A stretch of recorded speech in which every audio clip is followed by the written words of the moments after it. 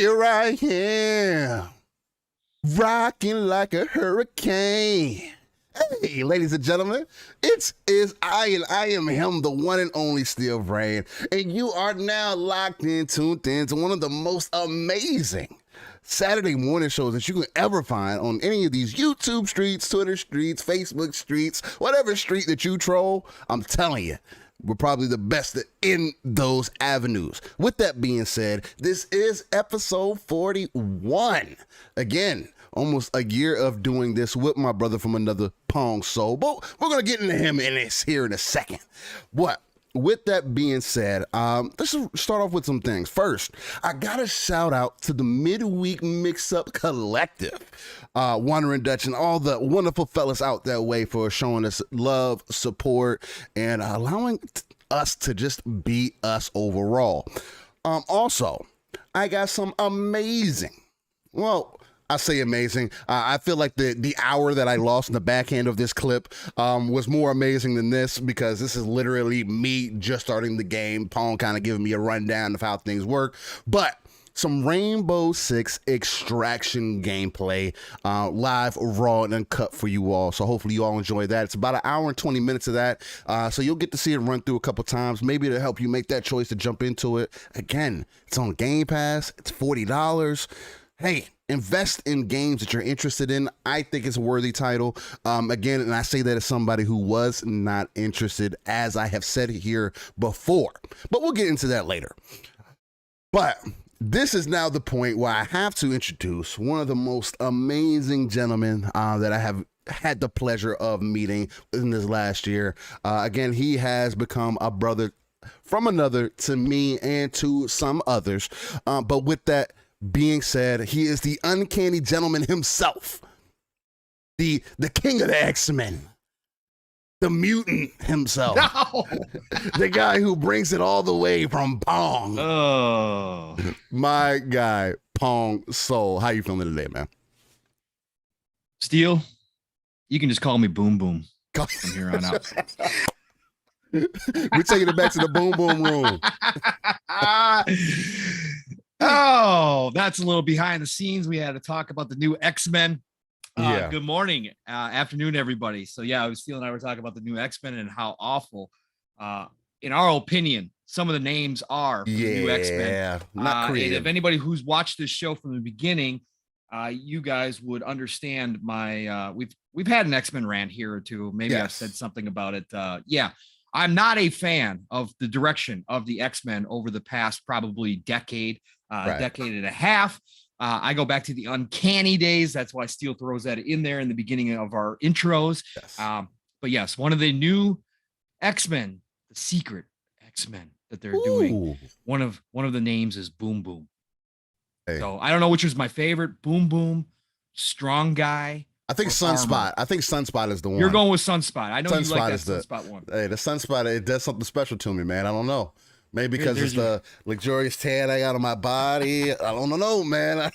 Well, it fits you, Florida guy. Oh, so well, Sunspot is perfect. Sunspot is perfect for the Florida guy.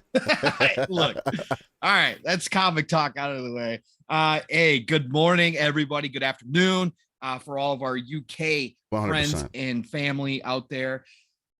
Steel. Yeah, Let man. me tell you, brother, when I got into this podcasting game, I jumped into this community before even I jumped into this community because of the new consoles coming out, current gen. And I just wanted to get good information. Right. And that's when I started listening to, RDX. Same. And, Same. found ILP and found, Same. all these different places. Exactly the same. Mr. Boomstick, Double Barrel Gaming. Hey, speaking of that, yeah. Boom, I see that you're here in chat and everything. I've made you a mod because, again, I feel like you are God, like you are a God in your own right in this podcasting space. But with that being said, hey, look, Mr. Boom Dominus Maximus, as I say, at 10K, he's only about 100 subs away. So if you guys, I know we're a little bit of a smaller channel, and maybe I shouldn't be shouting out my brother, but Boom has been an amazing gentleman. He welcomed me with open arms in the very beginning. I know I could probably say the same thing for Pong. Again, let's help Mr. Boomstick himself get that Maximus title so he can officially become Boom Dominus Maximus, because he is one of the hardest working gentlemen within this industry and deserves nothing but love and praise. And man, the work that this man does behind the scenes, ladies and gentlemen, he should be up there with IGN, or I think he's even better than that, honestly, with the amount of work that he does behind the scenes and making sure that he gives you guys that, as I say, live, raw, and uncut passion. But right. My fault, Paul. I'll get back to it. No, that's all right.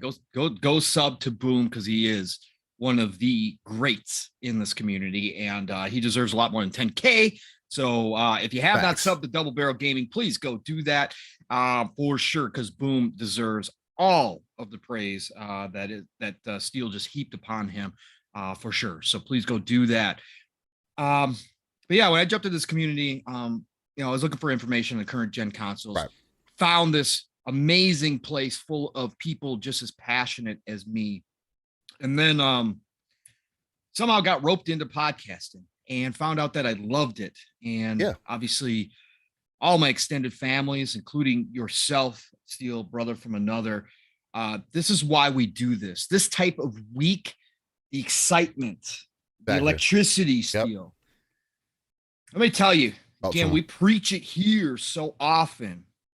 All these people that want to kill hype, that want to kill your excitement for the things that are coming out, that want to kill the talk that we have, including on this show here, when we dive into speculation town and we talk about possible acquisitions. We talk about what ifs, right? And we talk about we try to give you the good information, letting you know that it wasn't about what if, but when something like this was going to happen, even if we could never have, could have foreseen it and, that kind of stuff. But at the same time, it just didn't look like Activision Blizzard would be a company that Microsoft and Xbox would be interested in because of all the problems. Even during those times, people were saying, "Don't talk about acquisitions. Don't. Just why do you guys do that? It gets so annoying talking about acquisitions." Guess what? This week here is why we do it. Okay, and when this historic acquisition happened this week, Steel, man, I just again, golden age. Golden age of gaming is here, brother. Okay, golden age of gaming is here. We've been talking about this forever. We've been talking about this stuff forever. We've been saying that there's going to be these possibilities, this potentiality coming down the road when we looked at the landscape. Right? Consolidation is happening. And I know a lot of people are upset that consolidation is happening. I can hear those conversations if you're going to come at me with intelligence. If you're going to come at me with the argument that, hey, look, overall, we can't have 1-2 companies controlling everything in this industry. I agree with you. Okay. I agree with you. That would not be good. Hey, we're not even close to that. I just recently got a second internet provider that I could go get internet from. Hey, right. Just other industries. Just to wake people up. Just to wake people up a little bit. A lot worse position, right? This industry has over 2,000 companies in it. Exactly. Over 200,000 devs working on games right now. We're not even close to that point. So one of the great parts about this is sitting back and just being able to enjoy it. I don't care. I would not have cared if the tables were turned and this was Sony, even though this generation, I have my leanings towards Xbox because I chose Xbox out the gate because they're giving me so much value in Game Pass, right? I still just enjoy this industry as a whole. And right now, stuff like this is a historic moment that we're going to be feeling 10, 15, 20 years from now. And to be able to be sitting in a chair, talking to you, brother, talking to all these other shows this week and talking to the chats out there, all these passionate gamers about this.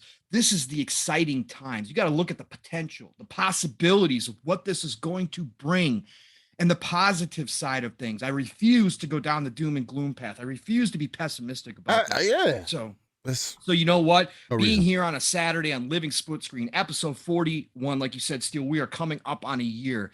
Man, this is why I jumped into this game right here. This is why I got into podcasting, is for these types of moments. I'm going to be able to look back and say, I was there when Xbox made the biggest acquisition in gaming history.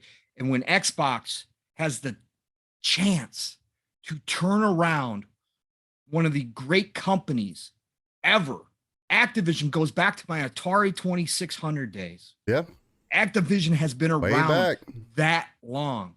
They have a chance to clean up a cancerous situation and spit shine a company. Ooh. Two companies actually in Blizzard. I like that Blizzard being Blizzard being one of the greatest PC names of all time. Spit shine both of those companies up and bring them back to their glory. Bring back IP that we have been missing out on for so long. This is why I do this, and I am damn hyped to be here today, Steel. Even though I've been talking about this all week long. We're getting to it. I love it. I love it, Steel. I love it. And to be here, chat, you guys are all looking amazing. I can't wait to get down to business, Steel. We got some talk about Rainbow Six Extraction as well. Yeah, we do. But obviously, Activision Blizzard is going to dominate this conversation. We're going to try to bring you some other things. I got some rants to go down. If you can't tell, I'm upset about some of the takes. Again, not from the circus and the clown show. Yeah, again, get help. More notable. But for more notable people in this industry who should know better than to come at this from a pessimistic viewpoint, I believe. Again, entitled to opinions. I think it's fear mongering. If I want me to take it to the next level, that's what I think. But it is, and people get wrapped up in that. Again, I can appreciate and respect intelligent conversations, not just Xbox bad. I can appreciate that, and some of them have given intelligent responses. I disagree entirely, but we will get down to that as well. So thank you all for joining us today. I cannot wait to talk some more. So Steel, where do you want to go, brother? Because obviously you told everybody we've been playing Rainbow Six Extraction. We got to get to the games coming up. We got some games this week that people are going to maybe be interested in. There's not a whole lot. There might be some stuff that people are interested in. Not a whole lot, but there's some things to touch on, throw it back a little bit, because there is a title coming out this week that is getting me to invest in a side that I haven't been invested in really myself since. We'll get into it here in a little bit, but we definitely have to get into these upcoming game segment again. We definitely will end the show today with the This Day in Gaming segment. Again, I have heard some interesting conversations about gaming being treated as art, which is really funny to me now, because it seems like more that me and you kind of talk about that, more others kind of start saying the same thing, which is hilarious to me. And again, I'm always going to shout out the homie Everborn Saga. Shout out to him and Kay Asante, that I do believe they have a show around the same time that we go live, so shout out to them. They're amazing gentlemen too, so much love. But Joy the Dark says Pokemon Steel Rain. Hey, we'll get into it here in a moment. But yeah, let's get into this upcoming. He might. I think he might know me personally behind the scenes, but we'll see. But yeah, let's get into these upcoming games so we can really talk to these people about some of the up and down opinions that we've kind of seen about Rainbow, for example, and then kind of go from there. So let's get into it, ladies and gentlemen. Let's go into the upcoming games. I like that. Look, that threw me off a little bit. Shout out to Mr. Joe in the Dark for subscribing, because I changed the image and the noise for when somebody subscribes. Oh, okay.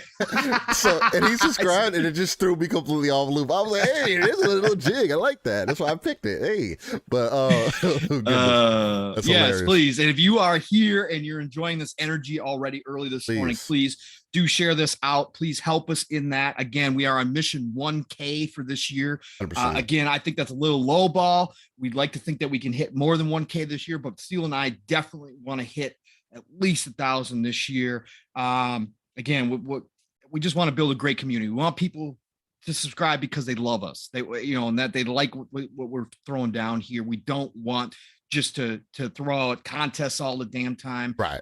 And just get a bunch of people who have no interest in ever coming and listening to us. That's not what we're about. So please share us out with some friends, family, dogs, cats, whoever can subscribe and come listen to us. Please do so. Please Yeah, do 100%. And then don't also forget, I also upload our live show to our audio listeners to Spotify, Apple, Google, Stacker, anywhere that you get your podcast services from or audio platforms from.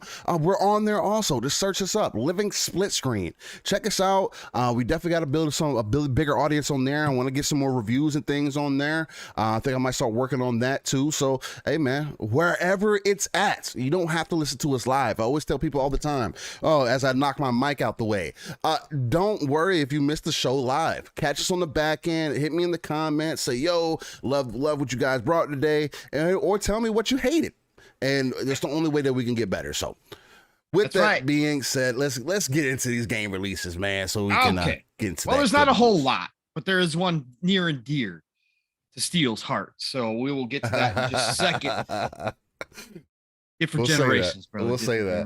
All right, let's go here. All right, number one.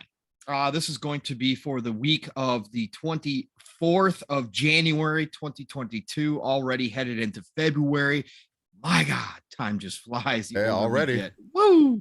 All right, so number one, The Artful Escape, which has been out on Xbox and Game Pass, is dropping January 25th to PlayStation 5, PlayStation 4, and Switch. If you have not tried out The Artful Escape, please go try The Artful Escape. It is not a complex game at all, but it is a game that is so well designed, so creative, so off the charts cool that a lot of people thought it should have gotten even game of the year considerations. Right. I don't know if I go that far, but look, this game is damn fun. The artwork is absolutely stunning. The color palette that they use, just the overall feel of the game is a big wow factor when you're playing through it. So please, if you have not had an opportunity to go try that out, go do so. Drop it on PlayStation 5, PlayStation 4, Switch this week on the 25th. It is well worth your playthrough for sure. It's a short game. Nice. So just awesome. Circuit Superstars, which has also been out on Xbox as well, is coming to PlayStation 4 on January 27th. Circuit Superstars is a little top-down racer title. It is very simmy. Guess who pubbed it? Who pubbed it? Square Enix. They're doing so well in 2022. Anyways, the Circuit Superstars is a very good game if you're looking for that old RC Pro-Am, but more sim-like. It is hard. Let me tell you, you got to get good.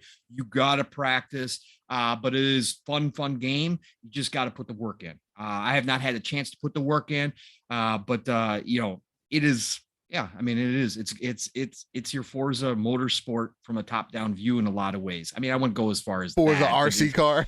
Yeah, Forza RC car, which I've been calling for, by the way, because Microsoft owns the RC Pro-Am IP, and I would love to see them make an RC Pro-Am with real cars since they get the licensing for all those real cars. It would be cool. Hey, never mind. Cause I don't think Activision owns them. So we'll get into that later.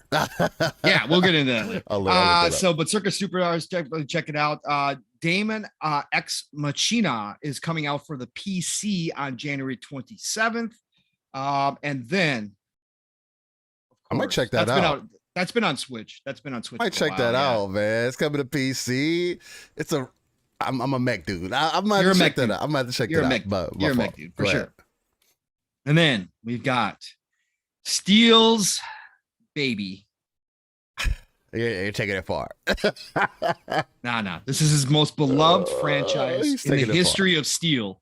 Oh God, here we go. Okay, this man lives and breathes Pokemon. Here we go. So this man's got he's got the bed sheets.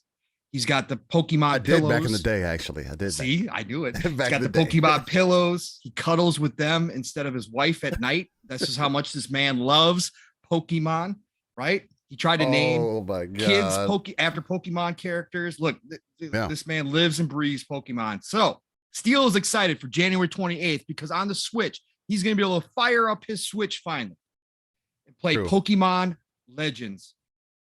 Help me with the name.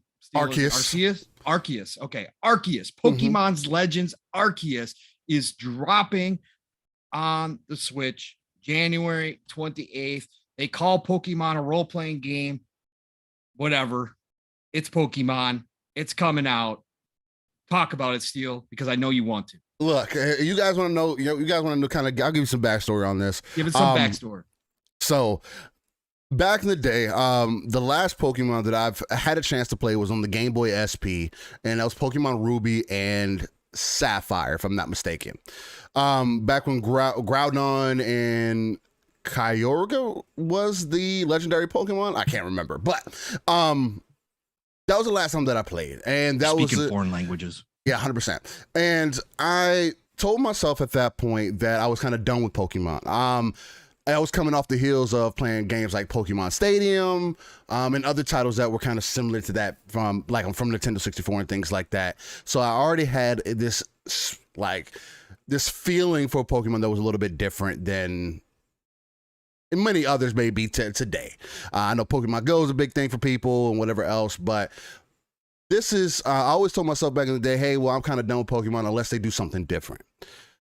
So I saw Pokemon Arceus originally, and I was like, it looks interesting, but I don't know if it's enough to get me invested. So a couple weeks ago, I don't know, say about a couple months ago, actually. It was more so a month ago. My brother hits me up because I guess he finally realizes that it came out, even though I told him that, hey, did you see this game? It looks like it would be right up your alley. Real quick, Miss Joanna Dark says, Steel, is Pokemon Diamond worth it? I don't know, man. I wouldn't be able to tell you because I think Diamond and Pearl came out after Ruby and Sapphire, so I wouldn't necessarily know. I can only go to like Gold and Silver where Lugia and Ho-Ho were like the main people, and then even before that. So nah. He doesn't want to tell you how many thousands of hours he's put into all of them. No, negative. My brother, that's a different story. He makes sure that he can buy every single version that comes out. I even told, anyway. You do a phone a friend segment and call him right now. I should. He would freaking freak out about. He would be freaking out about talking about this. And you guys wouldn't even know it wasn't Steel because him and his brother sound exactly. We sound similar. We don't sound alike. People also think I sound like All Day. Shout out to All Day. Much love, man. That for a fact is a long lost twin brother of yours that you knew. Hey, he might didn't be. know that you had. That's for sure. All Day and you are definitely the same. But no. But I told myself that I wouldn't jump it back into Pokemon unless they did something different. But jump back into it. My brother hit me up about a couple months ago, and was like, hey man, you gonna get Arceus? I was like, I don't know. I'm not really thinking about it. I don't really have another Switch. I'm not trying to take the playtime from my daughters off their Switch to kind of take over for whatever the case. And so I did a little bit of research, and I was looking at some Switch lights and things like that. I found one in an immaculate condition for about a little over $100.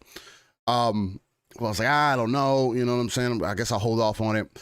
And lo and behold, this man goes and buys me that same exact Switch light that I was looking at. So I was like, okay, so I know exactly where this is going to go.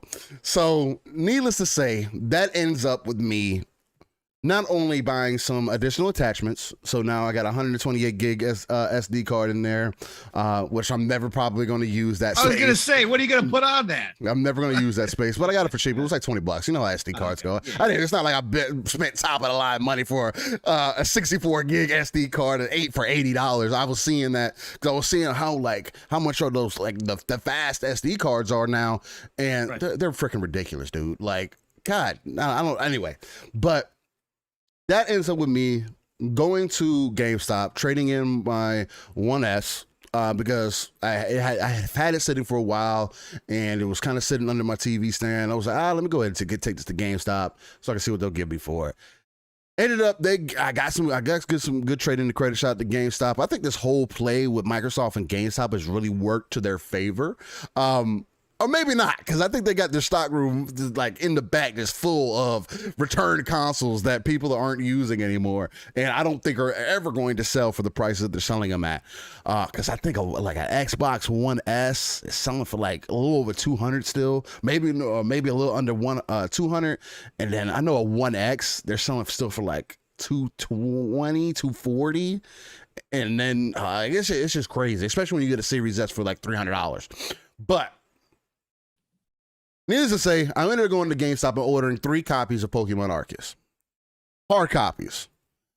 Because that is something that I have always believed in, for at least for Nintendo, that now there has been games that I've bought digitally, but you buy their games, you buy the hard copies because Nintendo is the one brand that 3 years later, you could get full price for that game still. Or around that area. Like 3 years later, I can still get $50 for my game. But so I got a copy for myself, my daughter, my oldest daughter, and my brother.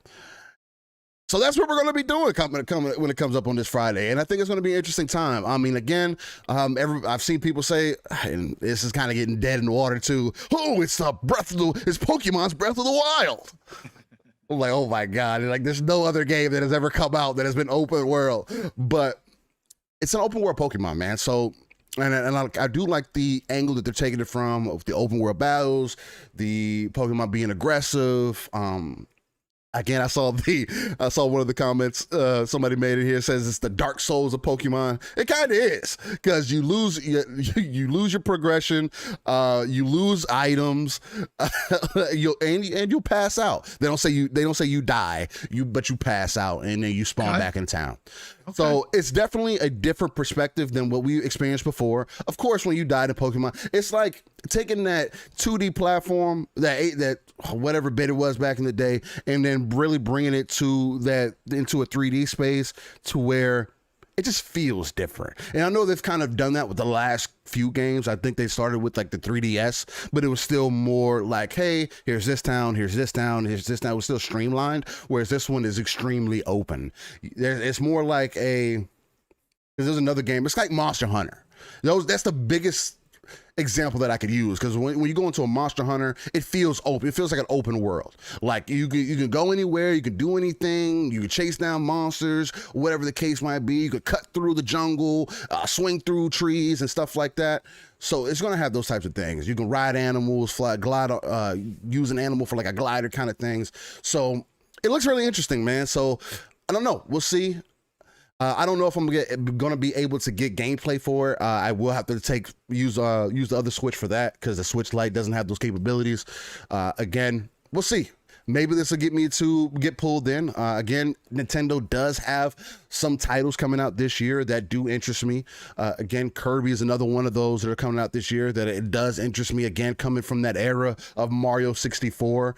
I have always been, and Super Smash Brothers, I have always been a Kirby fan on that aspect. No, and I did like the show from back in the day too. Meta Knight is my favorite character from out of the Kirby world. Of course he is, but he's like the Batman of the Kirby world, which is funny to me. But yeah, man, I'm interested. Let's see how it goes. Maybe this is that opportunity. Again, Nintendo being Nintendo, resting on their IP. It happens. It works. My eyes glaze over. You see that? Pong's like, oh God. The more Steel talks, the more I realize that I'm doing a show with a Nintendo super fan. And yeah, exactly. Really, it's strange to me. It's really strange to me. He's like an underground Nintendo super fan. Like underground, very underground. Yeah, you've been hiding this whole time, Steel. Look, respect the hustle. I'm glad they're doing something different with Pokemon. That's cool. Again, respect the hustle, respect Nintendo for their place in the history of video games. We might not be sitting here today and talking about this stuff if it wasn't for Nintendo, at least in the same form that it is in right now. So I respect Nintendo completely.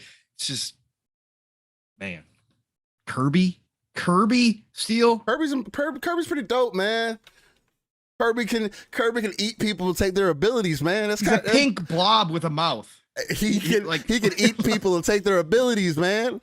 He can eat Ryu and do a Shoryuken, man. Like he can look, man. That's dope, man. Like that is so dope to me. He can eat Link and have all the abilities of Link. It's dope. Like I don't know. Maybe this is me. Okay, all right. Before I piss off all Nintendo fans, we're gonna move on from this. Look. I'm happy for you, Steel, though. I'm happy you're going to be able to fire up that Switch. It's my brother, so yeah, I blame it on him. Yeah. Much love to your brother for getting you one. It's awesome. So we'll be talking about it more, I'm sure, as you play through it. Look, and then final game of the week is another big one for all the PlayStation PS5 owners out there for sure, and PC. And this is the question that we had before, because we thought it was only coming to PlayStation 5. And I remember asking you, is it coming to PC? And we weren't sure at the time. Yeah. So Uncharted Legacy of Thieves collection. This is a big one. This is a big one, folks. Uncharted is very, very, very good. I enjoyed my time with the Uncharted series back in PlayStation 3 days, and I started playing the remaster. It's so well done. It is Indiana Jones. It is Tomb Raider. It is all of that. Some of the best writing you will find in video games is in Uncharted. I absolutely love the characters. This is fantastic. So they're doing obviously the whole collection, PlayStation 5, PC, January 28th. What more is to say about it? I mean, this game has been around. This game has solidified itself and cemented itself in the industry. And I hope they do more down the road. I hope they do revisit Uncharted and find a new way to bring, something new. Nathan Drake is a worthy character.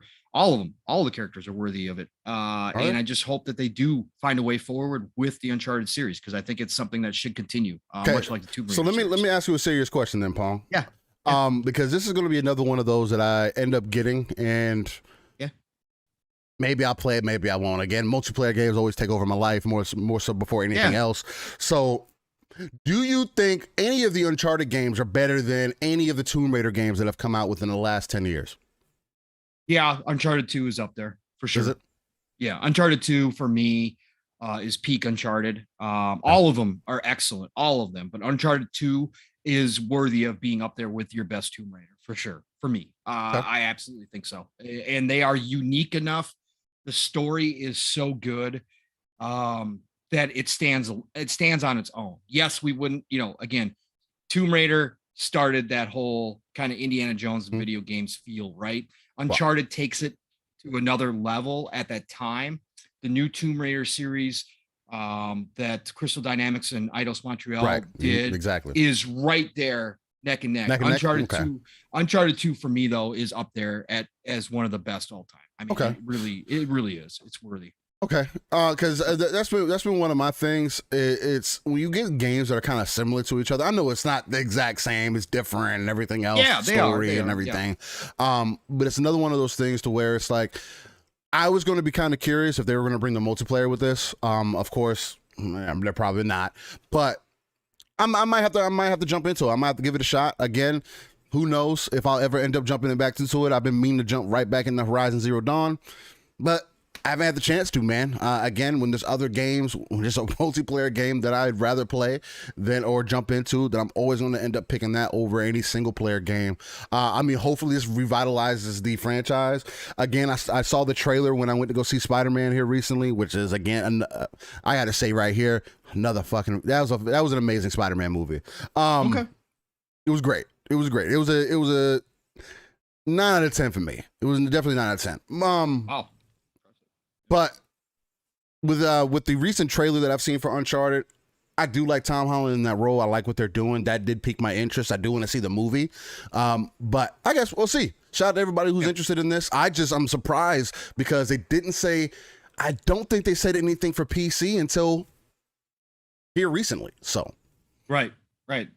So no, it's great. It's another step, and it's something that they should be doing. They're gonna make a decent amount of money off of this one. Oh yeah, over on PC for sure. The movie's obviously it depends how it turns out. Now it's been ups and downs, but for the most part they've been solid. Obviously, God of War is off the charts right now. It is selling like crazy over on Steam. Yeah. They did a great conversion to PC. Good port. They've got the definitive edition on PC. We can say that. Oh, 100%. I saw people throwing that around too. How did the PC get the definitive version, but the PS5 did not? Because come on.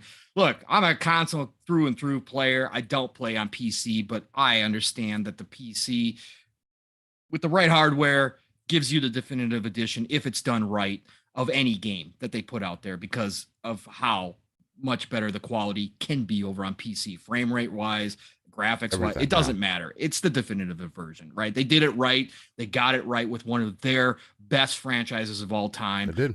And it's selling like crazy. It got great reviews. It's selling like crazy. So good for them. That's exactly what they needed to do. I'm happy for them. It's good to see. The circus and the clown show can, go fly a kite. This is better for gamers, all gamers, and including Sony, because the more money they bring in, the better it gets over there. So we've talked about that so much. Looking at Xbox Wire this week, Taiko no Tatsujin, the Drum Master, so a rhythm game, is coming to Game Pass on January 27th, both console and PC. So this game has been around for a while. This is it's been around for a long time. I've seen it elsewhere on other systems back in the day. So it's a rhythm game. So if you're into rhythm games, music games, this is coming to Game Pass this week. That's the only one that they have listed for Game Pass. I'm sure we're probably going to have maybe another announcement, maybe not. I know that they had put out that they're going to be releasing, they had teased, Game Pass had teased that they're going to be releasing the February schedule shortly here. So they're working on it. So that's definitely something we're going to be keeping our eye on. Like I said, I thought Dying Light definitely could be the game this month. We will see because it's very coming around the corner. Very short time frame here. Also, I want to throw this out there as well, because kind of lost in the chaos of this week, the news drop was that Danganronpa, the first one, the anniversary edition, dropped into Game Pass, shadow dropped. It showed up the night before the acquisition was announced. There was no fanfare. Like, that's why Tuesday, when I was getting ready for work, before I had found out, because I was off Twitter getting ready for work, I had to be to work early in the morning. I was going to be in the office, and I had not been looking at Twitter, but right when I was letting my car warm up, I was checking Twitter. That's how I found out the acquisition, because I wanted to see if I had actually gone onto Twitter to see if they were going to officially announce that Danganronpa was actually on there. Like, if they were going to say something about it, and if there was any other games that they were shadow dropping onto Game Pass. Steel, I talked about this, right? This was a game. This is a series that I have been calling for to come over. Now we've got the first game, the anniversary edition. It's so freaking amazing that it showed up. Like, it's so freaking amazing. I'm so happy right now that we have a chance that the Danganronpa series is going to eventually show up over on Xbox now that this dropped in the Game Pass. Again, it's not for everybody. Again, it is a heavy Japanese title, right? So it's goofy, it's crazy, it's wacky, it's all of that. But if you are interested, it's a murder mystery kind of game, right? And so if you are interested in it all, download it on Game Pass, check it out, see if it's for you. It might surprise you. It's goofy, but it's so much fun. I played them on the Vita. I absolutely love it. I'm just happy that it came to Game Pass, and that was kind of all lost in the whole Activision Blizzard stuff, right? It just got lost. I actually purchased the game to show my support, Steel. Like I said, when I talk about stuff here, I'm being serious about it. So I want to support Spike Chunsoft for bringing that, at least the first one here. And I think that obviously that opens it up for the rest to come. So I purchased it to show my support, even though it's on Game Pass. So it's $15. Again, go play it, go try it out. No risk. See, it might grab you, right? It might grab you. So that I just want to make special mention of that as well. Steel. That's this week in gaming coming up. Where are we going next, sir? Well, I want to go a couple places here. So one place that I want to go is actually show you guys some indie titles that are actually hitting the scenes that I think you guys need to just know of. Again, it's going to be short little clips. I'll play them several times so that you can kind of get an idea of them. Me and Pong always go back and forth with different things that we see. One of them being one that we mentioned here before, and that being Morbid Mel. The reason I bring this up is because, man, I keep telling you guys here how much I love combat, like combat focused games. So let me start with that. Let me show you guys the Morbid Metal, because he did a recent update on it, and the biggest reason I want to pull some attention here, and it's Felix Shade on Twitter. Felix spelled a little bit differently on the actual Twitter site itself. He spells it at PHO3LIX_. But I wanted to show you guys this real quick. Go full screen.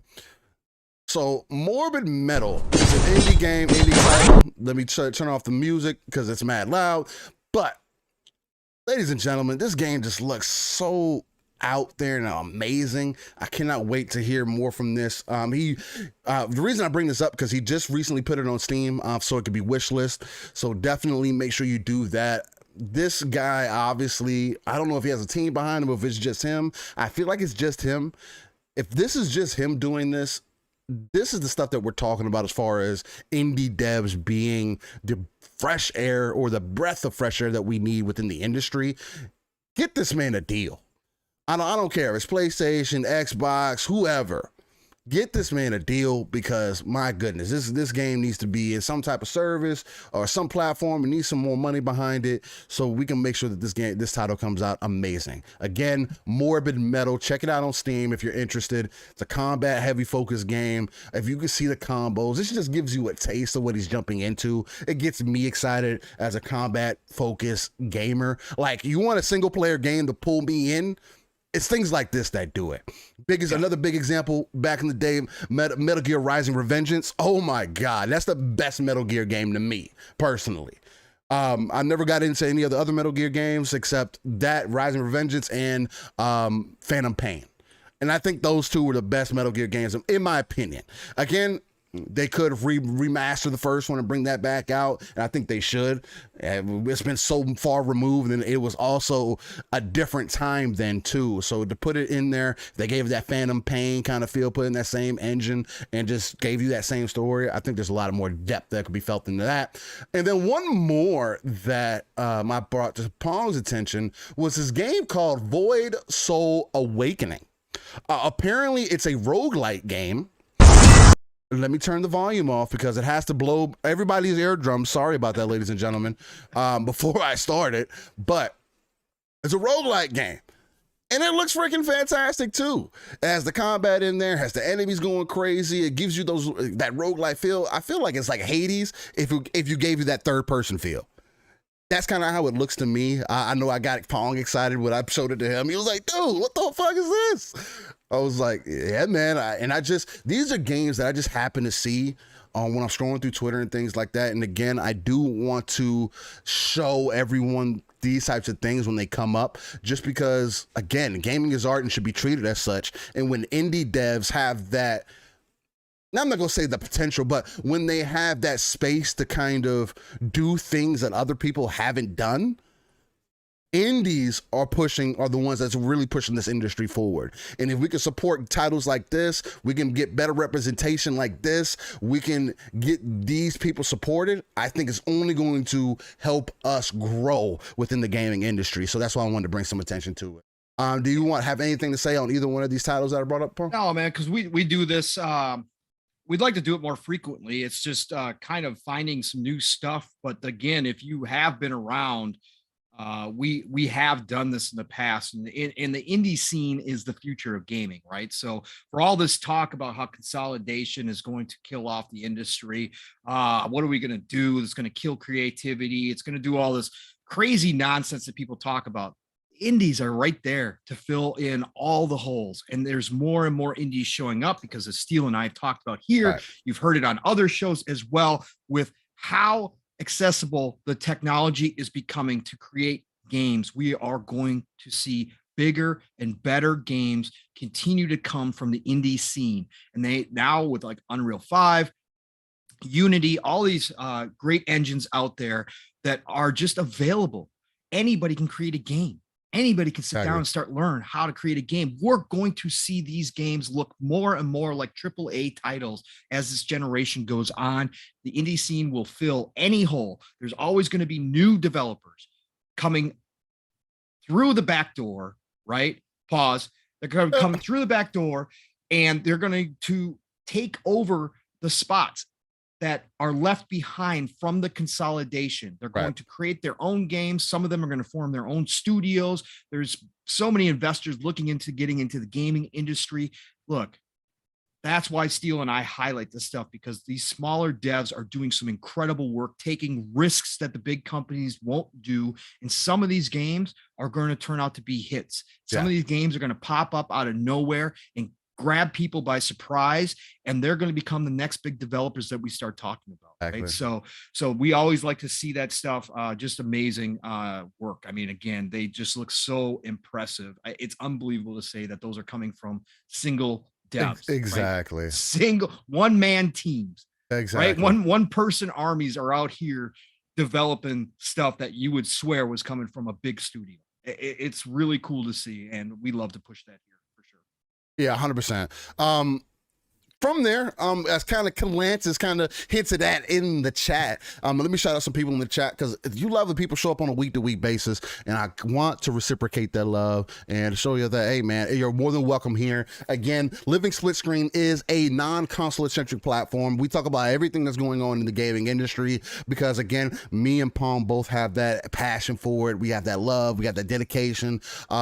Again, we try to hit everything from a different angle, and I think we're going to do the same thing with this whole Activision Blizzard deal. When we get into that, we'll also come from that at a different angle, because that's another amazing thing about us having a show on Saturday. We can kind of take the different opinions that have been put out there and address some of those things, and also tell some people to get some help, which I know I'm definitely going to pass off the Pong so I can bounce off of that, because he has some amazing things to talk about as far as that goes. But Dragonheart Yobi, the young god himself, what's going on, Yobi? Much love to you, my brother. Geezer Prime, Boba Fett Gaming, shout out. Hey, the Book of Boba Fett is actually pretty decent. I like it. I know a lot of people kind of up and down about it. Again, Star Wars content. I think it's good. I think it's pretty good. My Suko, what's going on? K Mega, you already know what's going on, my guy. Retro Nerd, Eternal Umbra, what's going on? Nam Omar, Giza Prime, I feel like I shouted you out already. Back from the Dead, Calantis, The General C, Retro Nerd. Who else? It's Timber, what's going on? Nukem's in the house, Boom Boom Kaboom himself.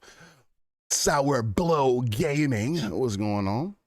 Mr. Joanna Dark, he was in here nice and early. Shout out to you, Mr. Dark, man. You're an amazing gentleman. You also put good content out there. Another amazing gentleman. Definitely go check him out. Who else we got in here? AKW, what's going on? Let's see. What's going on up here? Dip Down Games and Anime. What's going on? He said this is his second time coming through, and he loved it last week, and he's hoping to love it this week. Shout out to you, man. Glad you love the content and what we're doing here. Rescue Squad Cope. What's going on, man? Definitely great to see you here. Let's see who else. I know I did see 108 Dragons TV. Shout out to also another brother from another. He is an amazing gentleman. You want a guy that gives you that energy, gives it to you live, raw, and uncut. He is one of those for sure. Also a legend in the streets, one of the top 100 legends in New York. So shout out to him. Yeah, go check that out. Street legend. Shout out to him. Vic the Click, what's going on? Leonardo, Muppet 1169, Beast Mode 10. Who else we got in here? Smitty Smith. Again, heck yeah. I think when we get to 1,000 subs, he's going to start preaching y'all from that Book of X. Y'all better watch out for it.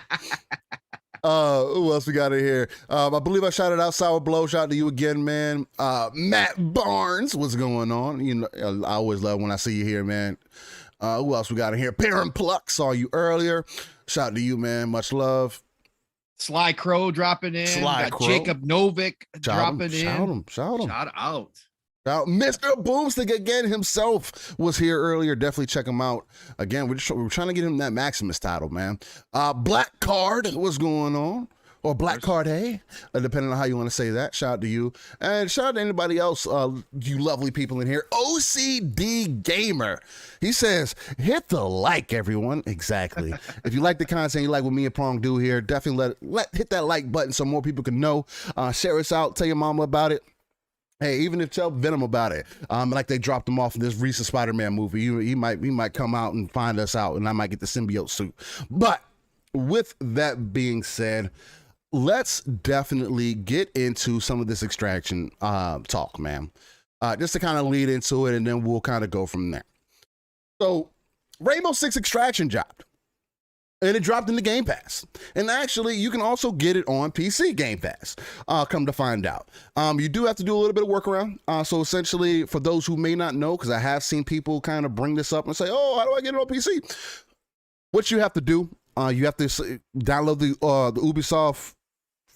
Ubisoft Connect. And then you have to connect your Xbox account to Ubisoft Connect. Once you do that, it'll bring you back to the app, and then you'll be able to download Rainbow Six Extraction. So, I started off playing it on the Series S. Another great thing. I got my Series X. Congratulations, brother. So shout out to that.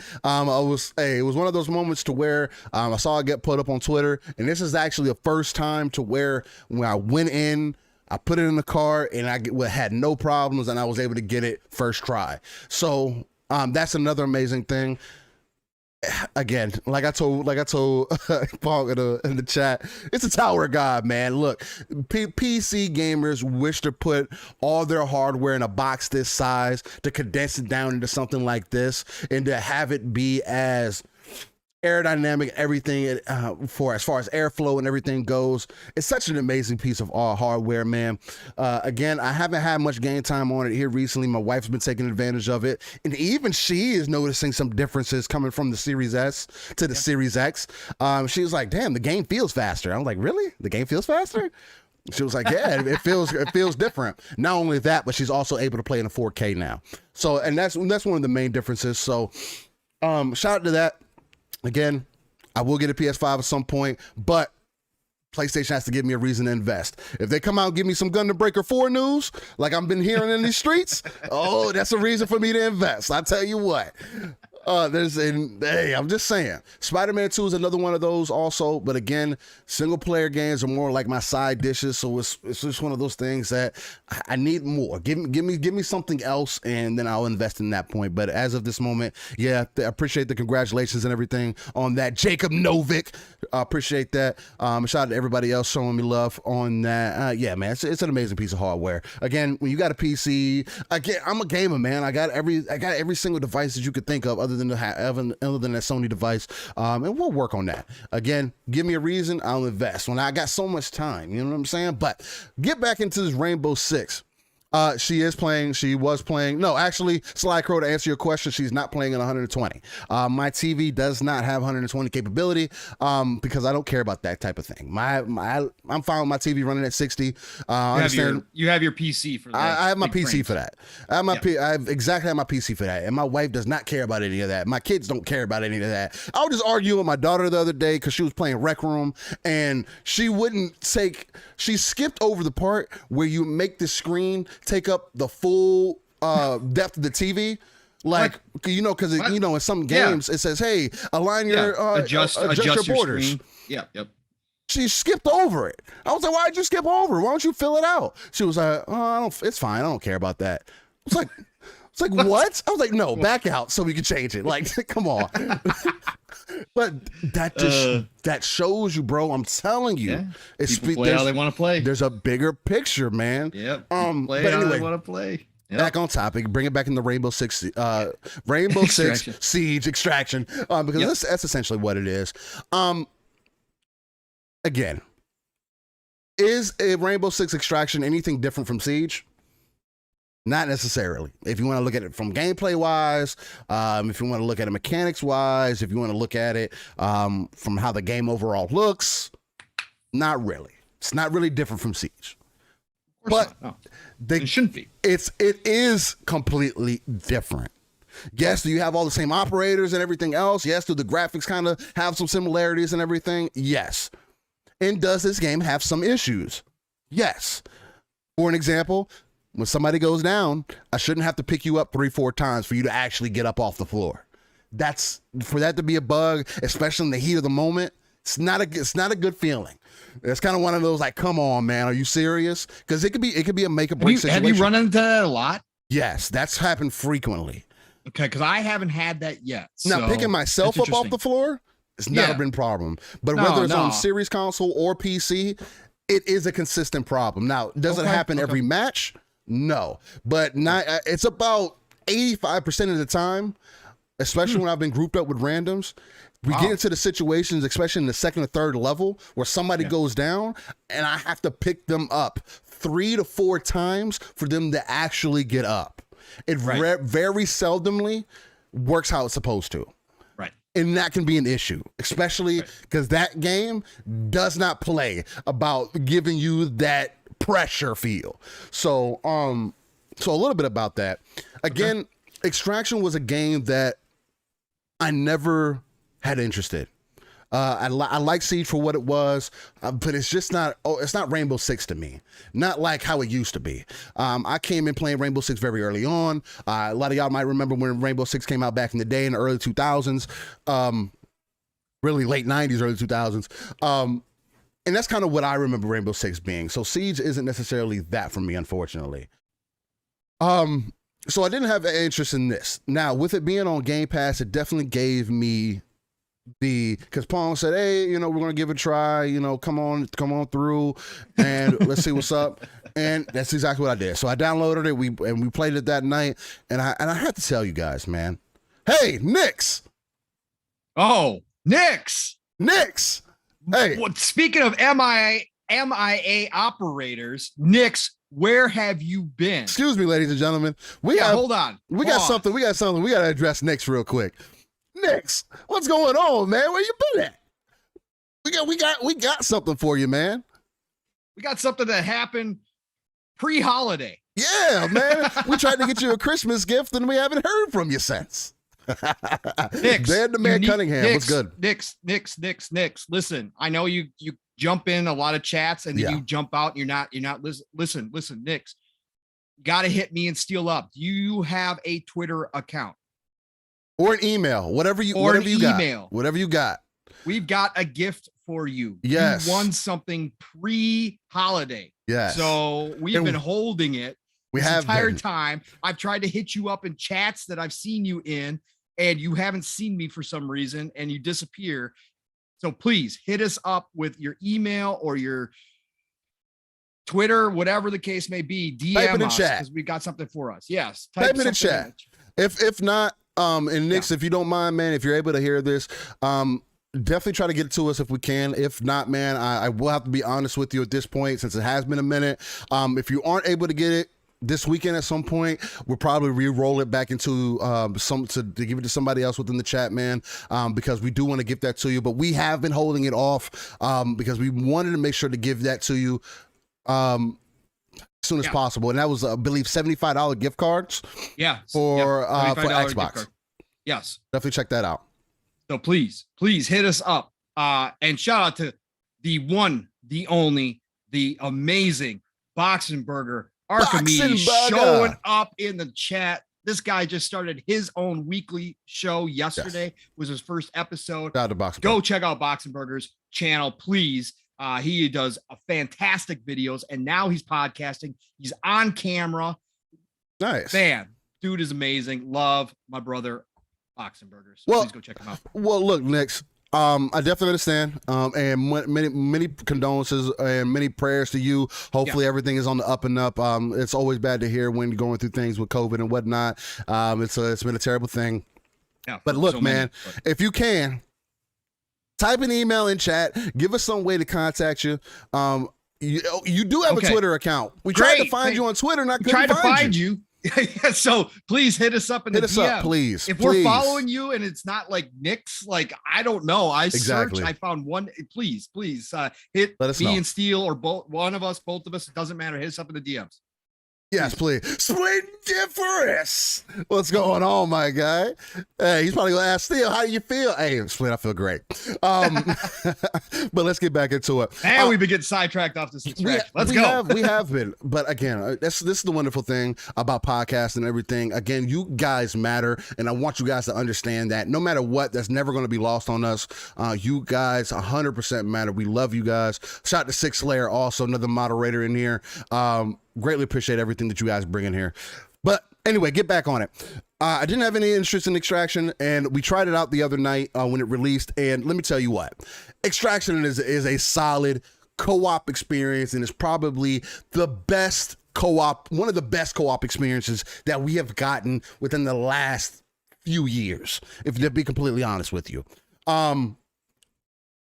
The amount of pressure that it makes you feel, let me go into a rant first. I'm going to start off with a rant. Because people have been complaining about this game. Shout out to Just Key too. But people have been complaining about this game. And I feel like the reason why you're complaining is because you want to rush through the game. Because you want to be able to play it by yourself and defeat all the monsters and everything else, even though I've seen plenty of people play it and by themselves and still have a good time. I've been playing with randoms after the first day, and I've been having a good time. But I'm convinced that y'all don't like the game because you're not good at the game. And I hate when gamers say a game isn't good when they're not good at the game. That is absolutely terrible. I don't get it. It doesn't make any sense. This game is not trash. Anybody telling you that the game is trash is sick in the head. Now, we all have an opinion, and I respect that, and I feel you. After you just got done saying they're sick in the head. Absolutely. I love it. But I have to let you know, only to the people that say that the game is trash, because that's not a way to describe anything. No, and I know what you're saying. I've seen that sentiment. I've seen that sentiment over and over and over again. Oh, the game's just trash. No breadth of or depth of explaining what you didn't like about it. Right, So, right. Like, I don't get that. Now, if it's some of the mechanics in there or it's the weird glitches, like, again, I've had my weird issues with it. I haven't had any frame rate issues, whether it's PC or on console. The overall gameplay of the game has been tight, has been on point. Some of the people said, oh, the aiming feels off. It feels off at first, but maybe it's because, yes, is it not as tight as Rainbow Six Siege? No, it's not as tight, but at the same time, as you get other weapons, as you get familiar with the game, as you dial in your sensitivity and get used to it, it feels fine. It doesn't feel like Hired Gun Necromunda. That felt completely off. Didn't feel like that. The game feels good, especially when you put some time into it. At this point, the gameplay that you're seeing here, we were under 10% of getting any completion within New York. I'm now at 100%. I've completed all the challenges that you have to do, because that's how you can 100% the individual maps. You have to do the challenges that they give you, and it takes you, and after you complete those challenges, it gives you another list of challenges, and then so on and so forth. I think there's like 10 different challenges that you have to do to fully 100% it. And then another thing too is that people have been saying, oh, it's repetitive.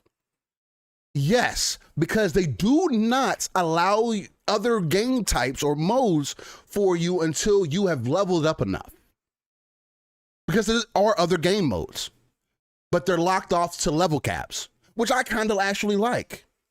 Why? Because you get to understand how to play the game before you just go throw it off into some horde mode and then annoy people because you don't know what the hell you're doing. And it also helps people who do enjoy themselves with the game or have leveled up.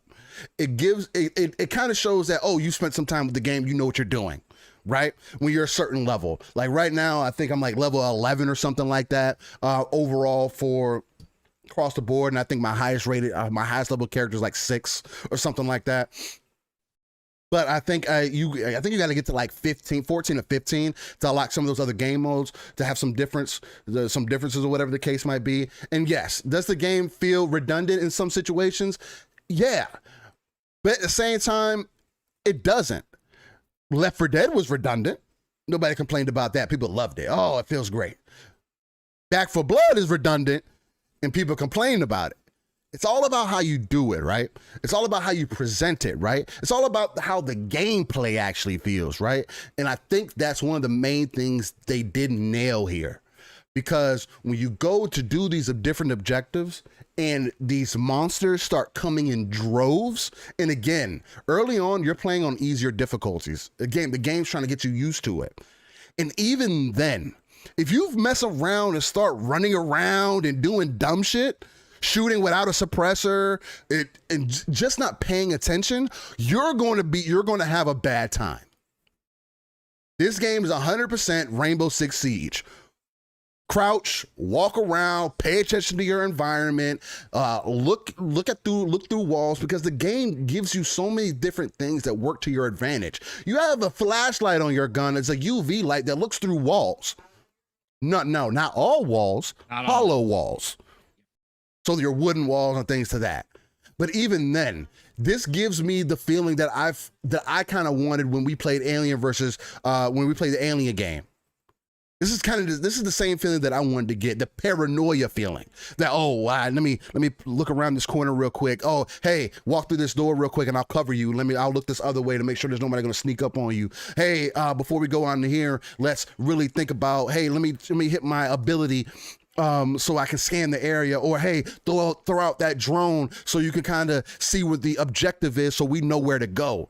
Because there are objectives that are timed that you need to know where all, like there's one that you have to know where 3 computers are so you can hack them. If you don't know where the 3 computers are, you have 30 seconds to activate all 3 computers. And if you don't get it, you fail. And at that point, there's one objective that you missed off rip. Then limiting your XP. The game feels solid, man. Like overall, I've been having a pretty good time with it. I know some other complaints have been the gunplay doesn't feel tight. Yeah, what are you doing? Spraying and praying?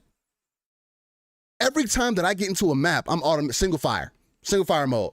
And what's great is that some of the guns, even in automatic, if you got a good trigger finger, that one little pull, boom, you can get those taps in. And then when you get into more extreme situations, you can get the full trigger pull in and let it go.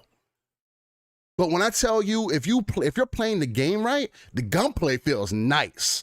I'm talking real nice, especially when it's taking everything into consideration. Now, it might be different when you go into higher difficulties, but when you're getting headshots and it kills the enemies, it's a good fucking feeling. Like, it's an amazing feeling.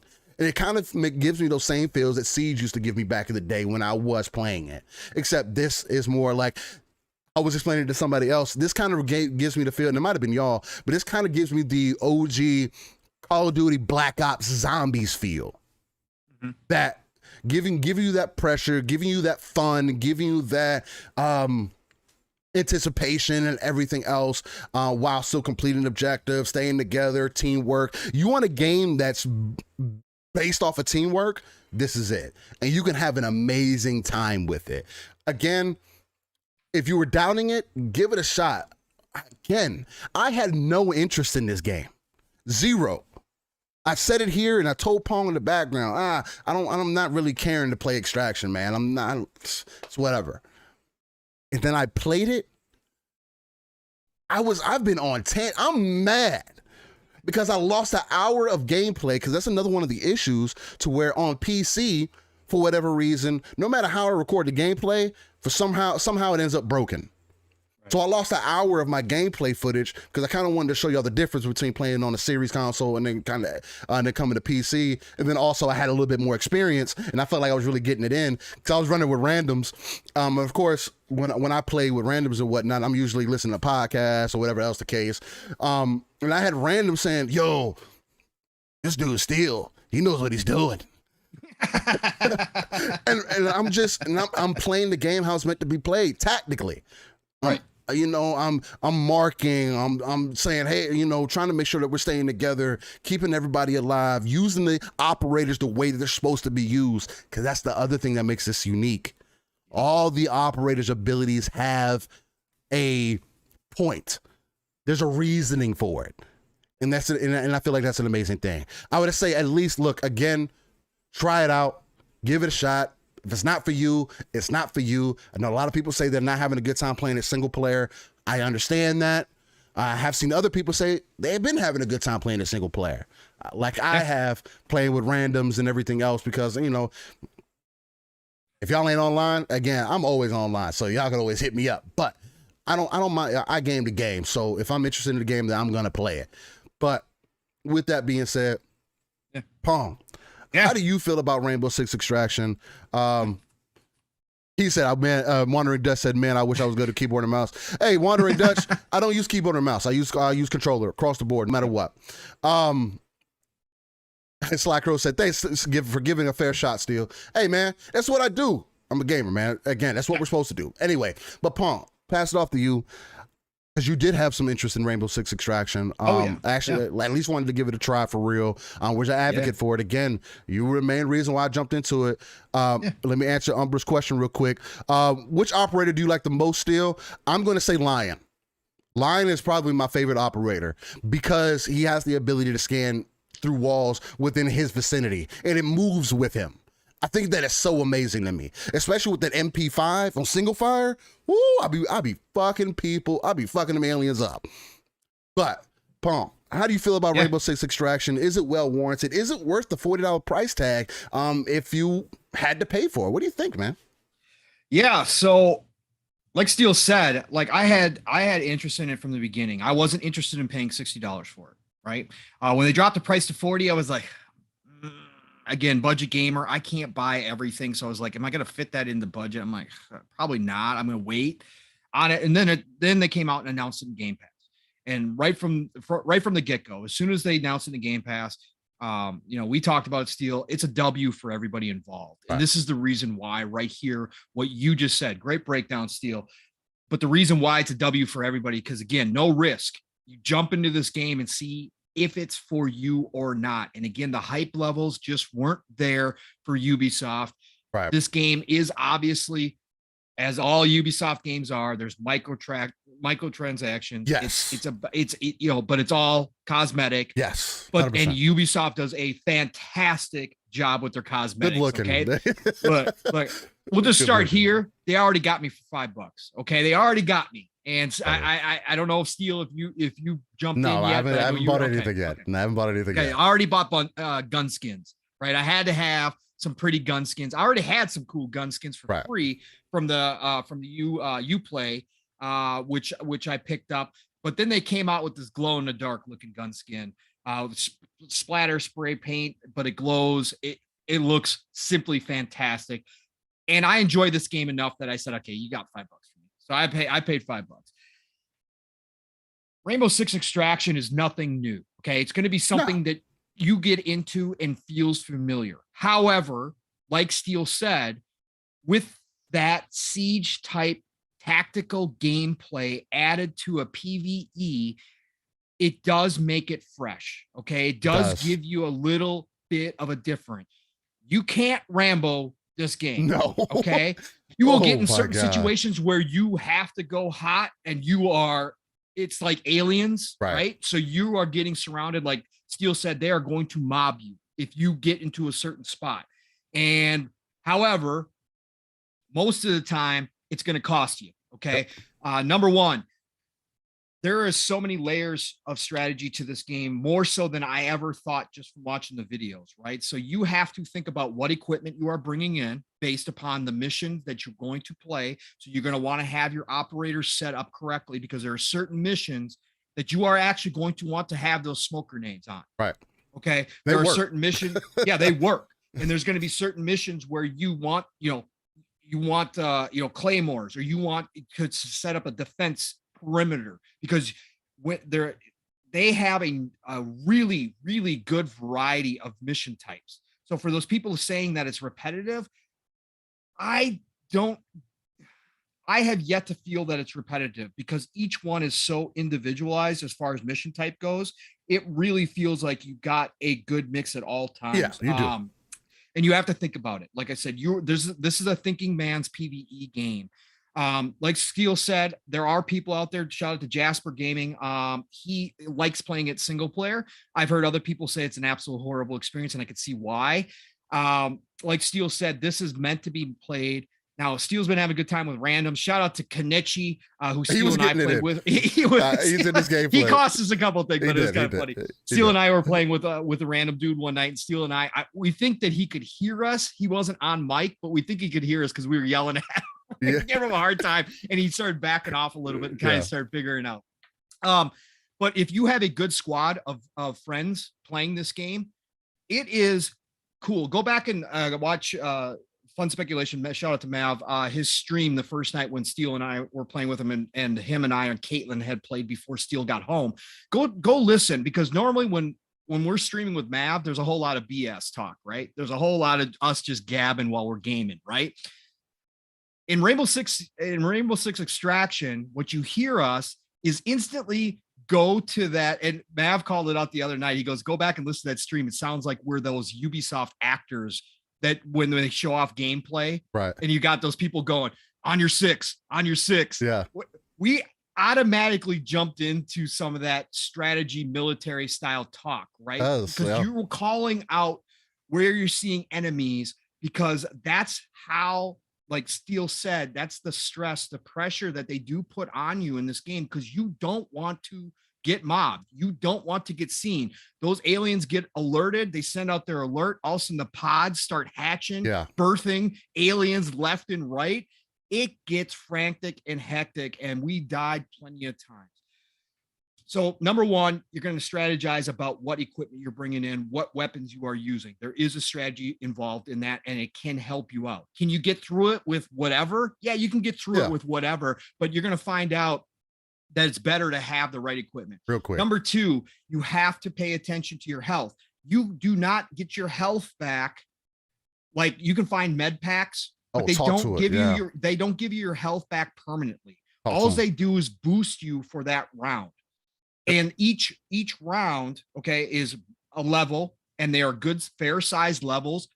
They are really well-designed levels from my standpoint. I like how they design the levels. There's lots of entry points, just like Rainbow Six Siege. Right. There's lots of different ways to go through them.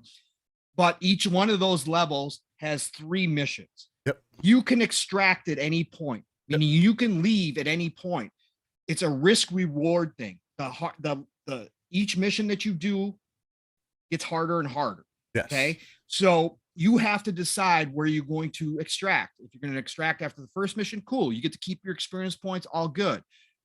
The health bar is only boosted by the med packs during that one level. Yep. So you're losing your health permanently. However, once you extract and get back to home, that character could go on injured reserve. Yep.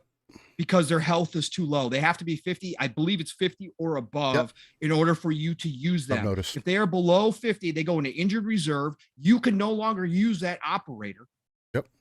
And you have to gain health back they give you a little bit of health back for all your injured characters after each extraction, depending on how well you did in that mission. Yep. So if you didn't do too well, you can gain back like 8 hit points. Mm-hmm. If you do very well in a level, you can get like 30 hit points back, right? So that is also the strategy. If you are down and your team does not carry you out to the extraction point, which is a whole nother thing, right? Yeah. That is another level. Wow. That is something else. I love those moments too. Teammates out. Yeah, those moments are great. If you get down and you get to your team brings you back to the extraction point, you get med lifted out, you're on injured reserve. If you get left behind, or if your squad gets wiped, those operators are now MIA. Yep. Okay. They have this special foam that protects you over your body, to protect you from the aliens. However, you are lost in that level. The next time you go back in, one of the missions in the level that you go into will be to rescue your MIA operator. Yep. And that's the only way you get that operator back, is by rescuing him. Now, the first thought was, what happens if our whole team goes MIA, or what happens if all my operators are MIA? It doesn't happen. Well, it doesn't happen, because what happens is you can only have one operator at a time MIA. Yep. Okay, you can have a lot of players on IR, but you can only have one MIA. If you lose another operator completely, the other one that was on MIA will come off and go into injured reserve and start gaining back health. Okay, so don't worry about that. They didn't break the game by having all your operators gone. Like, they're not going to punish you if you're not. Right. But that's a whole another level. And then, like Steel said, you have your main missions that you gain experience points for, but then you have a subset of missions called studies. And these are groups of 5 side things that you have to do, like kill 15 grunts, right? Or whatever the case may be. And That's how you actually, like Steele said, level up to move into the next area, like from New York to San Francisco to Alaska, and on and on and on. You actually have to complete those studies. Okay. In those studies, there's, like Steele said, there's 10 levels to each of those 10 groups of 5. I think it's like 4 or 5 studies that you have to do while you're doing these other missions. Again, all of this stuff. Then you're leveling up your operator as well. And as you level up your operator, of course, you're opening up new weapons, passive you're abilities. Yes, you're opening up the technology side of things. You earn a point that you can then unlock one of the tech objects, like a claymore, like a stun grenade, all those kind of things. You have to unlock those as you level up, and you have to decide which one you want. Again, much deeper game than I thought. It definitely takes from the Left 4 Dead game, obviously, Back 4 Blood, Left 4 Dead more so, as far as the, more strategy, but this is heavy. You really do have to plan it out. I'll give you a little example. The first night we were playing with, when I was playing with Mav and Caitlin before Steele got on, we were in a situation where we had to rescue a NPC out of a level. Yep. And I was carrying the NPC. We were headed towards the extraction point. I had Mav and Caitlin leading the way. We got to a point where the door out, so we're facing the door that's going out. It's down a set of stairs, and then we are going to run out to the extraction point. To the right side is another room. That room has about 4 aliens in it wandering around. We can see them, right? But they're standing, one of them was standing right in the doorway. So we're like, okay, if we go by, they're going to alert. We're going to get chased. We got to figure this out. So I pulled out one of my smoke grenades. I'm like, all right, should I smoke them? And then we'll sneak by them, head to the staircase, and get out. If we finally agreed upon that, we were like, okay, that's what we're going to do. Smoke grenade out. As I'm throwing it, Caitlin and Mav are headed towards the door down the stairs. Mm-hmm. All of a sudden I hear Caitlin go, oh my God, there's more in front of us, because we did not scout ahead. We did not look ahead. There was more aliens down the staircase, out the door.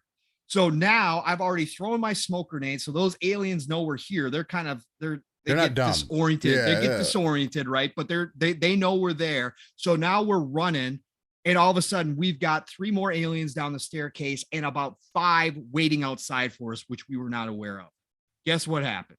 Yeah, squad wiped. Okay.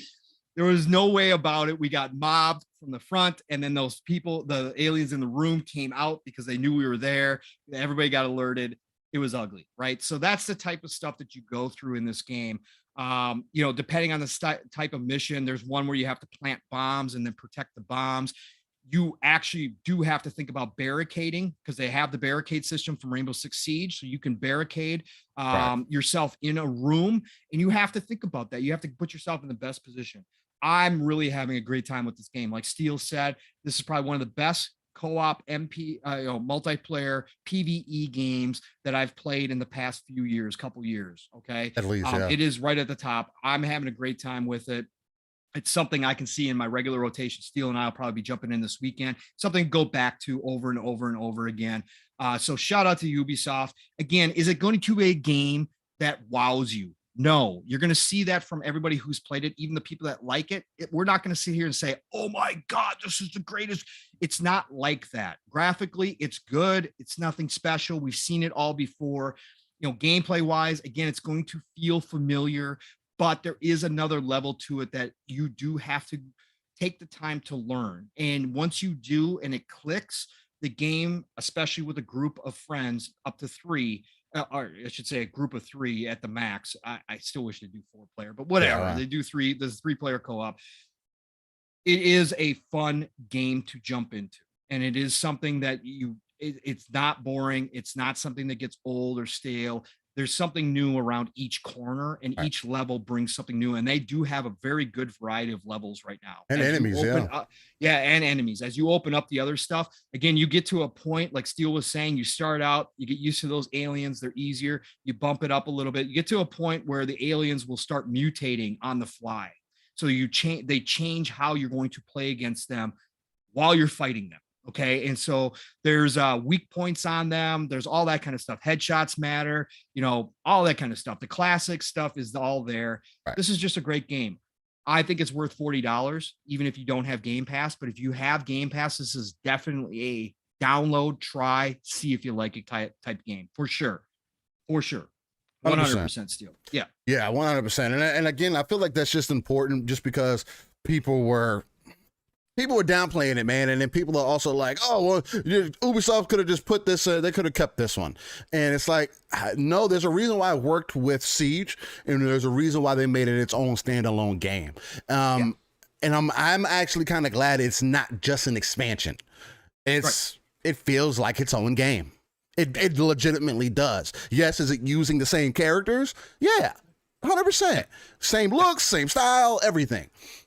Gameplay feels similar, everything, but it feels like its own game, and I'm enjoying it. Yeah, for sure, absolutely. Twin Difference says, "Yo, I like that I like how that screen split when you were changing characters just now." I appreciate that, Splin. Sorry if I can talk today. But yeah, man, I think it's pretty cool. Definitely check it out if you can. Again. If it's for you, it's for you. If it's not, it's not. It's kind of one of those things. All right. I think the next thing we're going to talk about, Pong, is we're going to talk about Yu-Gi-Oh! Master Duel. I thought we were going with the Lego Star Wars Skywalker Saga being released on April 2nd. That's a huge time. That sounds like a lot. That sounds like a lot better. I like that. I like that better. No, I was playing. We're not gonna talk about Yu-Gi-Oh! Even though fucking Yu-Gi-Oh! Master Duel is fucking blowing up out of nowhere. Really? Free to play game. It's like I saw somebody post that it had like 255,000 concurrent players. I was like, yo, what is going on? Look, it goes back to what we said, man. People like we just got done talking about. People play what they play. Right. Sometimes it makes no sense to us, like that are in this. Like sometimes it can make no sense to you or me why things blow up. Right. But it goes to show you why we need so much diversity in this industry, is because you just never know what's going to grab people's attentions. And there's all sorts of different gamers out there that have totally different interests than just us, the core gamers who talk about it, who study it, who read up on the industry, who play, all these games. There's a whole nother group of players that just play what they want to play, man. And sometimes it's Yu-Gi-Oh! Right? Sometimes, sometimes you just card sometimes games, it's just it's Candy Crush, right? It's all that. And we're going to talk about Candy Crush a little bit here too. Ooh. Yeah, go ahead, Steel. Sorry. But no, you're good. But yeah, I mean, we definitely want to bring up the Star Wars Lego Skywalker Saga, because man, there is so much content about to be in this damn game. If you guys didn't know, the Star Wars Skywalker Saga, I believe it's a remaster basically. It's just they're bringing them all together, and then updating it and everything. Okay, so it's basically a remaster. And I don't want to downplay that because it looks pretty freaking solid. But they finally gave it a release date of, I believe it was April 5th. April 2nd, April 5th, one of those two. I believe it was April 5th. And man, I was watching the breakdown trailer that they put out. It's like a 6-minute breakdown trailer, and I actually was showing it to my wife. And yeah, it'd be April 5th. And I was showing it to my wife, and she was like, "Is that Lego? Is that Lego Star Wars?" I was like, "Yeah." Like, that game looks badass. Mm-hmm. It was like they got combos and everything. The gameplay looks solid. You can fly in space and go to the different planets and everything. It's like, yeah. And it goes through all the sagas and everything. They got everything now. They got everything updated. She was like, "Really?" And I was like, "Yeah, it's co-op too." She was like, "Really?" I was like, "Yeah." She was like, "Oh, that's day one. We got to get that." I was like, "Oh, you already know." And when I tell you, I never played the Star Wars Skywalker Saga back in the day with Lego. There's only been one Lego game that I really remember playing, and that's the Marvel ones. I didn't play the Skywalker Saga ones, so now that this one's coming back around, I'm genuinely kind of excited to jump into this one because I'm a huge Star Wars fan, and especially to jump into it from kind of my era, where it's like the 1, 2, and 3. Although I did grow up watching 4, 5, and 6, as many others have, and as many others will also tell you, those are probably the better movies out of all of them. I love them all, especially those first 6 movies. I love them all equally. 1, 2, and 3, I feel like have a definitive place, at least in the ecosystem of Star Wars and everything. And I definitely want to kind of go back through that and experience everything again. To see that we can go through each saga. You can start at episode 1 if you wanted to, and then run all the way through it. I think it's going to be an amazing thing. Again, to kind of give you that breakdown of all of the movies and everything, and then also to give you that Lego feel to it, because when Lego does it, they add the humor and everything else, and it makes it a really fun time along with giving you the story. So I think it's going to be an amazing thing. I want to kind of put my hand on, I think this may end up in Game Pass, but I said it. I don't know. DMs. I don't know for sure. I'm anticipating it ended up being on Game Pass. I feel like there's going to be some kind of deal cut for it, just because, or unless there's something else going on in the background. But just because since it's released before, and this is kind of the remaster for a way to, could be one way. And the reason I say Game Pass is because it could be a way to entice people into the service. Again, there's so many Star Wars fans out there, so many Lego fans out there. It's just another way to entice them. Again, Phil always talks about having family-friendly games. This is one of those things. It could be that play. How do you feel about it, man? How did you feel when you saw the news and everything, and then go from there? Yeah, no, it's great to finally have a release date on this. Look, back in the day, me and the kiddo played tons of Lego games on Xbox 360, especially. So I am well versed in the Lego games. I actually played them so much with him that kind of got burnt out on them, right?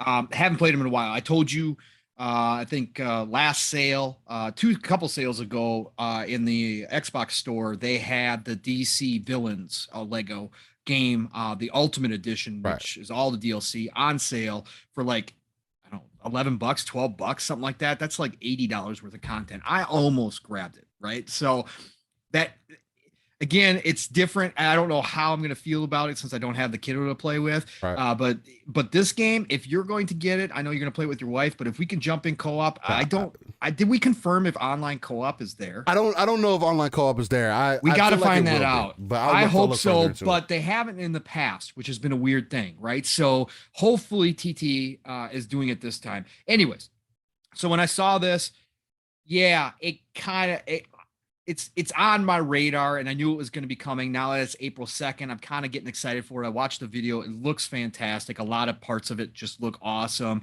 But I am thinking the same thing, Steel. My first thought was this is the perfect Game Pass game. Phil wants more family-friendly games in there. We know we're going to talk about the acquisition here and what that's going to bring. This would be the perfect April Game Pass game. Perfect. Like there is like when I thought about it, I was like, oh man, because I've seen a lot of people now that we have a release date and watching the videos and getting hyped for it, right? Yeah. This would be the perfect April Game Pass game. So we'll see. We'll see if I jump into it. If it's not on Game Pass, if I'm going to pick it up, we'll see. But it does. It gives me that. I found an answer, Pong. It does. Yeah, go ahead. It does not have online co-op, but it does have local co-op. Of course it does. It has couch co-op. They all have that. Bro, 2022. I don't get 2022. I don't get that. I do not understand. What's the difference? In that game, it's like Battletoads. When Battletoads dropped, it does not have online co-op. Like how? Like that's a smaller studio, so I get it. Yeah. Maybe they didn't have the resources and time to put into it. Oh, I hope that's what it was. Warner Brothers, 2022, Lego, you're not going to put online co-op. Bro, that's disappointing. That's really disappointing. Okay. All right. Well, that probably make my decision because I'm not going to sit here by myself and play it. I don't think. I mean, if it shows up in Game Pass, of course I will. I mean, I'm going to definitely try it out and stuff. But, bro, that's really disappointing and disheartening in 2022 that we can't have online co-op in a game that's made for co-op. Like, made for co-op. How is that possible? All right. Well, thanks for bumming me up. I had to look it up and make sure. Yeah. But hey, again, I know a lot of people have kind of been anticipating this for a while because we've been kind of here rumbling this going on for quite some time. To see it finally come out, I think it's going to be an exciting time. Again, It's going to give me a moment to jump into it. It might be one of those moments for me to where I get to play with the kiddos and everything else. They might jump in and out when the wife's not playing or whatever the case. So, I mean, hopefully. And maybe, I don't know, maybe we'll hear something closer to the time where they kind of get that outcry and they get that added in there, where they get the online co-op in it. But again, it could be because they are a smaller studio. Maybe they didn't have the budget for it. It could be an update over time. You know, nowadays everybody's so vocal. It could just take that and they'll add it in there at that point. So I guess we'll see. Did you have anything else that you want to kind of bring up on that? Nope. I'm just reading. I'm reading the chat because the Activision Blizzard talk has started. So the chat is anticipating where we are going. Next. Oh yeah. I was definitely going to say just a little topic. So a little bit of news came out this week. We can definitely jump into it since I see you guys are excited about it. You guys have been kind of going back and forth, trying to not to get too deep into it, but this is the time that we definitely got to talk about it. And we're definitely going to come from a different angle here first. I'm probably going to let Pong go so we can get some of the get some help segments out, and we'll bounce off each other from there. But so a little bit of news came out, and you know, a little deal was made. I think they had to shake out their pockets to make sure they had some extra quarters to make sure to get this deal done. Maybe they had to ask their mom for a loan or something to, you know, get some hands shook on this deal.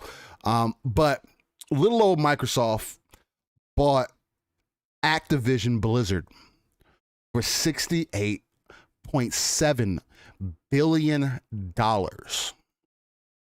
And ladies and gentlemen, I want you to know that this is so hold on, Steel. 69 if you count Bobby Kotick's payout that he's going to get. We'll just say 69. Let's just round up and say $70 billion. And actually with cash on hand, because of the cash on hand that Activision, it's actually 75 billion. Makes it 75? Yeah, it makes it 75. Okay. Yep. Nice. Yep. Look. So 70, we'll just call it a cool 7. We'll call it in the middle. Yeah, so a cool $70 billion. What's a billion here or there? Who cares? Not only that, but it's not like they took out a loan, got some low interest, and they're just gonna pay it off after some time. They paid $70 billion cash for this deal. I believe somebody was saying that they paid about $95 a share on this deal. Yeah. And ladies and gentlemen, this is one of the biggest deals that Microsoft has ever made overall. Gaming history. Definitely biggest deal in gaming history. It's up there with some of the AT&T mergers that have happened. It's just below Disney Fox. Yeah, just below Disney Fox. So that kind of gives you, and the reason I bring that up is to give you that perspective of how big this deal is. Again, I think it's big enough to say that it's one of Microsoft's bigger deals ever, if I'm not mistaken. For their company, yes. Yes, for a corporation, yes. And definitely correct me on that if I'm wrong, but if that doesn't speak dividends in itself about how serious Microsoft is taking gaming, then I don't know what other proof you need.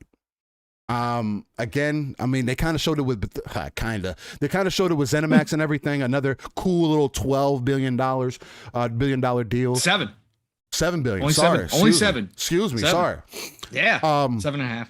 So a cool little $7.5 billion deal, and then boom again with this. So if $80 to $90 billion later doesn't, let's just say it's a cool $100 billion later.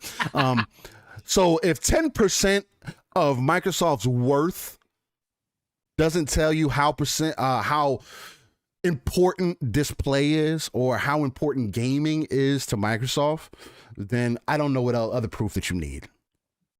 This Activision deal is a serious deal because of the implementations that it may end up having, or implications, I should say, more so. Implementation too, but the implications that it could have on the industry overall. Now, there are some ups and downs about it because I do personally feel like if it would have swung one way and the deal would have went to Sony, we would be having a completely different conversation right now. Yes, would there still be cries like, oh, consolidation, everything else? Sure. But I think the conversation would be a lot different because of brand loyalty. Again, can't fight that. It is what it is. That's what difference keeps saying, pull up the list of IPs. And look, there is definitely a huge list of what Activision brings to the table, and I'll definitely pass it off to my brother Pong before he gets into his rant, because I feel like it's going to be part of it. So I'll give you a little bit of background on me, on how I feel about it, because I know you haven't necessarily heard. I won't get into it too deep, and I'll just bounce off of you after you get into your rant and everything. The Activision deal to me, again, speaks a lot. It has a lot more meaning to me than some may think, and not to me personally, but just to my thought process. Because again, Microsoft is acquiring a pub that has an impact on gaming over the last couple of decades.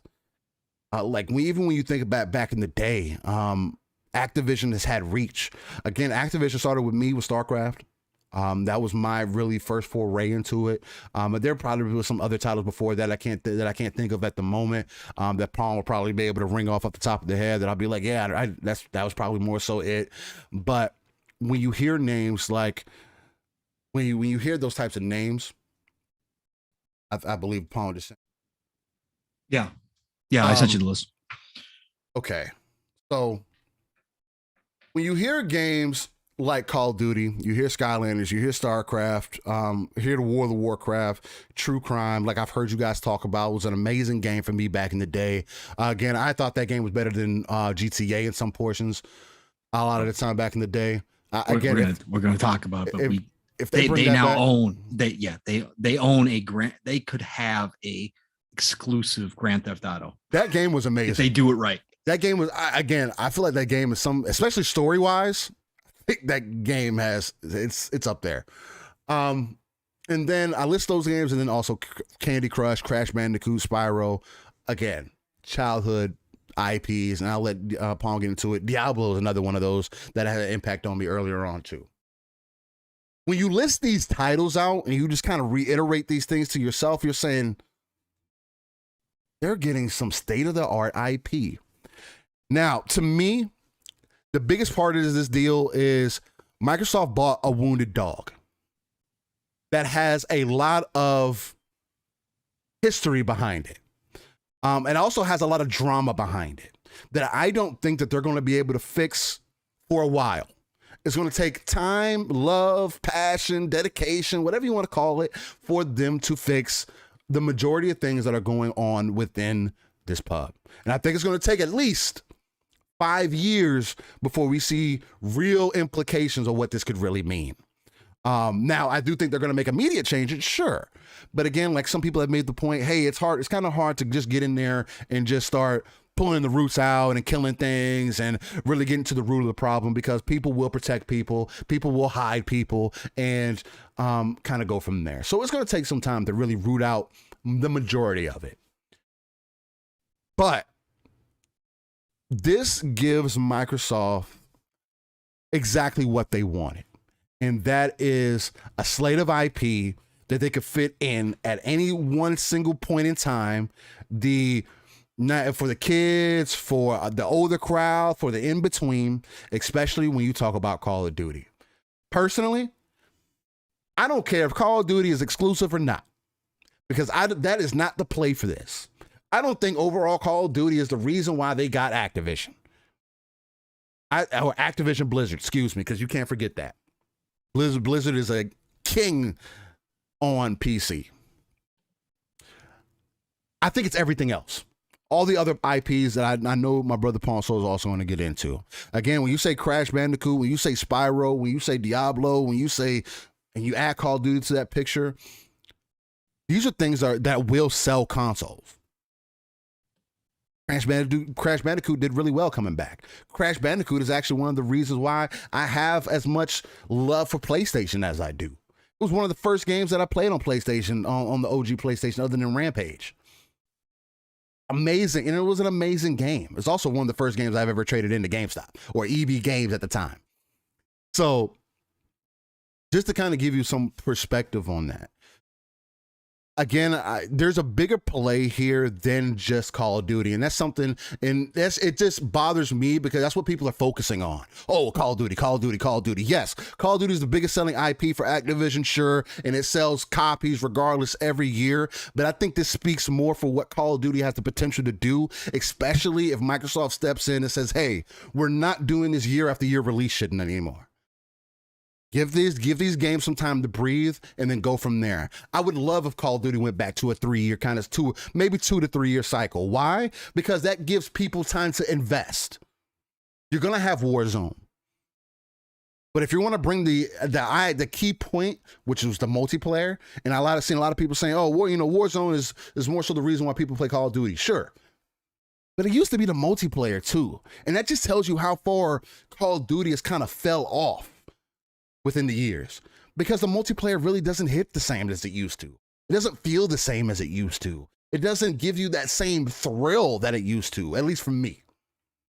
And that's bothersome, because Modern Warfare 2, Black Ops 2 was some of the best first-person shooting multiplayer that I had ever experienced outside of Rainbow and Halo. Some of the best, and Battlefield, which is something else that we'll talk about later. Some of the best.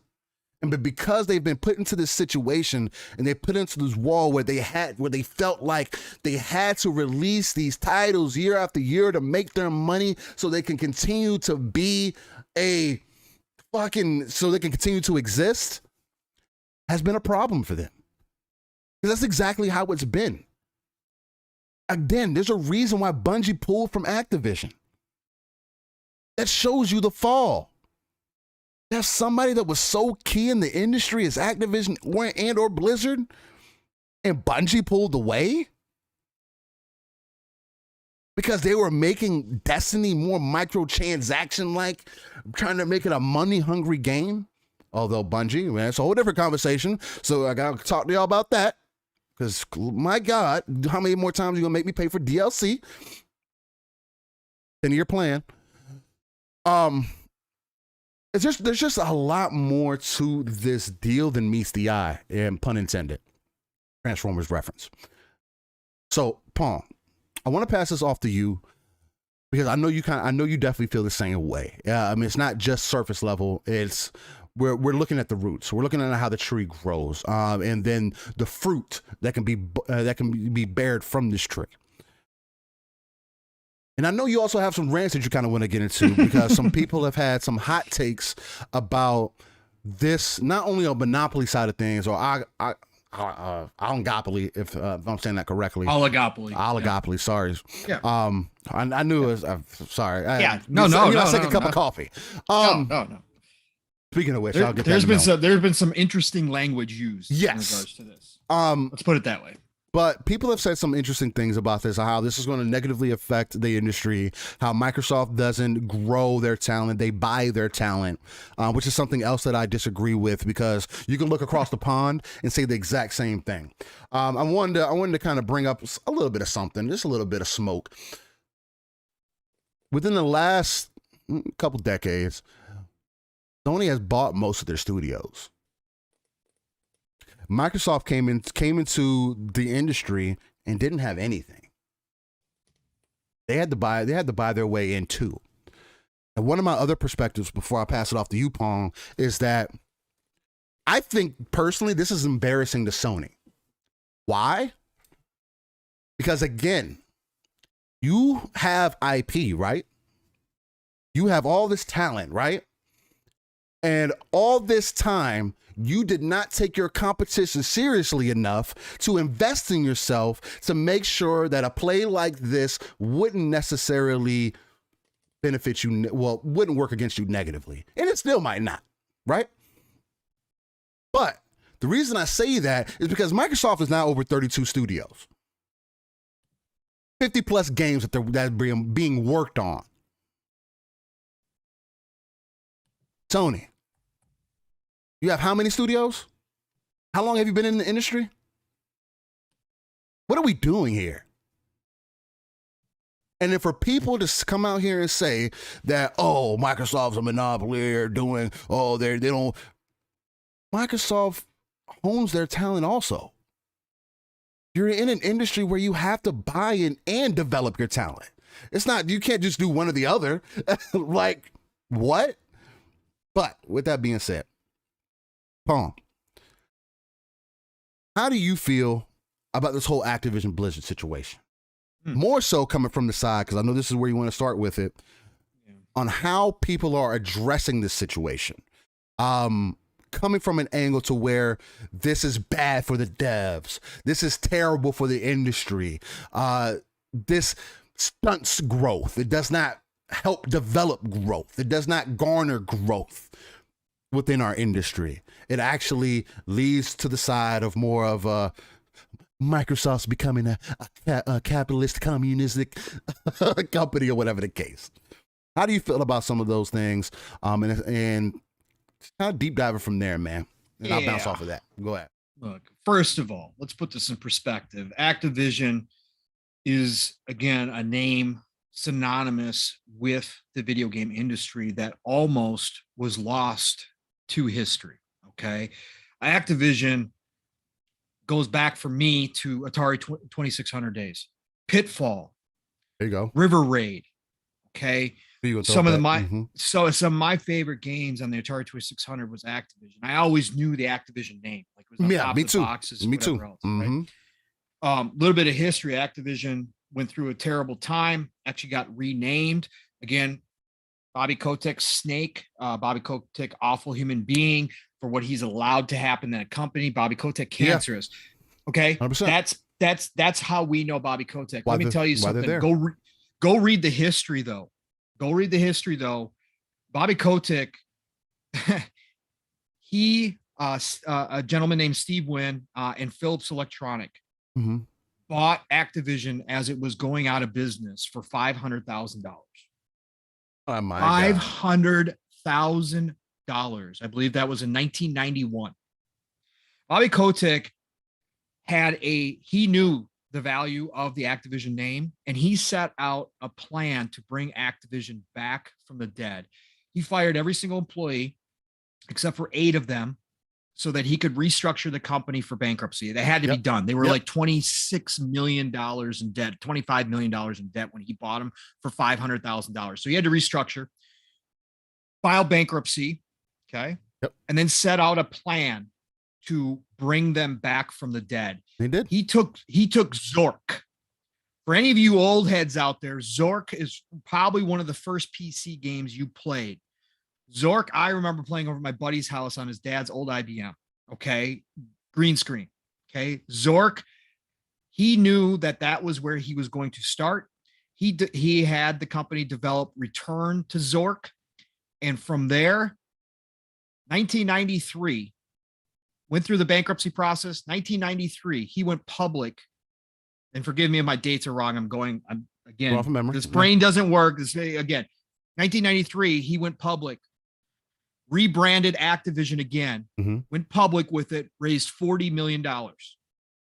And then the rest is history, as they say. Legendary ever since. $70 billion.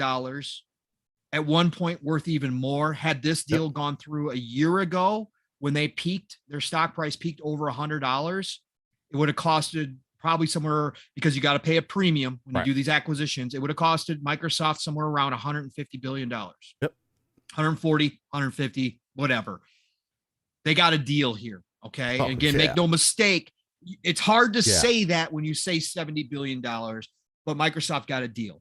Okay. This would not have happened if all the nonsense, the awful, the atrocities that happen within that corporation didn't lead to this point. Make no mistake about it.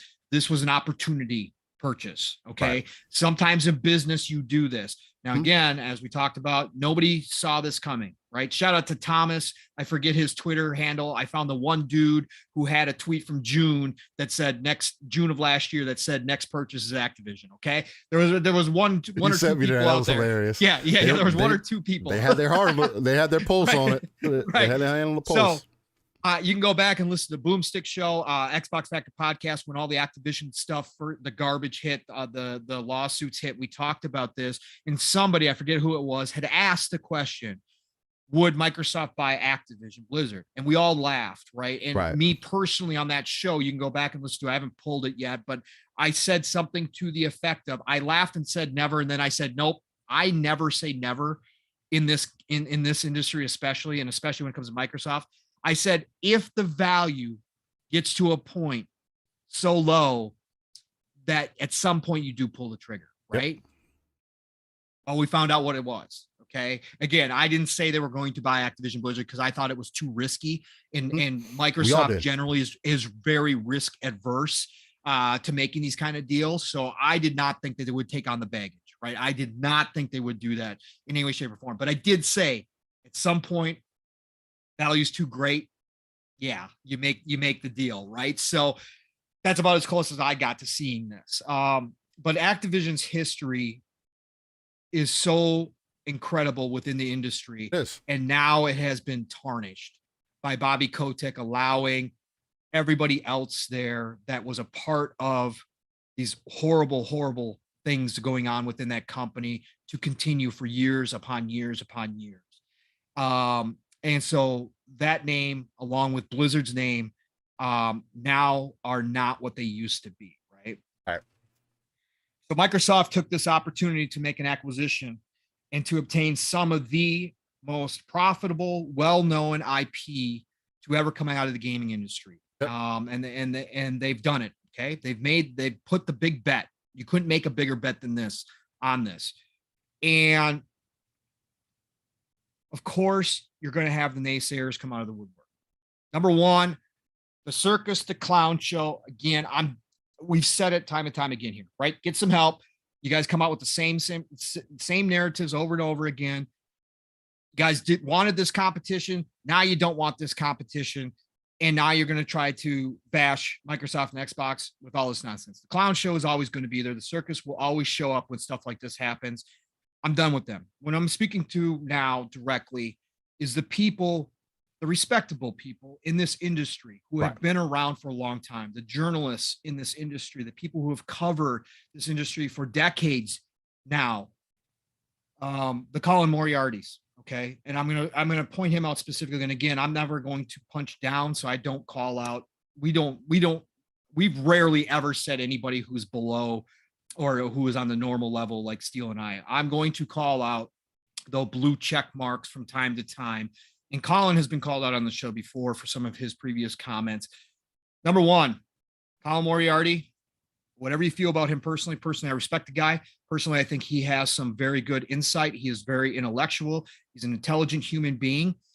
We've also spoken about, though, he does speak with emotions. He lets his emotions get to him. Mm-hmm. And even though, again, I could sit down with Colin and have a discussion with him. Okay. Yeah. I could sit down and talk about his points and go through each one of his points and have a back and forth with him, even though no minds are going to be changed, even though nothing's going to, I could have that discussion and see his points of view because he doesn't just sit out here and scream Xbox bad. Now, a lot of people think that his comments obviously show his bias, which they do. Okay. His emotional bias towards Sony is there. I think he would acknowledge it.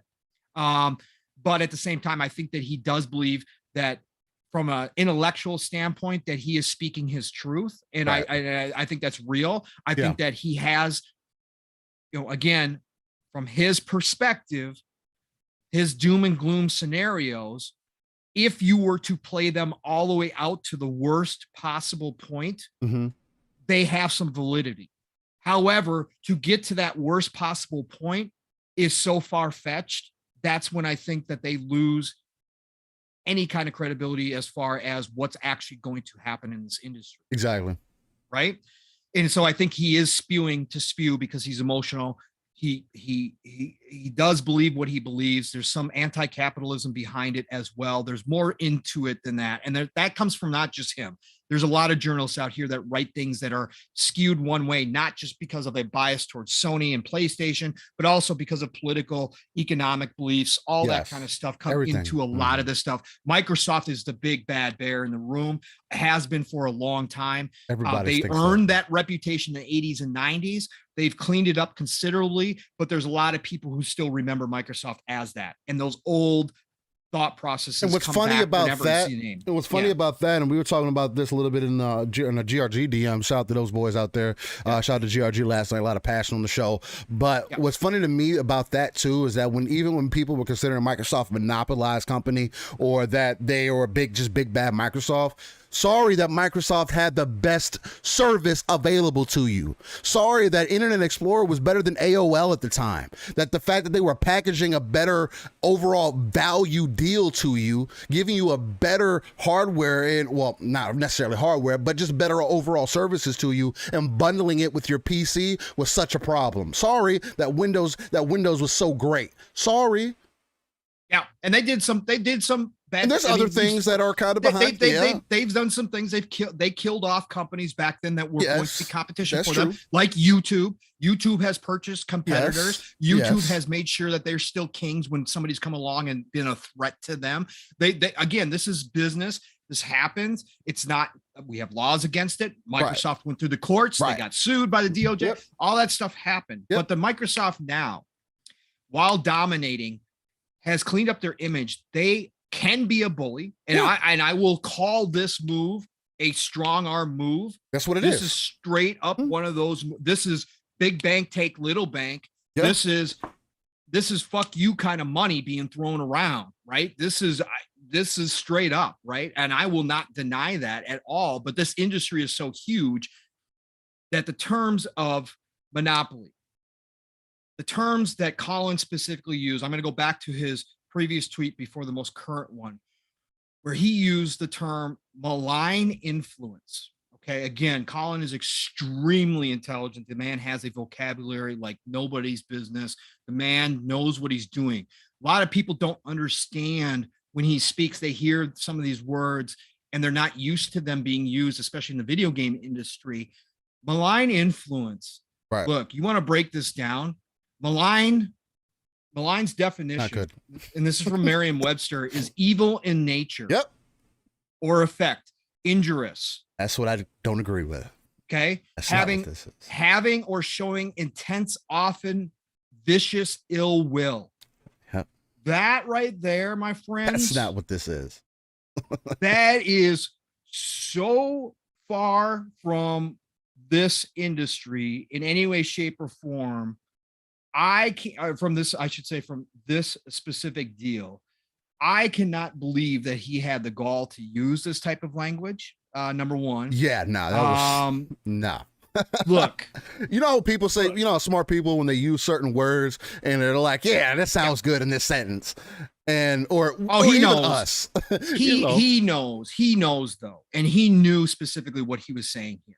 Again, when you say something like that, you are showing that those old feelings about Microsoft as a corporation and corporation, again, to my point, my earlier point about Colin, he's got some other ideas and philosophy that typically hates giant corporations. Okay. So Microsoft being one of the kings of those corporations, Sony is a small fry compared to Microsoft. And I do firmly, and I will state this for the record, and I know some people will disagree with me, if the roles reversed and Sony was the $2.5 trillion company and they did something like this, I do believe that he would come out against it. Now, would he use this strong of language?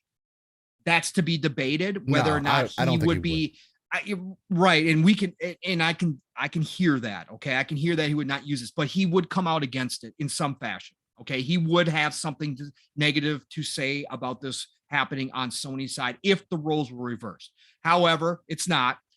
But to use malign influence to suggest that there is evil intent from Microsoft by making this deal is so beyond the pale that I have a hard time with that one specifically. That is ridiculous. And then he adds on to it by making a tweet yesterday promoting his Patreon. And again, all things being equal, disclosure, I have not listened to this full episode of Sacred Symbols. It's behind paywall. It's locked behind Patreon.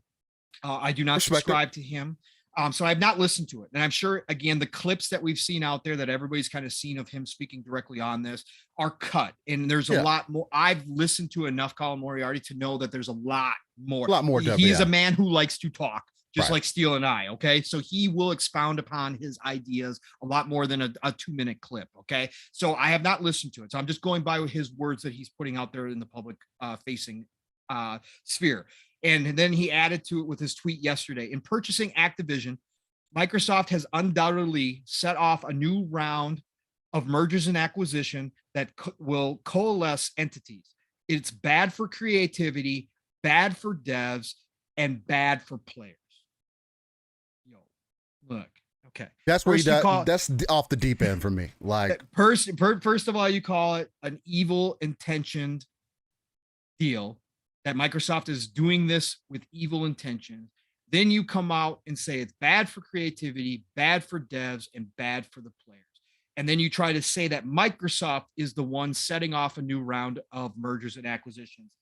Colin, get some help, brother. Look, you're better than this.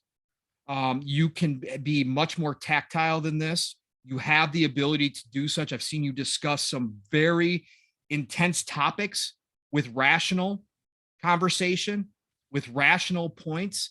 This you're just throwing against the wall in a kind of a fit. Okay, this is your emotions taking over. Again, I believe that you believe this stuff. I'm not saying that you're not believing this stuff. I believe you do, but you got to take a step back, brother, and you got to look at this really realistically at this point in time now. The doomsday scenario that you're putting out there, yeah, worst case scenario, doomsday, we see the industry collapse upon itself, and we wind up with one or two big giant juggernauts owning, 80, 90% of the IP out there. Okay. We're far away from that. Doomsday scenario. Absolutely. That's like saying we could be at nuclear war at any point. You're right. We could be tomorrow. We could be, right? We could be, but realistically, where we're sitting at now, that's not happening. Okay. Right. So let's break this down. Broke down the malign influence for you. That is ridiculous. Again, those words, there's no evil intent here, but let's specifically look at his tweet from yesterday. Yeah. It's bad for creativity, bad for devs, bad for players. If we got to the doomsday scenario, I would agree with you. Okay. I would agree with you. Where we're at now with this acquisition specifically, Xbox, Microsoft, and we can say Microsoft now, by the way, if anybody hasn't heard yet, Phil now has a new title. I know I've used those, interchangeably all this time, but now Phil Spencer now has a new title, CEO of Microsoft Gaming. Look, we'll get into that. Anyways, what they did here with this acquisition was the complete opposite of every single one of those points. Every single one of those points. Let's break it down. Let's start with bad for devs. Microsoft is coming in and giving every single one of those devs that are still at that company, except for the bad actors that are getting cleaned out as we speak. We saw another round of firings last week. We're going to see more leading up to the finalization of this deal, including finally the head cancer himself, Bobby Kotick, will be gone when this is all said and done. Yes, he will get his golden parachute. That's the way business works. We can all hate it, but he's going to be gone at the end of the day is the big point. All those devs that have stuck by Activision because they have to, because they have family to feed, because they can't just pick up and move. Maybe they actually really do enjoy working there on those games. There are people there with a passion for Call of Duty as much as we put it down. There is a passion for all the games they put out there, for WoW, for World of Warcraft, for all the games that they do, Overwatch, for all those devs that have stuck it out, that have put up with all the BS, that have gone through it, had friends maybe that have left because they've personally been a part of the sexual harassment or whatever the case may be. For all those devs that are still there, Microsoft has given each and every single one of them hope. Exactly. At the end of the day, they have given them a breath of fresh air in a stagnant, poisonous environment. Microsoft is coming in and going to have the ability to I've called this out on other shows. This is the ultimate house flipper. They're going to come in, tear down basically the entire insides minus all the good people that are there. And they're going to rebuild that company, injecting in Microsoft's fantastic, by all accounts, culture into this company, Activision Blizzard. And they are going to shine that company up. And they're going to make it as the best place to work as possible for all those devs who stuck it out. Bad for the devs? Hardly. There have already been devs that have come out. There is word behind the scenes that there are so many groups of people within that company already cheering this, saying, thank God this is happening. Because they know what it's going to mean at the end of the day. If you want to look outside of Activision Blizzard, we already have so many examples of all the devs that Microsoft have acquired through these past years, and their leaders and the people within there coming out talking about how fantastic it has been underneath this new Xbox. This is not the Xbox of old. This is the new Xbox. Hands off. And that goes into the next one. Bad for creativity. Are you kidding me? How do you get worse than what Activision's done? Forcing their dev teams onto Call of Duty. Basically every single Toys for Bob, who are some of the most creative devs who have done great work with Crash Bandicoots, all these titles that obviously love making these more family friendly type games, these bright spots, forced to be a support studio for Call of Duty. Talk about taking away creativity. Talking about forcing round pegs into square holes, right? Yeah, that's all Activision has done. That right? That's all they've done. That's part of the reason why Activision, again, outside of the horrendous stuff, Activision itself was not as successful as everybody believes it was. They were collapsing upon their own weight of Call of Duty because they became a one-hit juggernaut that put all their resources, and I'm talking about Activision side, I'm not talking about Blizzard side, that's a whole nother story. The Activision side, they put all their resources into one juggernaut because they had to, because the investors demanded each and every year for them to go above. Talk about taking away creativity. What is one of the first interviews Phil did, and we'll get into it with the Washington Post, with Gene Park. Go follow Gene Park on Twitter. The guy is good. He's one of the good ones in this industry. He's been writing for a long time. He has some good takes, but he got an interview with Phil. Phil comes out and says, I looked at the IP that Activision had and said, let's go. Was excited, man. Phil actually said, let's go. Was excited. Yeah, it's part of this. He's already talking about going and talking to these individual dev studios, these devs and these studios, these teams, and asking them, what do you want to work on? Is there any old IP that you'd like to get back to? He has already made that statement in public.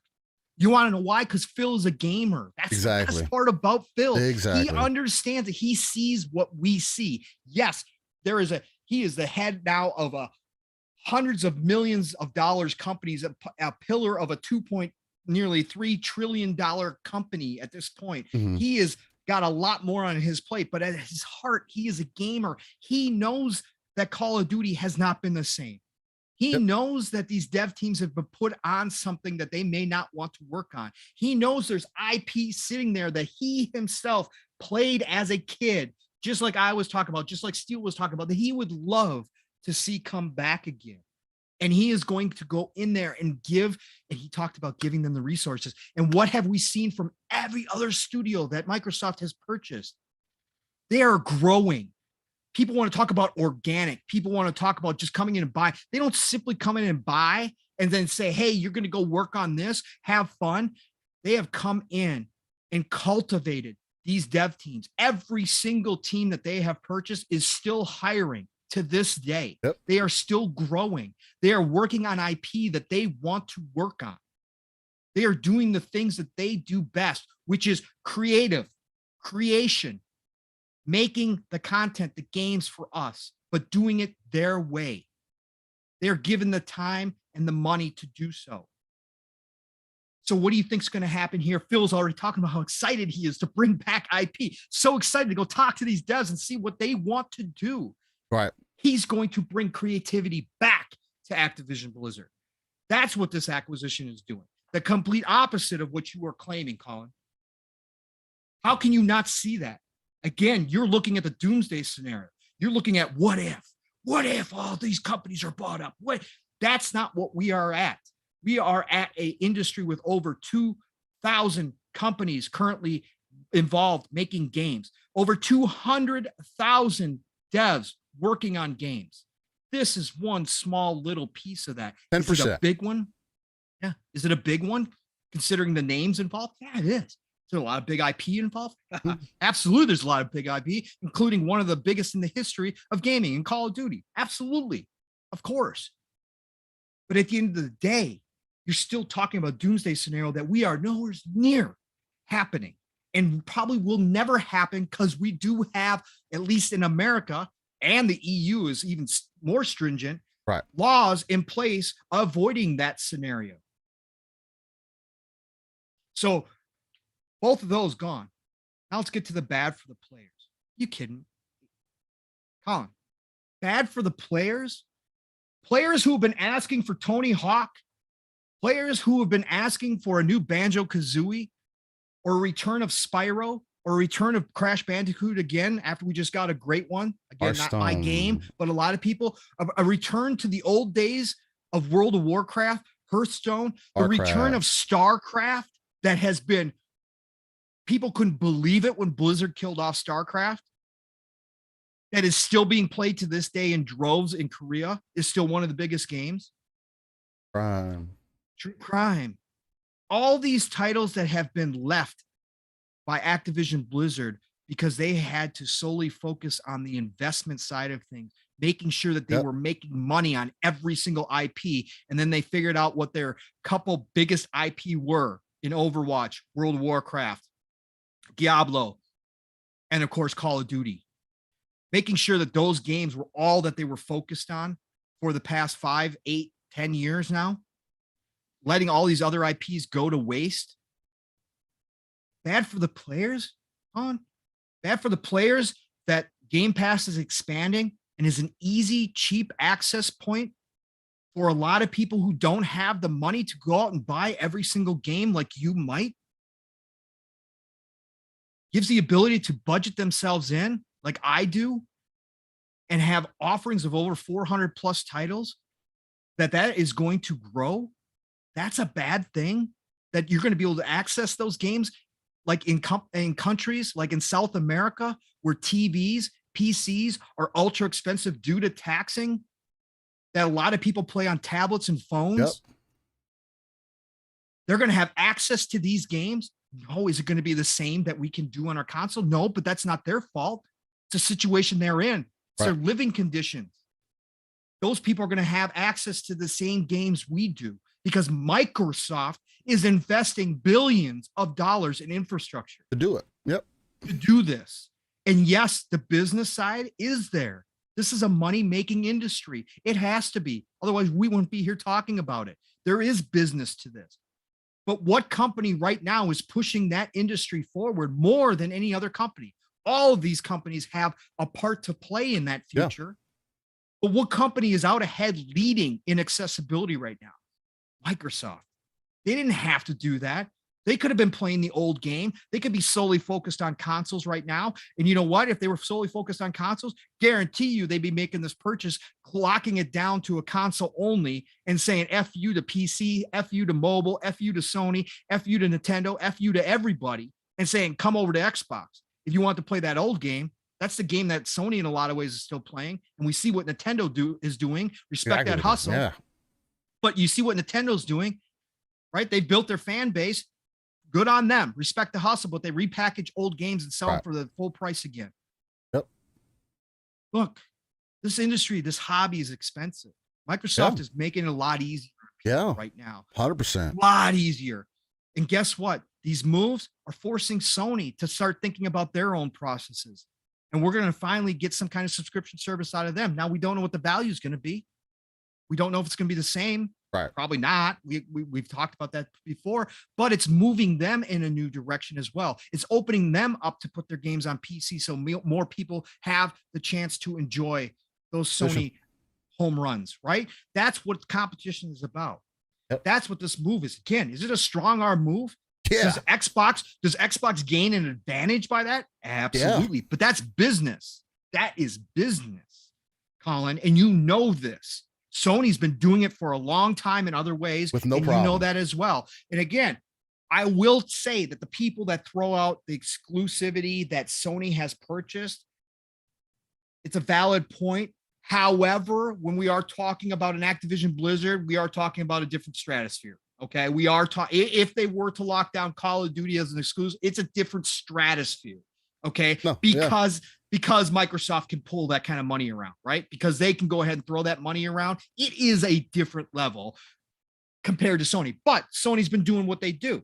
They've been locking down exclusives. They've been taking away games from players. And guess what? They don't even have the ability like Xbox does for you to go play it on a mobile phone or a tablet or your TV without anything, without having the console. They don't have that ability until recently, and they weren't even doing PC releases, right? Yep. So they were locking it down even more than Xbox would. And Xbox has closer relationship to PC than anybody else would. Correct. So again, this type of wording that you're using, and again, it's not just Colin. I've seen other people that have been around in this industry throw up red flags, say, hey, this is bad news. A lot of people. This is bullying. Mm-hmm. This is bullying. This is monopolizing, all this kind of stuff. All of you need to take a step back.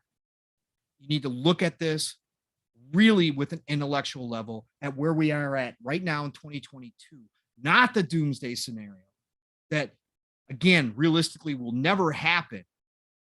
And you need to get rid of whatever biases you do have and look at it from the standpoint that Microsoft is coming in. Listen, if Activision Blizzard was not sold to Microsoft, who else was going to buy them? I've seen that thrown around a lot too, Steel. Well, somebody else could have come bought them. Somebody else, not a major player like Microsoft or Sony. Somebody else could have. Name off the companies that could afford $70 billion cash. Name them. Amazon. And would have did right by the gamer. Right. Amazon, Google, Facebook, Tencent. That's about it. Which one of those would you rather have than Microsoft? Come on. Again, step back. Number two, had that not happened, let's say nobody came bought Activision Blizzard. Bobby Kotick has come out in interviews. And again, dude is a snake. Dude is an awful human being. But not everything he says is lies. When he comes out and talks about that they could not see a way forward into the future with their current plans, with their business plan, especially with streaming, subscription services becoming so relevant, all this kind of stuff happening down the road that we've already started here now. He said they could not see a path forward. Again, they were collapsing under the weight of Call of Duty. They were pressured to make a Call of Duty every single year to satisfy their investors, to make sure the stock price was going. They wasted all of this resource, all of these resources. Okay, devs, money, time, all of it. Yes, Call of Duty is extremely profitable, but it had to be better and better every year. And we saw the decline of Call of Duty. Still number one selling on both consoles this year, but we saw the decline. Nobody talks about Call of Duty the way they used to. The decline is happening. They eventually would have been rotted out. They would eventually collapse upon their own weight. And then what happens? All those devs, 10,000 people lose their jobs, are out looking. Those IP get auctioned off to the highest bidder. Who's going to be the highest bidder? It happens. Now Microsoft comes in, saves the company.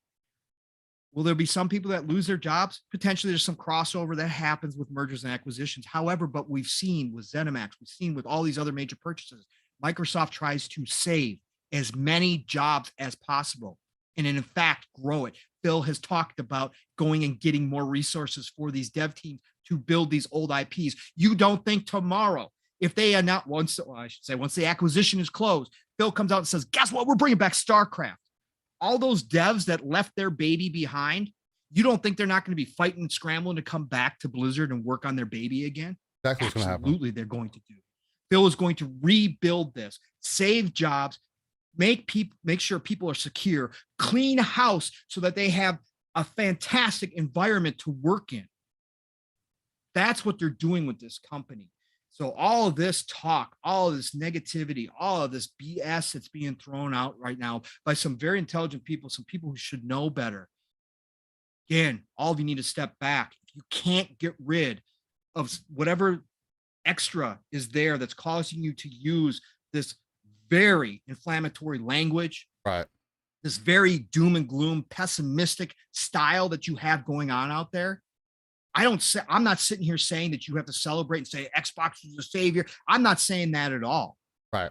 But have an intelligent point of view. Do not go down that road of saying this is the worst thing that could have ever happened, because it's not. It's one of the best things that could have ever happened specific to this situation with this company.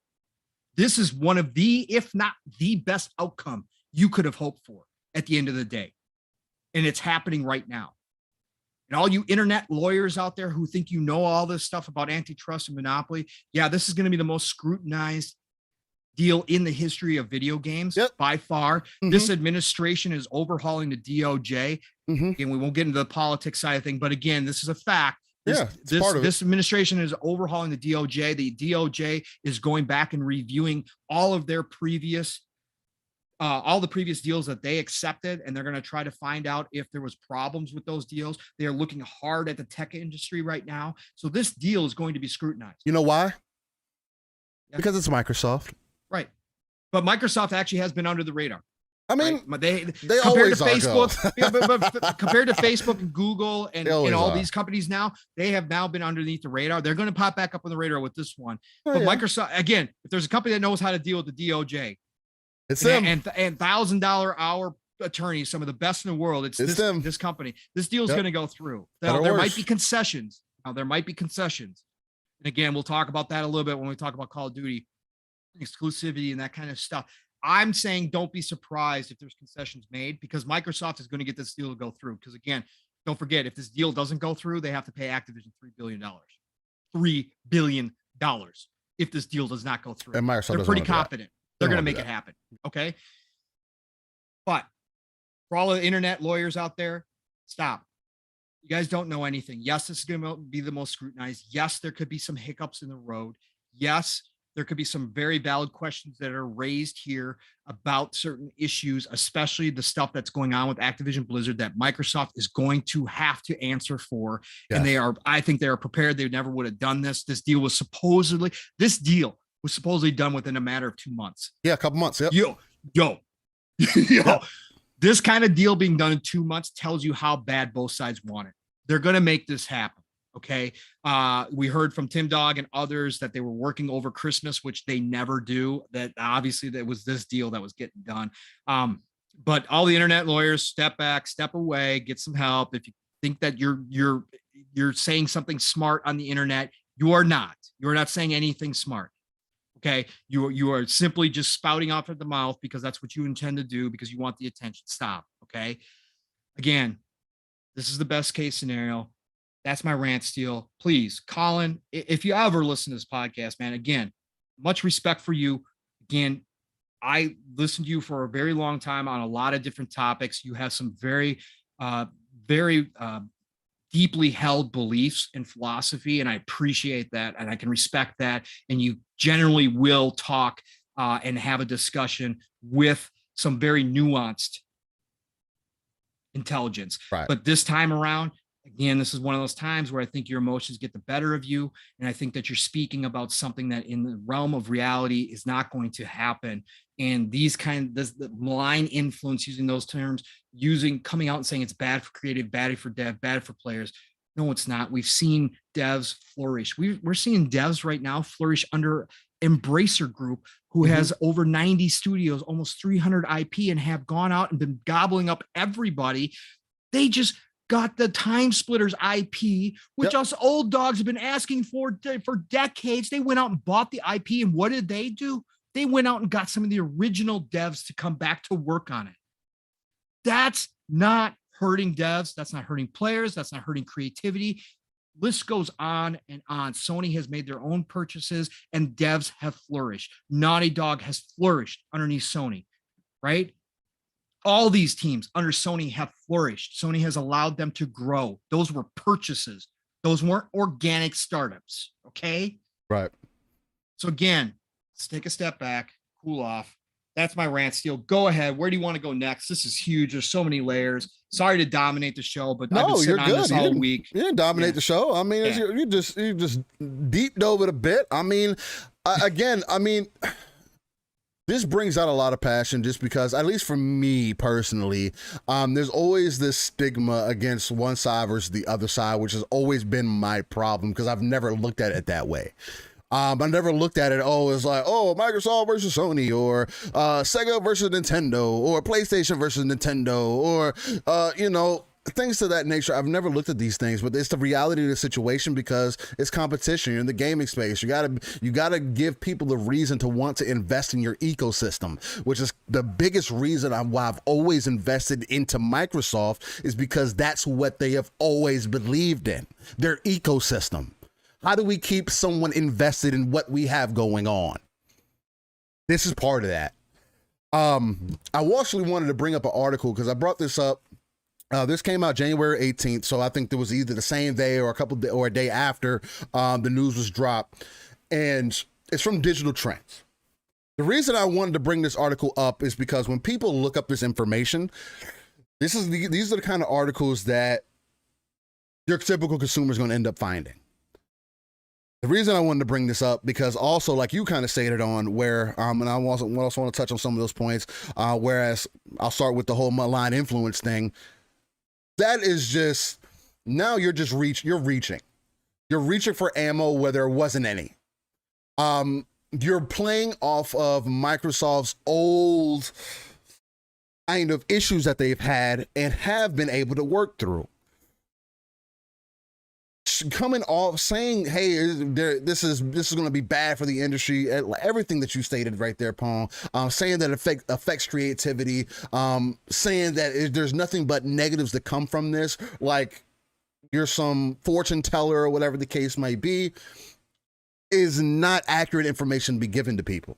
Now, I understand that a lot of people don't like capitalistic systems and things to that nature, but again, in gaming, Activision being the biggest example, to see them have a unsurmountable amount of IP that they have to their side that they could use and pull out at any time and will do numbers, to them solely being focused on Call of Duty, I think it's personally embarrassing to Activision. Because like we kind of touched on earlier, Pong, Activision goes back to your younger years, my childhood. They were known for a lot more than just Call of Duty. Now, it's Call of Duty. And that's so messed up to me. Because again, like you also touched on, they have brought so many devs who'd work on other titles who would rather more than likely do other things, but of course they want to keep a job. So, and as jobs go and you want to stay within the industry, you're going to make sacrifices and work on games that you may have not necessarily wanted to work on to make sure that you can still make that paycheck and make sure that your family is going to be okay and that you can work in an environment that you somewhat enjoy.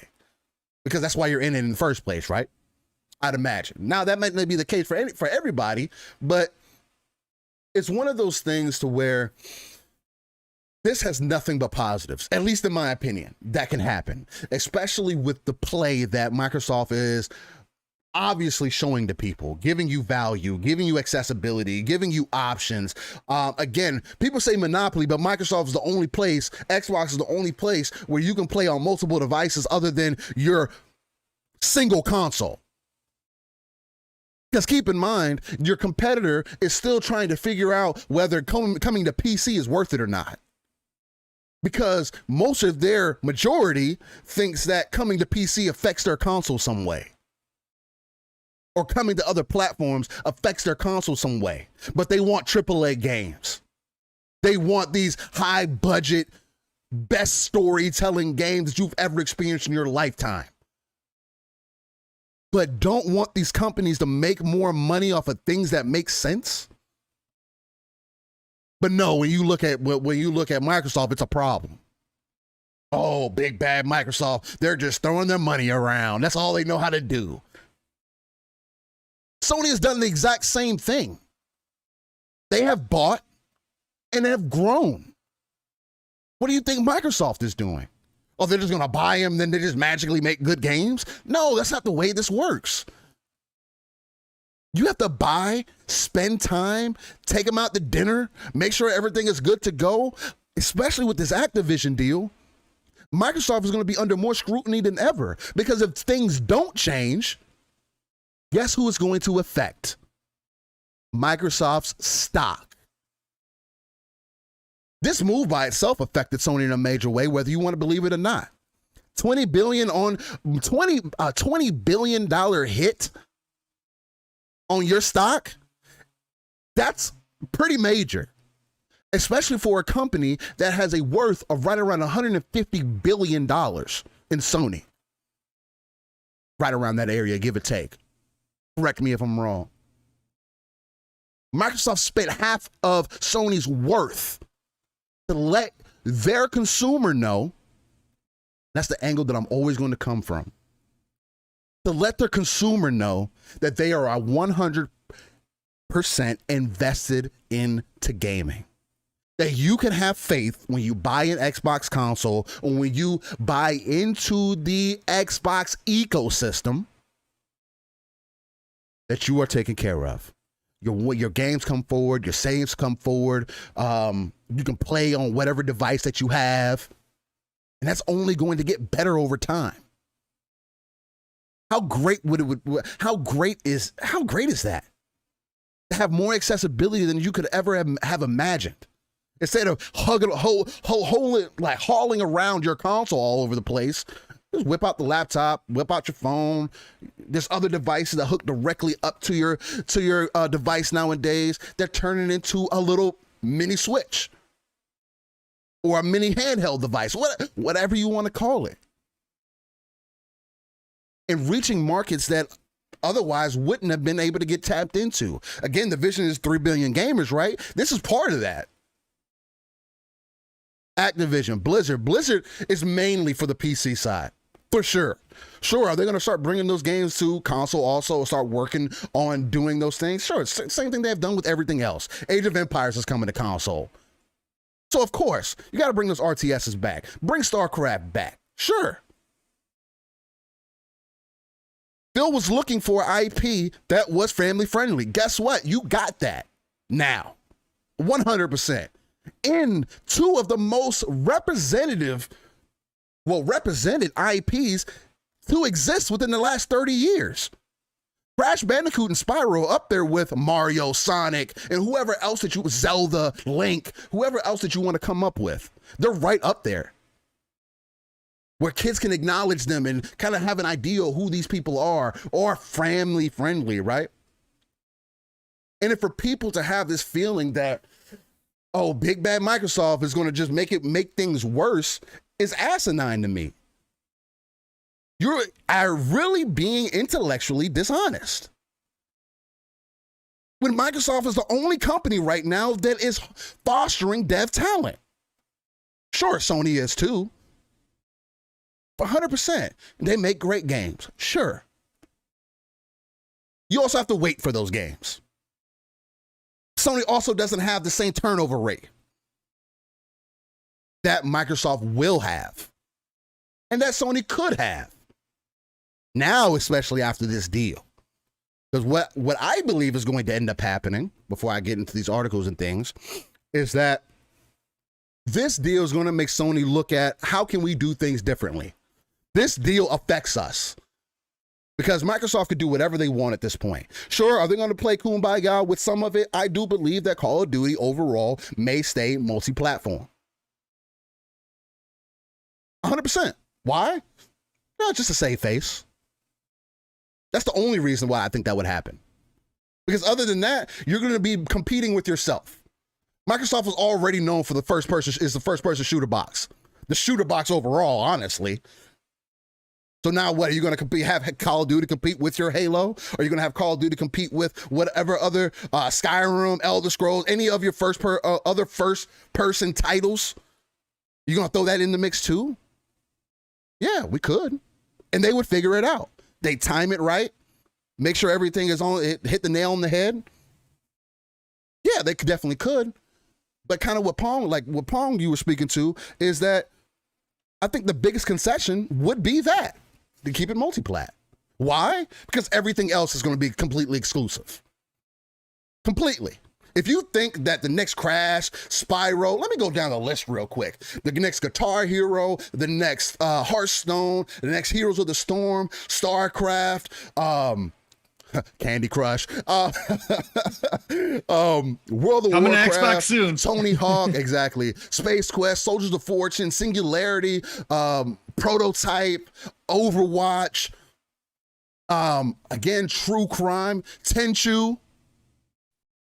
Activision does Tenchu.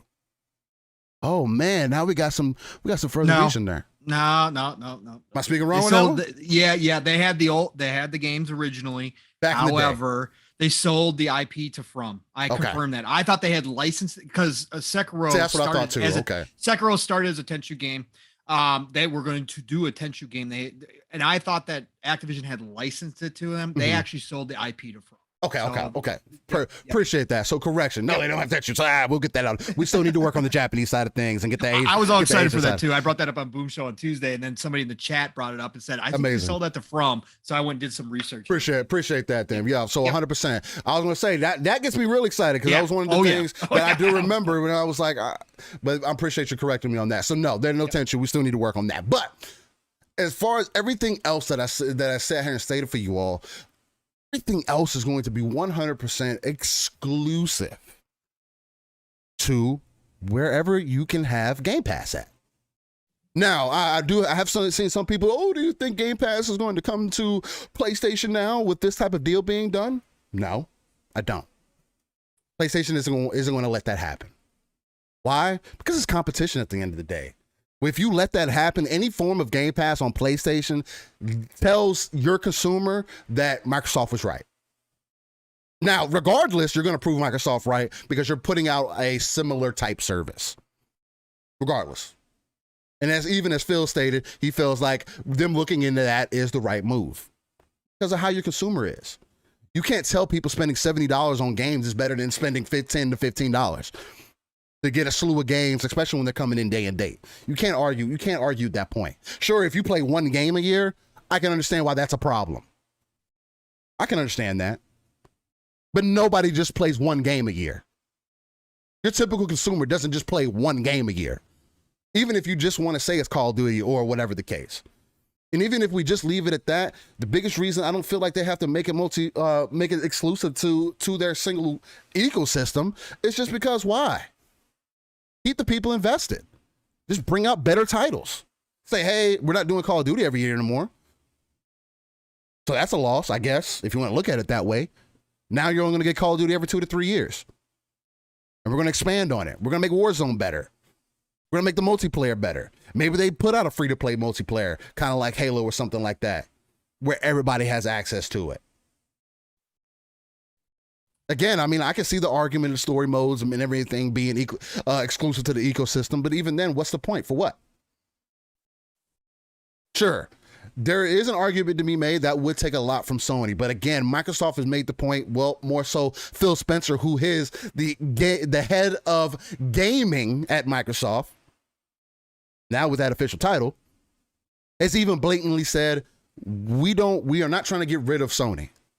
We want Sony to be in part of the ecosystem. Why? Because even Phil understands as a gamer, you need healthy competition.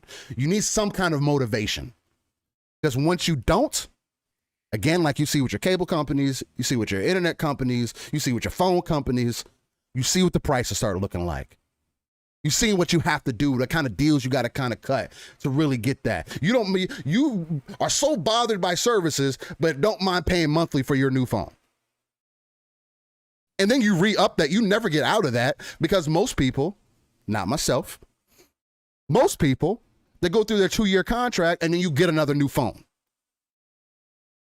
You're never out of the cycle. You're still paying $30 to $50 a month for a phone. That doesn't have to be upgraded every year or every other year at that fact. But it's a problem when it comes into gaming. And the other thing too is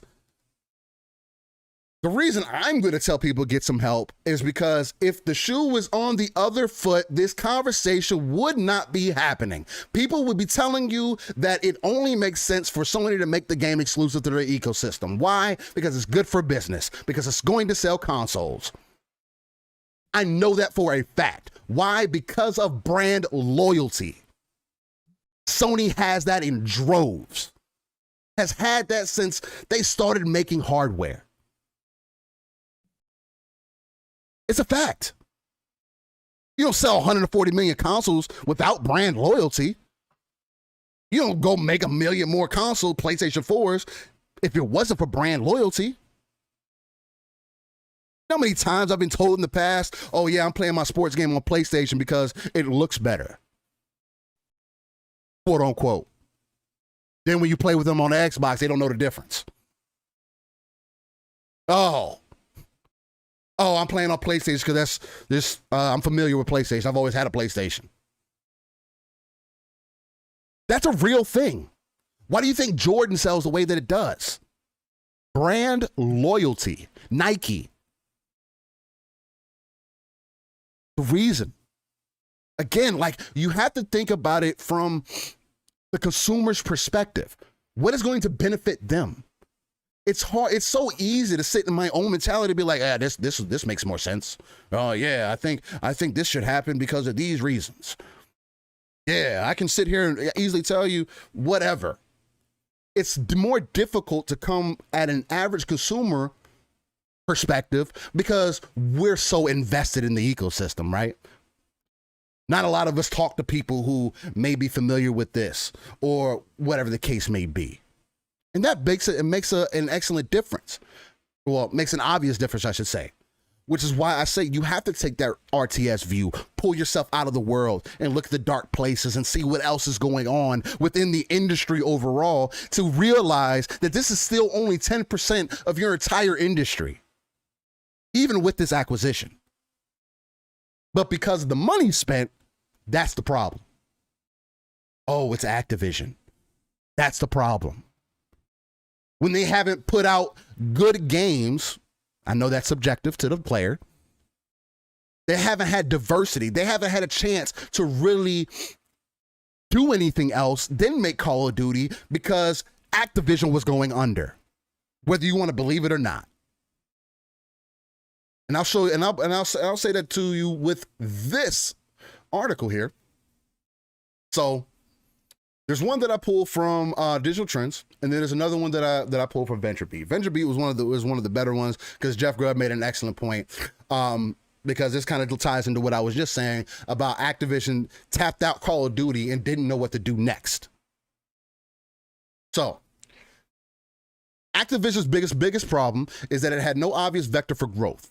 Over the course of the pandemic, Activision's revenue grew, and the publisher responded by reinvesting into Call of Duty.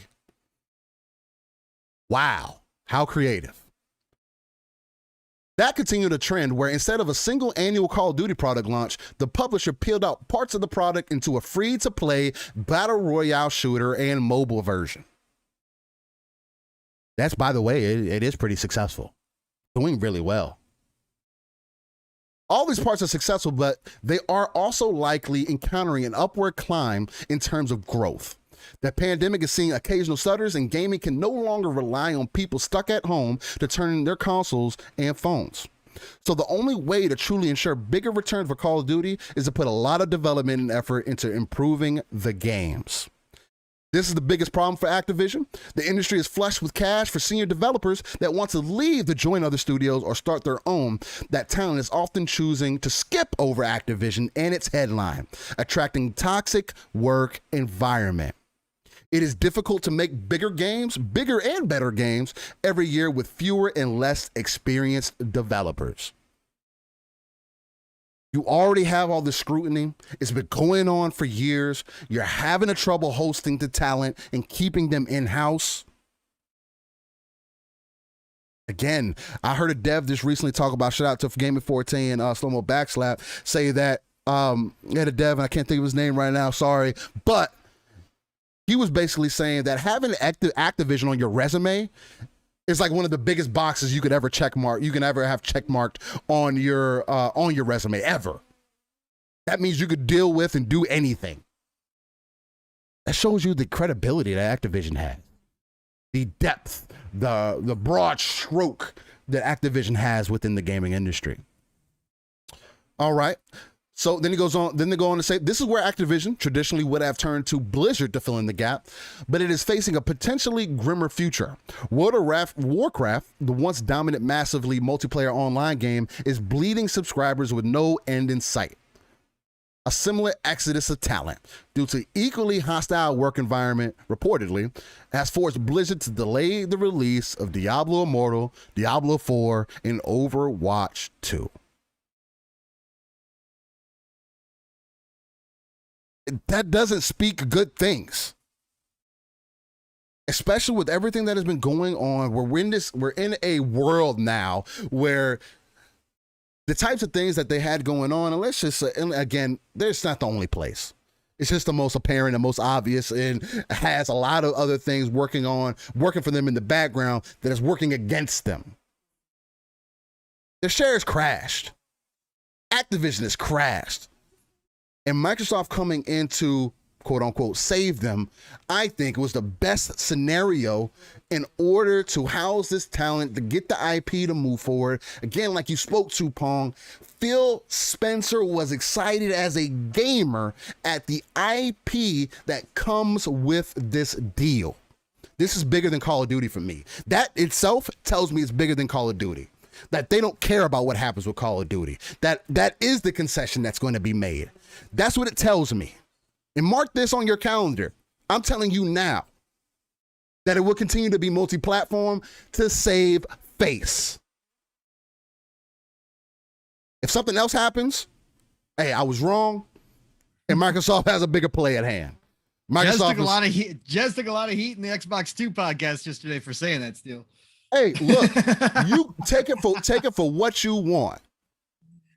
Call of Duty will make plenty of money on its own. Can it survive being on one ecosystem? Yeah, you got plenty of options to play that way. But business-wise, when I'm thinking from a business side of it, it's not something that's a necessity. You got something you want to tie in there? Yeah, I'll jump in here since we're on the exclusivity thing. Let's do this.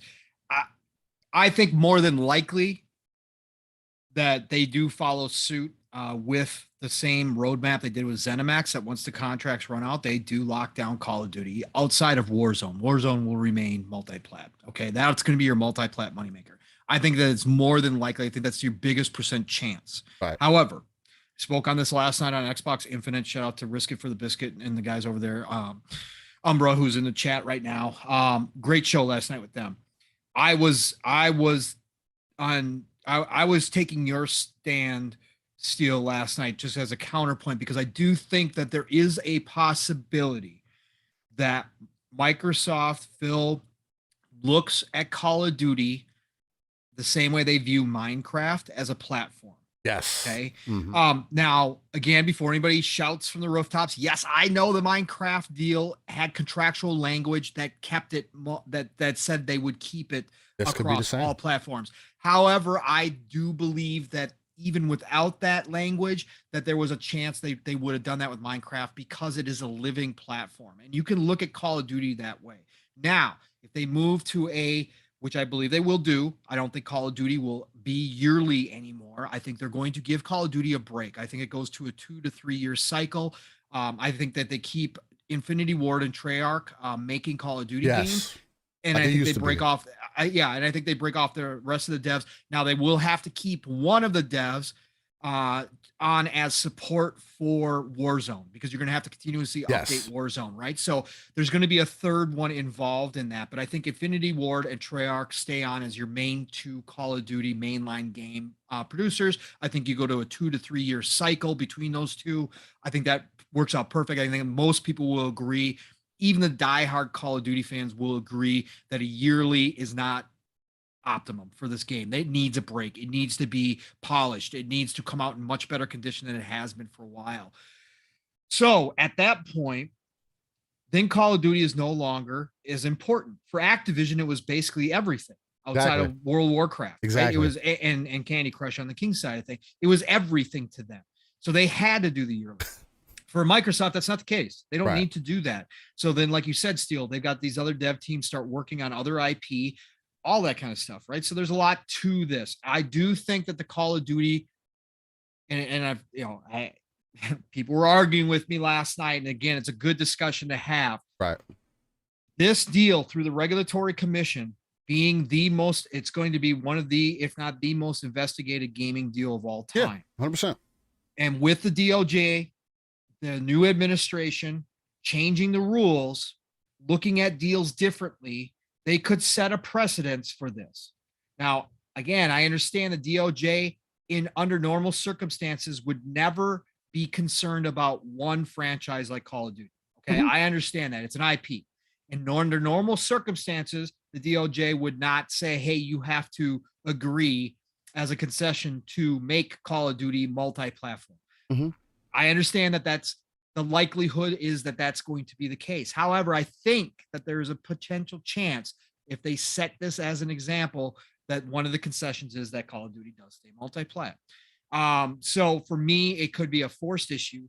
However, Phil's quote from yesterday, the tweet that he put out, which was actually the attorneys putting out a tweet. Let's be real. The attorney, $1,000 hour attorneys are the ones who worded that tweet. That was not Phil just off the cuff. Okay. They can't do that right now. He's at too high of a level to just be ready to make random tweets. With this type of acquisition, that tweet goes into a file at the DOJ. Yeah. Right. That goes into a file at the DOJ. So the wording allows for a lot of play. You can read however you want to read into it. Okay. The words that were used, the desire to keep Call of Duty, that leaves a lot of play. So whichever decision they make, they're not locked into place. If a concession comes out from the DOJ that they have to keep it multi-plat, that tweet does not, become a problem. There's a lot of play within that tweet.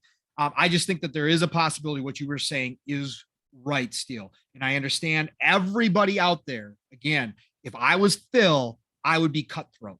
Okay. If I was Phil, we're locking it down.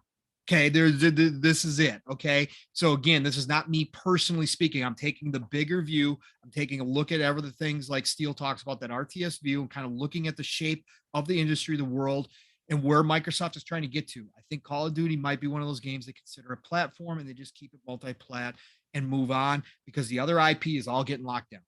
All the other IP is getting locked down. 100%. You're not seeing those. And Call of Duty to Microsoft at the end of the day is not. Yes, Warzone is going to be your moneymaker. Warzone is going to be your breadwinner. Call of Duty is not going to be a key. It's not going to be as big of a key as it was to Activision, because Microsoft has so much else out there. Other Call of Duty is IP, a big key, but it's not the key. So I don't think that they look at it as a big loss if they keep it multi-plat, and it can still drive people to Game Pass. However, again, if you had to ask me right now, Warzone stays multi-plat. Mainline Call of Duty is exclusive. They push people to Game Pass through that, and they say, too bad, so sad. This is the way it is. Yeah. That's my ultimate decision right now. I'm just saying, everybody, don't be surprised if it goes another way. Steel could be absolutely right in this. So. And again, the biggest reason I say that is because what do we always say here? Accessibility. The fact that you can pay $10 to $15 for a game that is guaranteed in your service. You've seen it with MLB. On PlayStation, you had to pay $70 for that game. On Xbox, you pay $10 to $15 for it. Yeah, and I think that's why neither you nor I would ever say that we care one way or the other if it actually does get locked down or if it stays multi-plat, because no matter what, we're getting Game Pass day and date. It benefits me regardless. Yeah, regardless, I'm getting a Game Pass. I think that is going to be the same way that Microsoft sees it. Not only that, but another great point, and I've heard other people bring this up, and it's another major thing that I thought about when I first heard this, is this could be a play to tell PlayStation to bring down their goddamn cross-play charge that they keep tacking on to everything that they do, because whether you believe it or not, they don't want it. They don't want it. Sure, is it in there? But they're charging people for it. Ridiculous amount for it. And now this puts the keys in Microsoft's pocket to say, look, you want this to continue to be this deal? You got to come off of this everything else, these crossplay charges that you want to tax everybody for. If this is what you want. That's another main key component. And then right there, you're saving on that end of it, having to pay out of pocket for that. And then also saving face by letting people know they can continue to enjoy Call of Duty the way they've been doing it, except you're going to pay full price on the opposing platform's console, ecosystem, whatever you want to call it. And here you will get it day and date in Game Pass. And you'll probably get benefits as well. There'll probably be extra. Exactly. And there's also, again, exactly. I understand why everybody just and I understand why in this community with as much console warring as there has been and how much we see nonstop, Sony side fanboys throw so much in the faces of people who like Xbox. I understand why it again, the main focus is nope, you just lock it down. It's exclusive. Absolutely. But if you really do break it down, there are so many layers to possible negotiation tactics that Xbox could use to keep this multi-plat. That again, I don't think Steel or I are just saying, unless it's a concession, unless it's part of the deal. Right. And again, Microsoft will agree to that if it is brought to them by the government. They will agree to that to get this deal through, right? That they would not let that stand in the way of this deal at the end of the day, because this is a bigger play. Phil said it's a long-term play. This is not short-term game. This is 10, 15, 20 years down the road play. Right. Okay. So they're not going to let that stop through. But if it's just simply, they don't have to make the concession, but at the end of the day, they keep it multi-plat, the negotiations that go on behind the scenes with Sony, the advantage that Xbox now has holding that IP, there's so many different avenues that they could negotiate with. Like Steel was just talking about the cross-platform fees that Sony charges. Xbox could get a bigger piece of the sales pie from Sony. Sony might have to give in and not take as much percentage-wise off of that. Also, Xbox gains the advantage in any type of deal that Sony will no longer have the marketing rights. That will be all Xbox. They can offer benefits to Game Pass people that exceed what maybe even exceed people just staying over on Sony because that's what they've always done. Mm-hmm. Even if it's still there, people may still want to come over to Game Pass because of those benefits. Also, this takes away the ability, which I guarantee you Sony was thinking about, with Spartacus coming, they were going to try to cut a deal for Call of Duty to come into Spartacus. Like they've been doing. That is off the table. Microsoft has removed the ability of one of the major partners for Sony to cut deals that would help out Spartacus. They have already gained so much from doing this. It's unbelievable. No, yeah, 100%. Again, it's all about the bigger play here. It's not just what's on the forefront. Like everybody keeps going right back to Call of Duty. Oh, they need to do this because it's Call of Duty. No. The other big key to this is Activision going to Microsoft and shopping it, and going to other people and shopping itself around to Microsoft being the only place that had enough capital to make that investment and it to also make sense.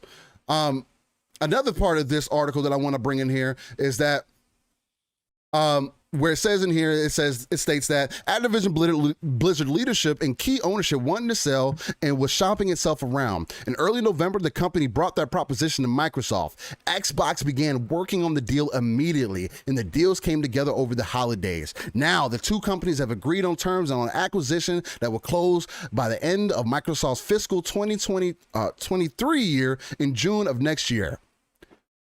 Activision Blizzard future was more uncertain than ever, and not only because of investigations into the alleged civil rights violations at its studios, making massive blockbuster games was reaching an unsustainable level. Exactly what I said. Bobby Kotick has done interviews and stated that exact same thing. And again, he's not lying about that. He's being real. Again, dude's a liar, dude's a snake, but that part he's not lying. Sony says the same thing, which is why they're looking to make Spartacus, which is why they're looking to release games on PC. Jim Ryan has come out and said it has become too expensive to continue to make games the way that we have been making them. Which is why all the games are cross-gen. Exactly. We are not seeing enough of a return. for the amount of money that we're spending on this. This is why you did not get a Days Gone 2. Well, will not get a Days Gone 2. For that reason.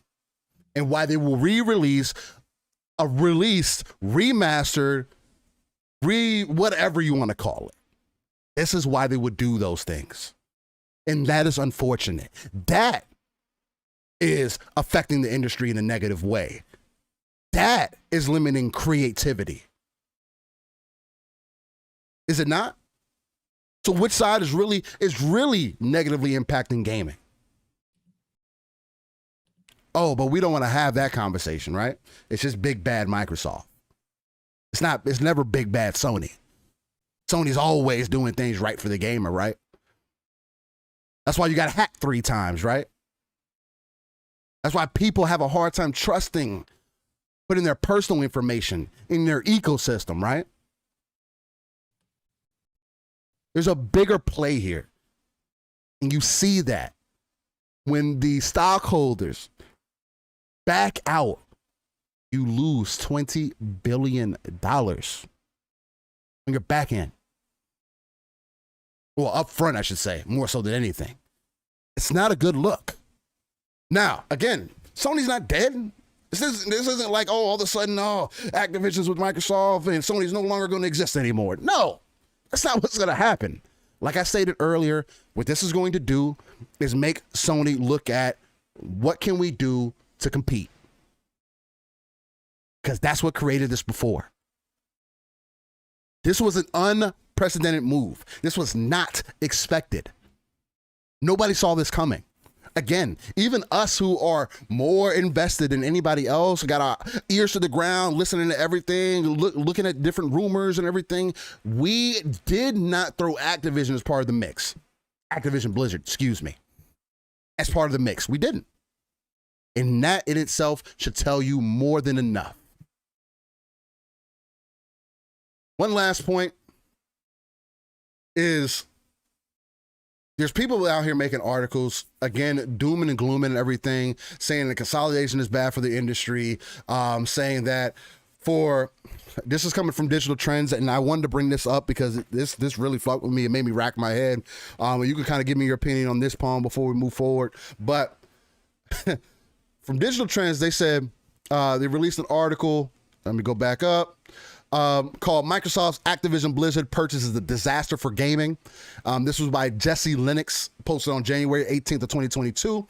And in one of the portions in this article, he says, for a company touting that it wants to let people play how and where they want, Microsoft should really add an asterisk that says, unless you're on PlayStation, because that's what this purchase could really mean. Between Activision Blizzard, Bethesda, and its own studios, Xbox has the biggest Western IPs exclusive to its platform now, with the main exception being EA games.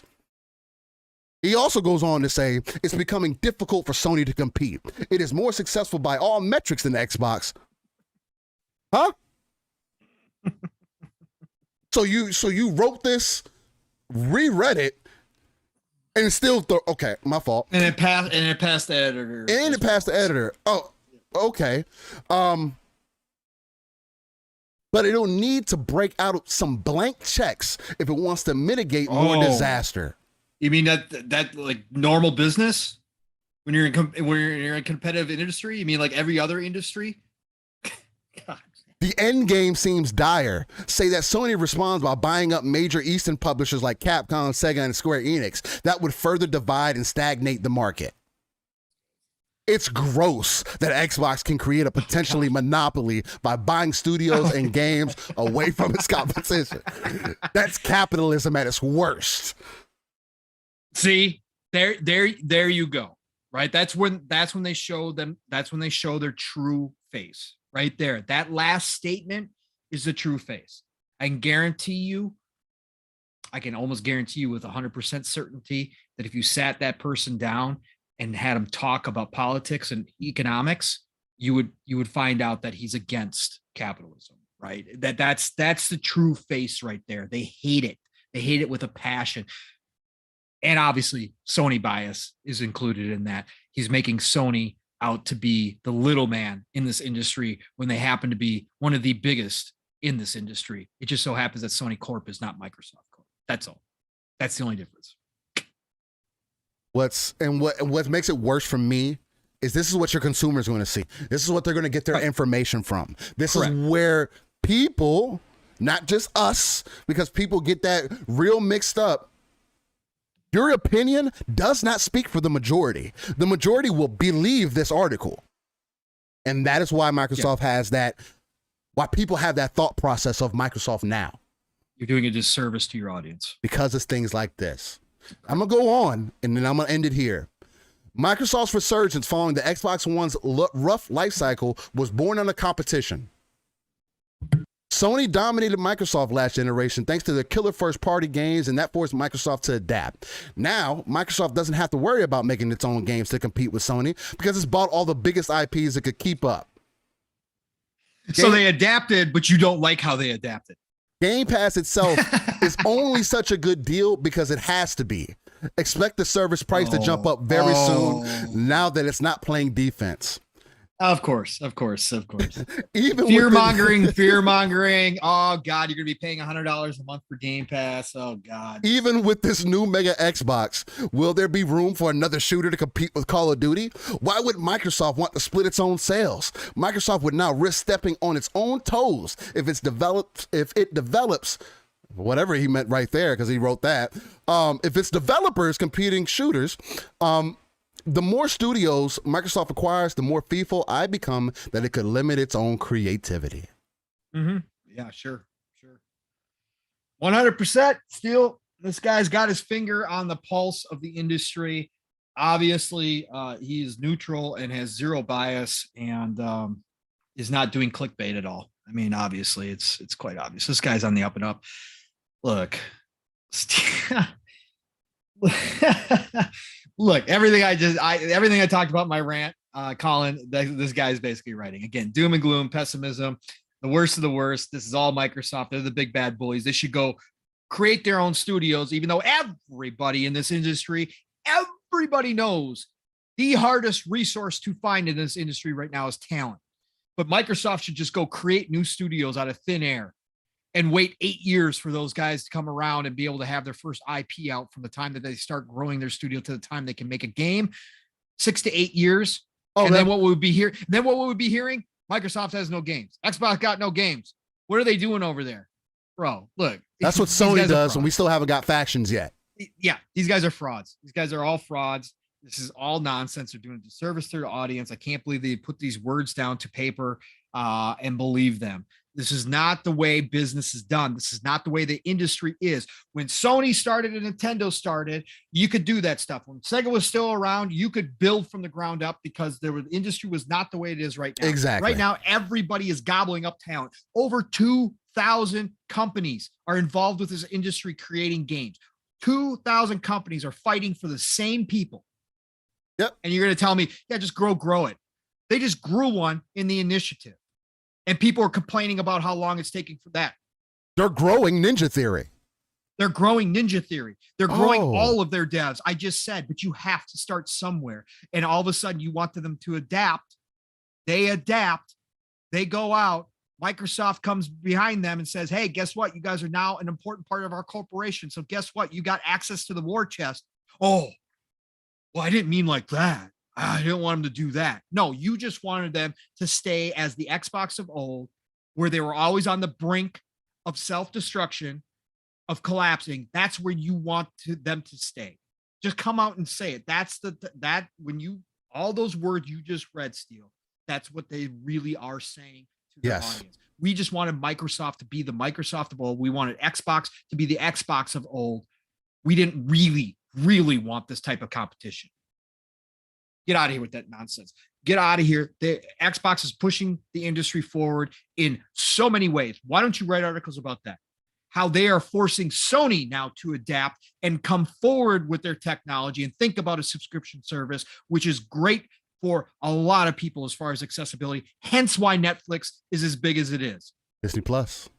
Hulu. This is what the future holds. Whether we like it or not, the future is all digital at some point. 20 years from now, 30 years from now, whenever that hits, it's all digital. Celebrate the companies working towards that, because without them, we would be stuck in the Stone Age, and we would have Nintendo Switch as an option for a console.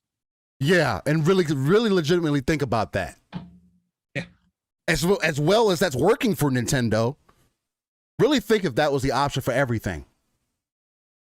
Do you think that's great? That's successful? That's what's going to push our industry forward? No, it works for Nintendo. Doesn't mean it's going to work for everybody else, especially when a game costs $100 million to make. Those AAA games that you want so bad, that those are the games that push the industry forward. Because you don't believe in playing indie games. $100 million. You just want to pop up out of thin air. When people don't even spend, even in Nintendo's side of the fence, 30 million copies. How many people have a console? Can people not do basic math? Whether it's 80 million, 140 million, 200 million, 30 million units of your software was sold? Why do you think Windows is so successful? Because it's on 95% of the PCs that are on the market. It's undeniable. It works. There's a reason why people just don't download Linux. Hey, Vic and Nix, it's not Nintendo slander. Again, I respect the hustle. I just would not be wanting to game only on a Switch. Nick said, hey, no Nintendo slander. They introduced Nintendo fans to something called Bluetooth.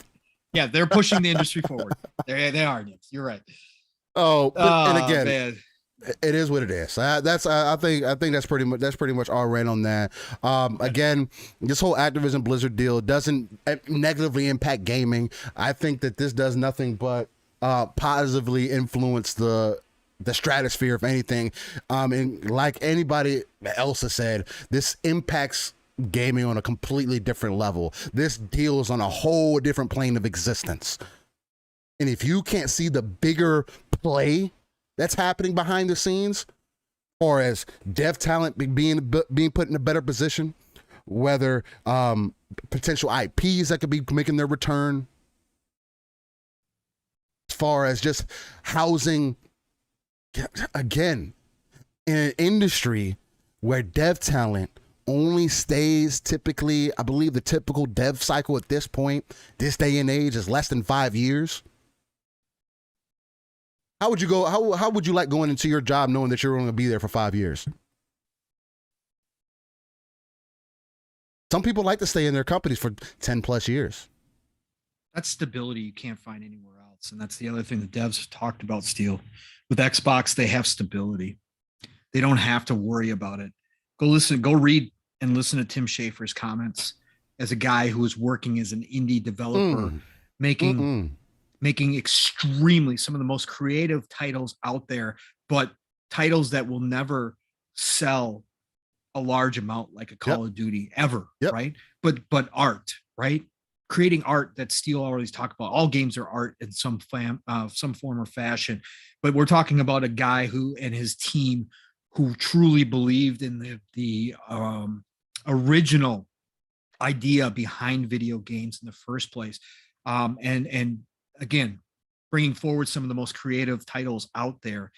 Go listen to his comments. Go read his comments about what it has meant to him personally and to his team to have the stability that being underneath an Xbox has done. An Xbox who is completely hands-off allows his team to go do what they do best, and that is create games, brainstorm, sit around. Again, that's what Xbox right now. And could that change on a dime? Sure. Yeah. Could Satya and Phil leave and they put the wrong people in place? Yeah, and all of a sudden we've got the Donnie D days all over again. God, please, God, don't let it happen. But could that happen? Absolutely, it could.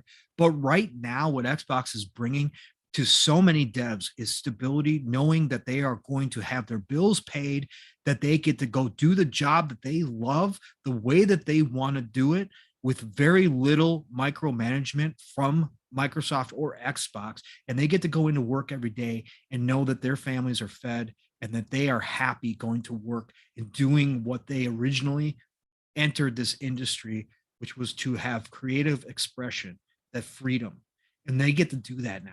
So again, all this nonsense.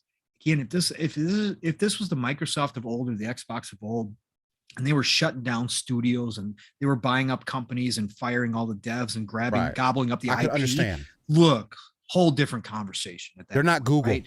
Yeah, they're not doing that. Yeah, exactly. They're not doing that stuff. Again, they're not malign in any way, shape, or form right now. They are the complete opposite of that. And that's important to remember in all this. And that's where people get lost in the nonsense. And, 100%. It's awful. Awful. I can't stand it. Yeah, I think at this point the topic has been beat up. Now this is going to lead more credence to more acquisition talks being happening for the rest of the year. People deciding whether Call of Duty or not is going to be exclusive or not.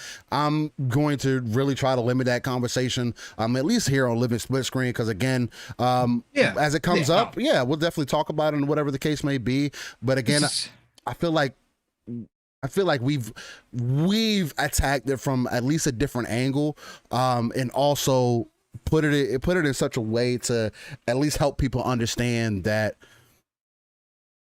there's a lot more happening here. So there's a lot more happening, and I did want to add this to you. I don't know. Are you pressed for time? No, go ahead. You pressed for time. Okay. I did want to add this as well and kind of bring this into discussion too, because we've talked about it here. Steel so much, and again, a lot of the focus on the talk, a lot of podcasts have done a great job kind of breaking this down, and expanding upon it outside of the Call of Duty effect, right, or the World of Warcraft, all that kind of stuff. I did kind of want to get into this a little bit because people do forget that this wasn't just about the console market. This wasn't just about Game Pass. We have heard from Phil, Satya, a lot of people about the 2 billion, 3 billion market. That includes the mobile and PC side of things. Right. We heard that Phil specifically came out last year and said coming into 2022, they were going to focus on the PC and mobile side of things. Right. But this deal, why this acquisition? And again, Call of Duty, we know the importance of it. We know the ripple effect, all that kind of stuff. But the importance of this deal is it knocked out all 3 pillars of Xbox. We've been speaking to. Yep. Console, Game Pass, xCloud, PC, and mobile. Why? Activision, obviously console heavy, Call of Duty, blah, blah, blah. We know this. The IP coming back, all the stuff that Phil talked about. Blizzard, one of the biggest names in the PC market. And again, they have had a terrible time over the past 5 to 8 years. They are bleeding World of Warcraft subscribers because Activision, Bobby Kotick and his investors were demanding that they put out, expansions for World of Warcraft and forcing them out the door when they weren't that good. And the developers have talked about that openly. And they've put out expansions that have been generally terrible. I don't play World of Warcraft. I played it in my past, but you listen to Jez and some of these people that are big World of Warcraft fans, and they'll talk about it, that it's been awful, right? That it has not been good, and they've been bleeding to Final Fantasy 14. All their people are running over to Final Fantasy 14. However, Battle.net. They still have the Battle.net. They still have the name World of Warcraft. They still have Diablo. They still have Overwatch. If Xbox can come in and clean house and create stability and tell these devs, look, what have you guys been doing recently that have caused these problems?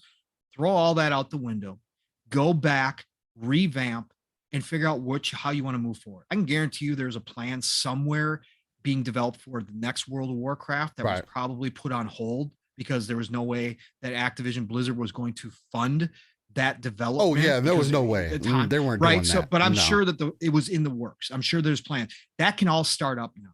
The Diablo 4 problems that we've heard about with kind of development hell, they can take a big sigh, take a step back, and know that they don't have a certain time frame or a cap on their resources, and they can fix Diablo 4 and bring it out when it's ready. They can do all this kind of stuff. That's your PC market. They can come out and say, we're starting StarCraft again. That's going to be huge worldwide. Okay. That's going to be gigantic worldwide for the PC market. So you get your PC, then you got King, and everybody's left King off this. People don't realize King to this day, King is still bigger than Zynga, which Take-Two just spent $12 billion on. Yep. King is still the biggest mobile with Candy Crush. People don't realize it. Let me give you a few stats from Candy Crush. In 2020, Candy Crush generated $1.19 billion. Continues to grow year over year, making it the third highest grossing mobile game outside of China. It generated $857 million, a 15% increase year on year. Candy Crush is the sixth highest grossing mobile game of all time. 273 million people play Candy Crush once a month. Think about that freaking number. 273 million people play Candy Crush once a month. This is why this takes care of all three. I'm going to read a quote too real quick. Go ahead, do it. From Games Industry. They went around and interviewed a bunch of people about this deal, analysts from all over. The title, this is gameindustry.biz. You know, Steel and I love this site. It's a great aggregate site. Yeah. They do great work. The deal that will change the industry forever. And they had this analyst, her name is, hold on, I had to scroll up there. Her name is Cosmos Hansen. She started Nico Partners. They focus their specialty. They're an analyst group, business development group, but they focus on the Chinese gaming industry and the Eastern market. This is why I bring her in. There's a lot of great quotes in this article, but I'm bringing her specifically in. She speaks about this. Cosmos Hansen observes that the expected addition of Activision Blizzard's various franchises to Game Pass will increase the subscription service's value and further position as a key entry point into video games. Importantly, and this is quote, importantly, this deal includes the acquisition of King and several other Activision-owned mobile game studios. She adds, mobile gaming is critical for Microsoft to reach the 3 billion gamers worldwide. Where have we heard this, Steel? Where have we heard this? The combination, right? The combination of high definition console games for Xbox being available via cloud for mobile and other devices, plus Activision's dedicated mobile games development will support Microsoft's goal of platform, IP, and geographic expansion. Quote, both entities have a strong footprint in Asia, which is the largest region in the world for the gaming industry. We estimate it represents more than 60% of the global market revenue of PC and mobile game. Activision Blizzard has a stronger presence in Asia than Microsoft, perhaps because the latter has focused on the console and most of Asia favors PC and mobile. In addition, the Japanese console brands dominate console gaming in Asia. The acquisition allows for several pieces of the video game industry puzzle to fit together nicely on a global scale. Beautiful. Again, this is one of the best acquisitions for Microsoft's goals as a whole within the gaming industry. This is one of the best, if not the most perfect acquisition they could have ever made, because it covers each one of the pillars that they've talked about. It expands their reach to that 2 billion, 3 billion goal that Satya and Phil have talked about. And if you listen to Satya's comments, they did an internal conference call about this acquisition. It was Satya, it was Phil, it was Bobby Kotick, and it was somebody else. Satya obviously led the conversation, and he started out in that speech. He talked about the global market multiple times. Interestingly enough, go read that speech or listen to it.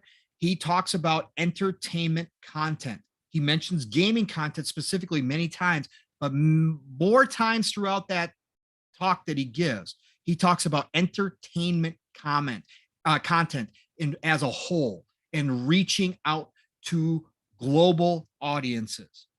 Again, buckle up, people. Buckle up. Now, I think we can all agree they're going to be quiet for a while. There's not going to be any big publisher deals that we could see anytime soon. Okay. Right. We got to let this one settle. There's going to be some eyebrows raised if they go out and get another publisher. Not saying it's not out of the realm of possibility, because like Steele and I said, they're not even close to a monopoly yet. They could go do it.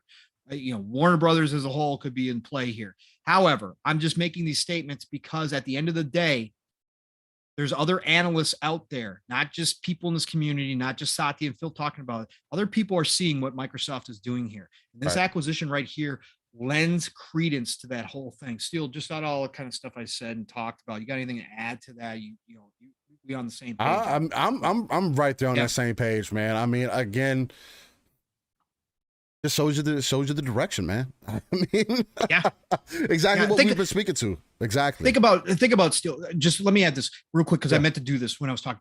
Oh, you're good. Think about that. The 273 million people that touch Candy Crush once a month, right? Yeah.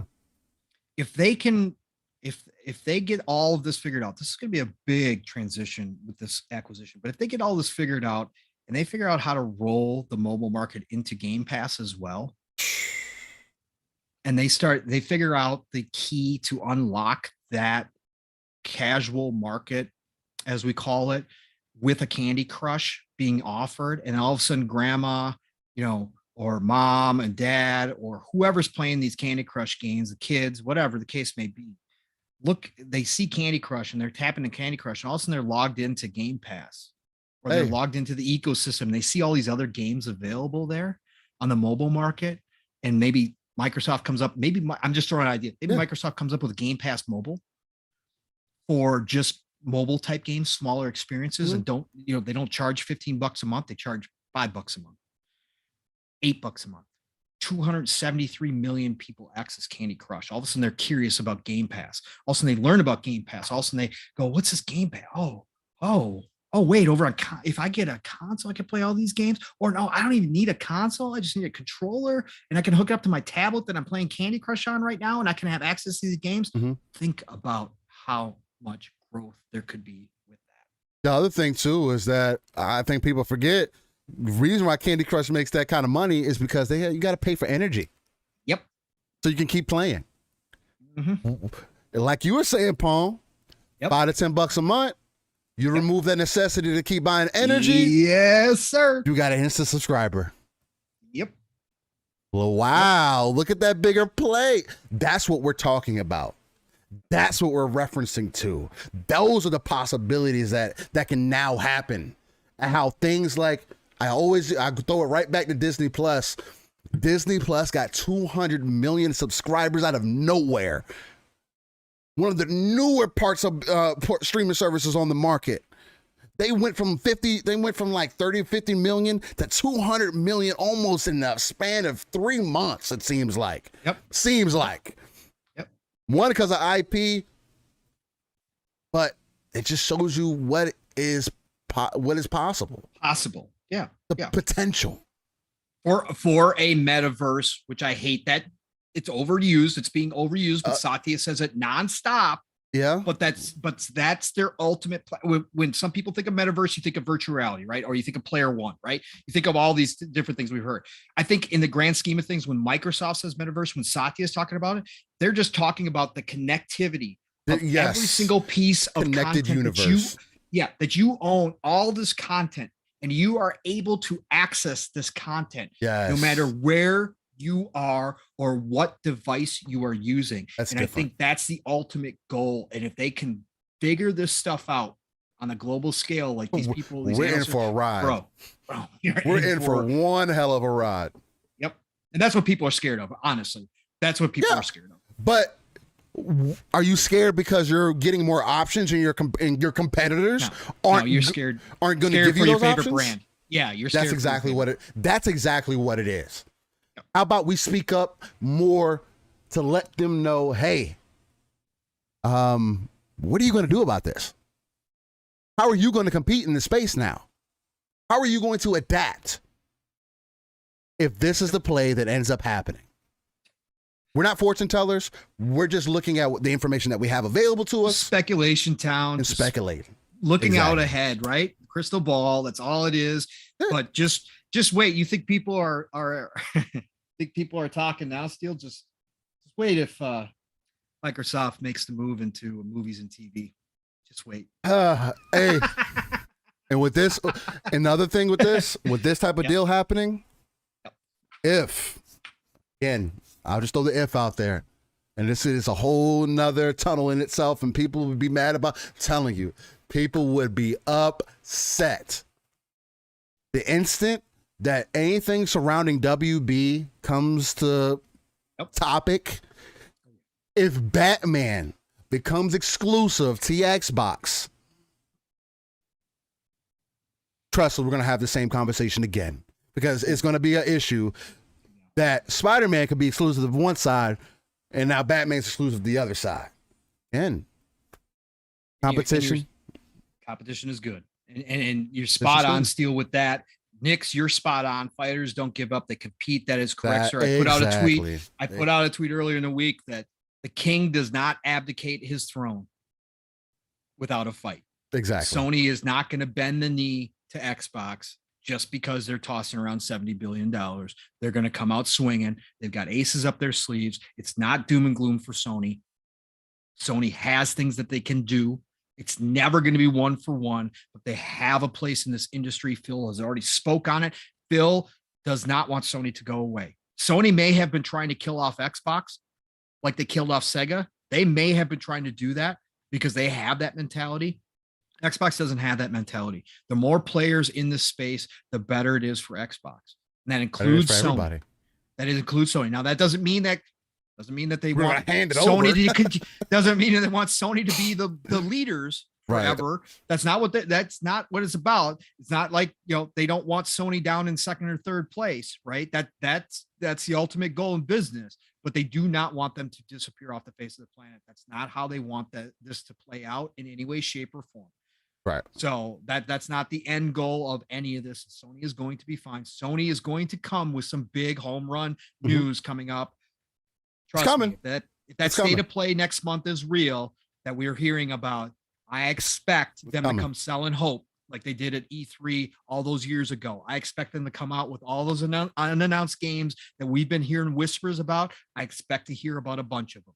And they're going to be some big franchises, some big names, because they've been throwing around money to second and third party deals more so than we know about. So they're going to have some stuff up their sleeve to do. And Spartacus can still be a force because they have instant access to over 100 million people that are in that ecosystem. Yeah, exactly.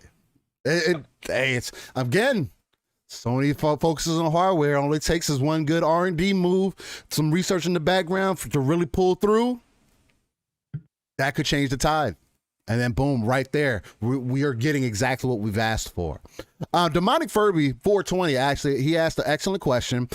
He said, what is the one game out of all the IPs do you want to see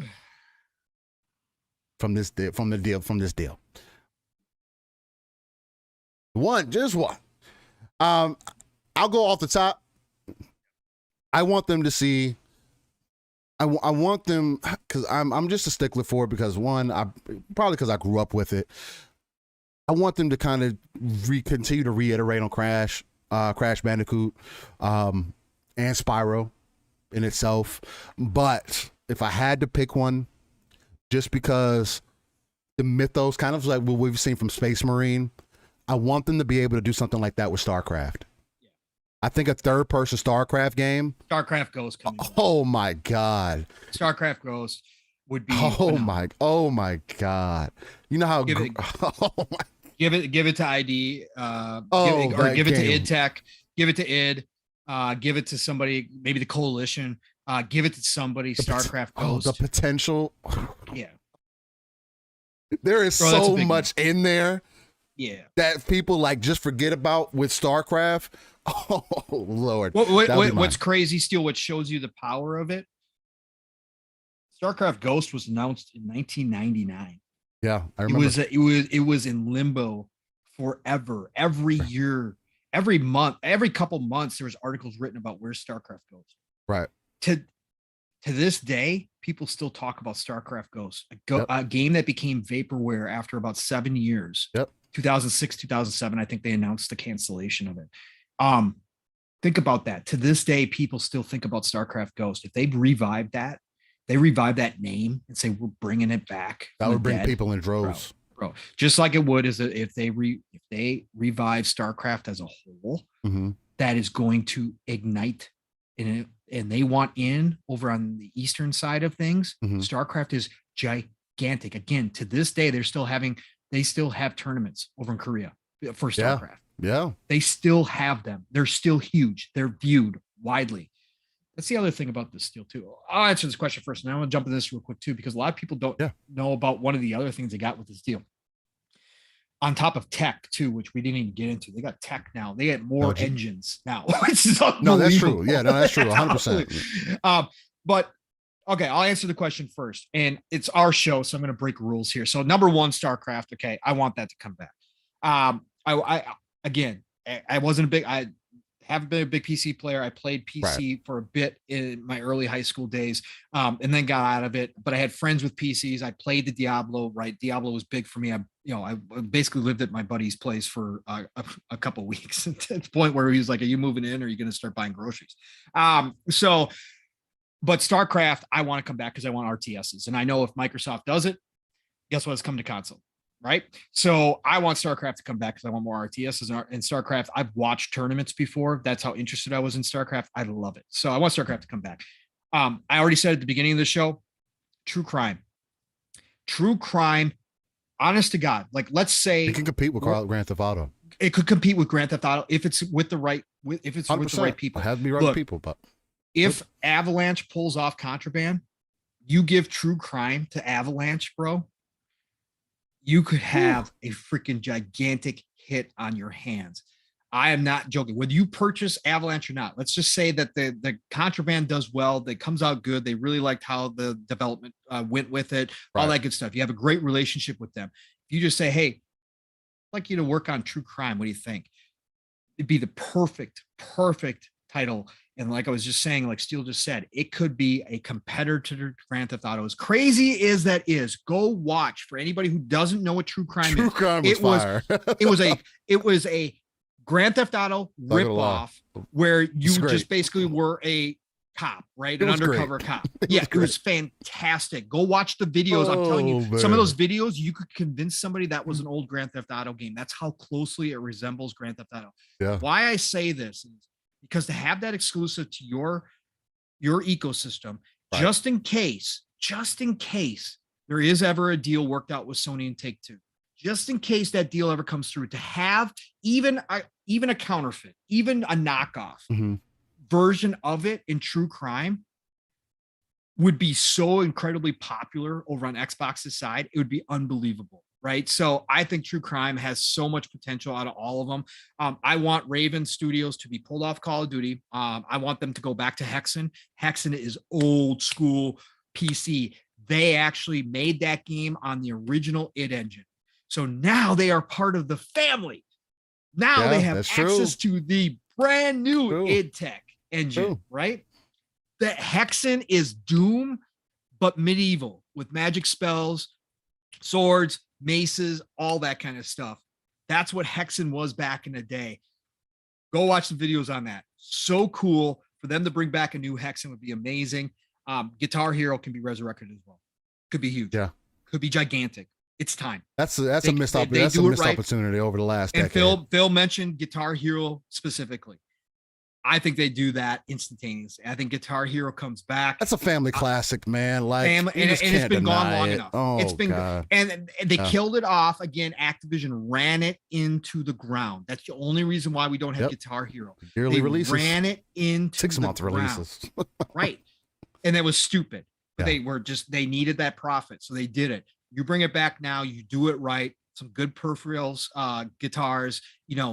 Keep it reasonable as far as price point goes. Guitar Hero could be a phenomenon again. So that's what I'll give you guys there. One other thing I was going to say, Steel. The other part of this acquisition that people don't realize, Activision Blizzard owns Major League Gaming. Yep. They own MLG. Yep. Now MLG, due to the decision of Activision to go exclusive to YouTube, has killed it. Nobody watches the MLG anymore because it's on YouTube. They took it off of Twitch.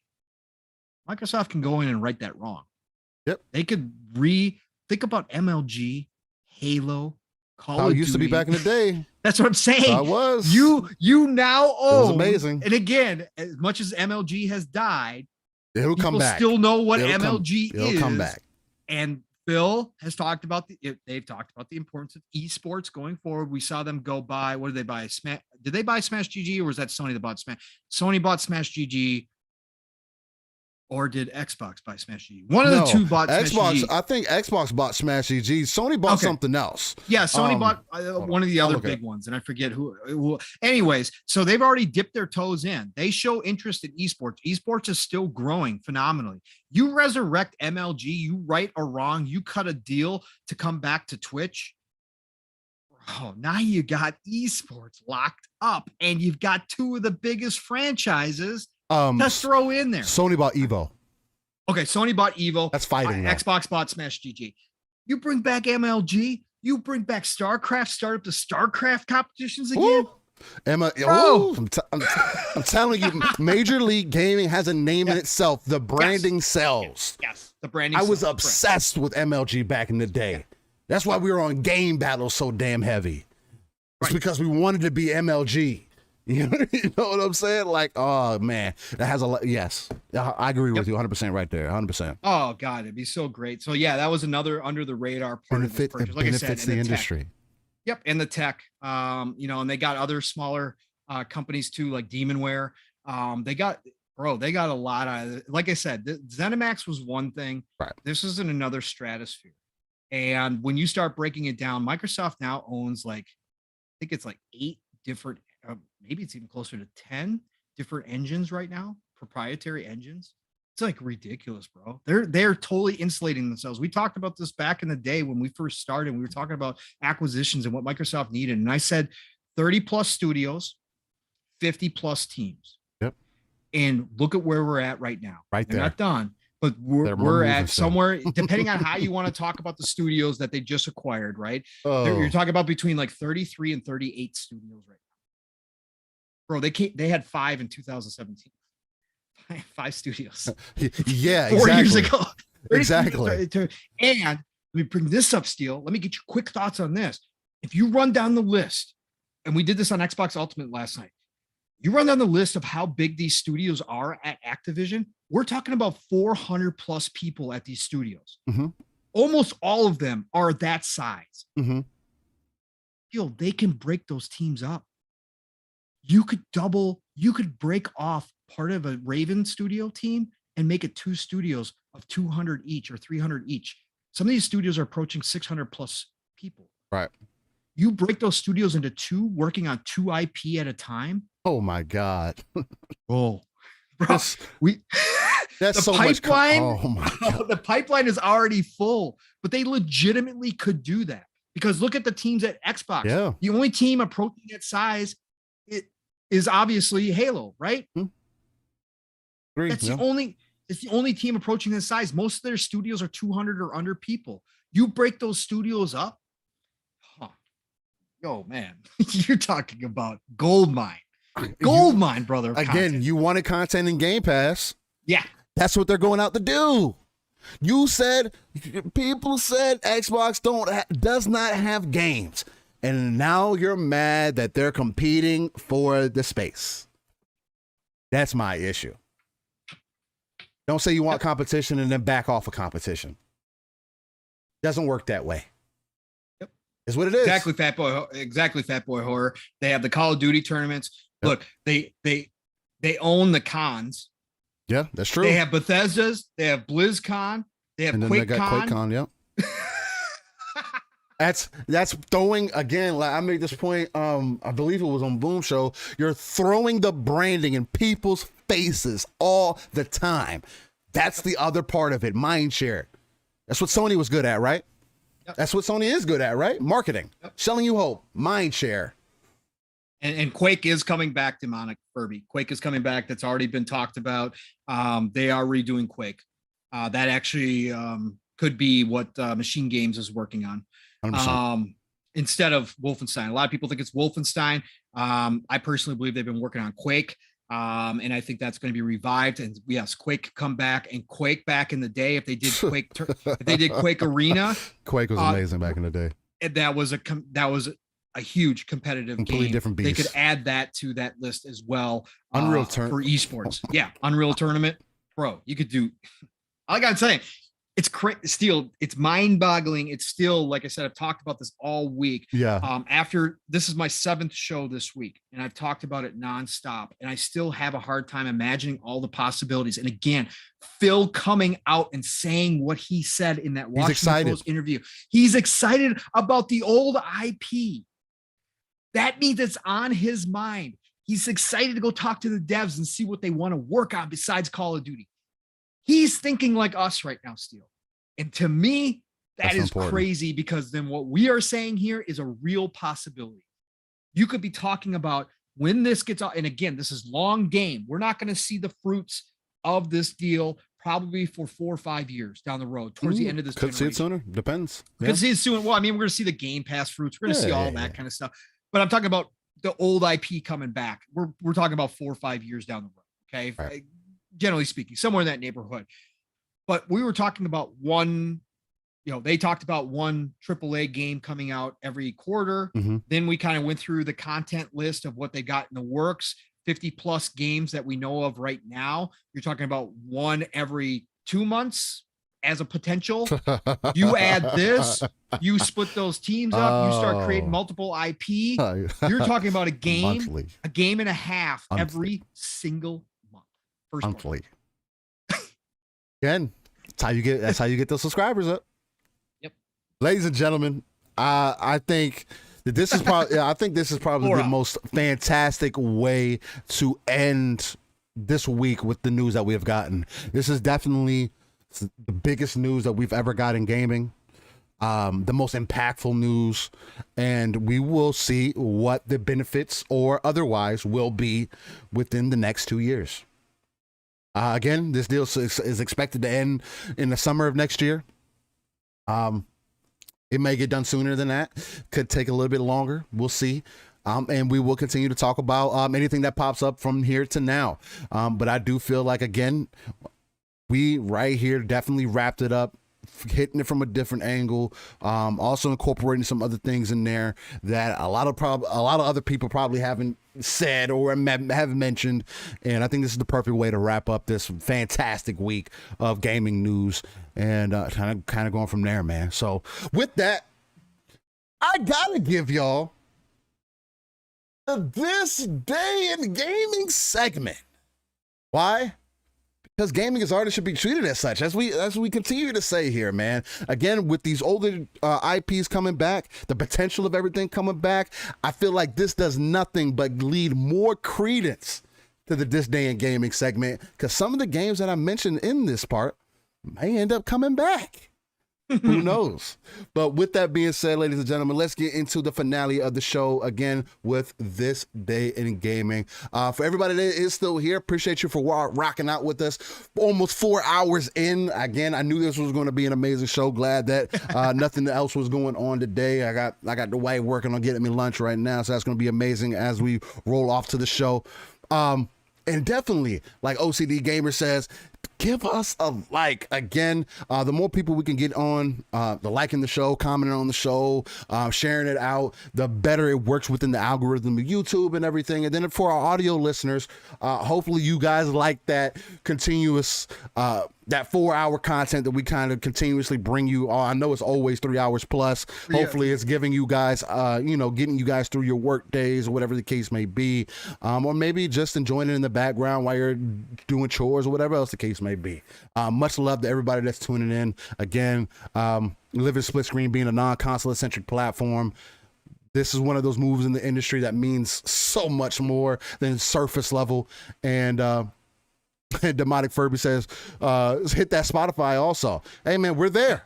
Hey, again, any of your audio platforms that you're listening to us on, whether it's Apple, Spotify, Stacker, Google, whatever it may be, we are there. And I typically upload the show about an hour afterwards, depending on what's going on personally, and then go from there. So let's get into this Day in Gaming segment, otherwise known as Make Pong Feel Old.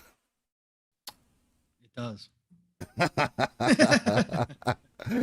going back and talking about Activision River Raid and Pitfall, man. Yeah, exactly. All right, so this time around, I know typically we say we go about 30 years back, but this time we're going 37 years back. Oh, God. In the gaming history for games released. Have memories. Yeah, exactly. Oh, goodness. A gaming history on January 22nd. So, starting off with 1985, the NES released Balloon Fight in Japan. Awesome game. I feel like I've played that game. You probably have it some version. It was in probably. arcades too, I think at 1.2. But yeah, Balloon Fight, we used to play that. Yeah. All right, and then in 2001, PC released Airline Tycoon. Man, those Tycoon games used to be pretty dope back in the day. I used to spend so much time building up my fucking amusement parks and shit like that. It should be fun. Then 2002, PC released Disciples 2, Dark Prophecy.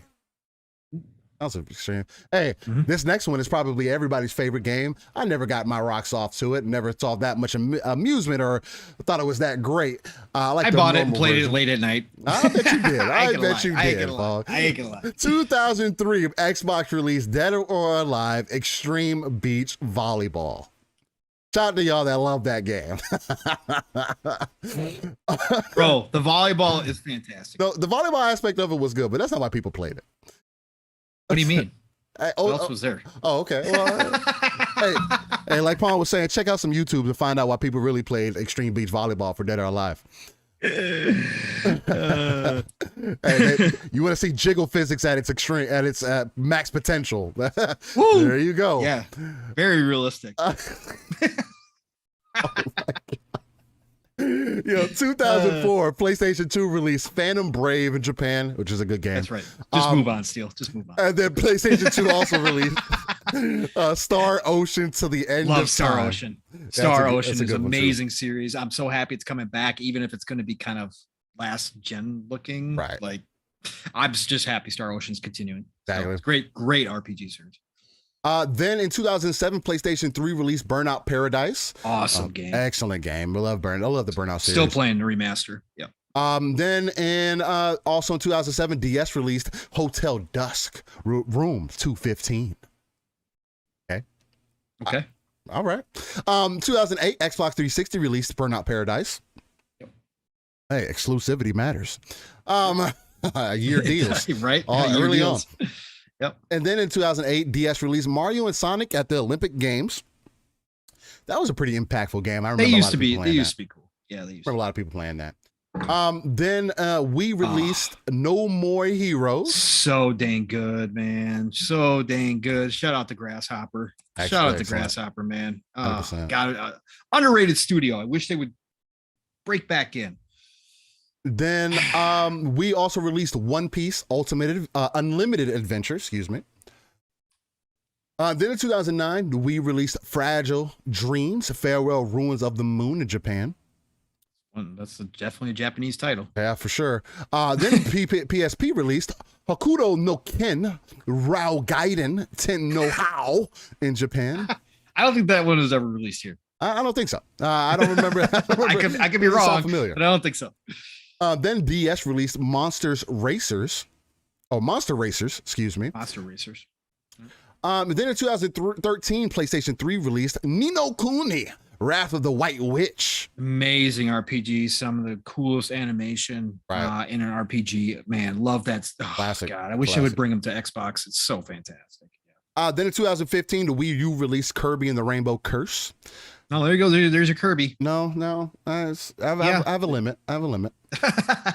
PlayStation Vita released Stranger of the Sword City in Japan. Excellent RPG, underrated, old school corridor RPG. Oh wow, okay, so nice. Yeah, so good, so deep, with a sci-fi kind of twist to it. Nice. Characters are off the charts. Customization as far as equipment, loot goes.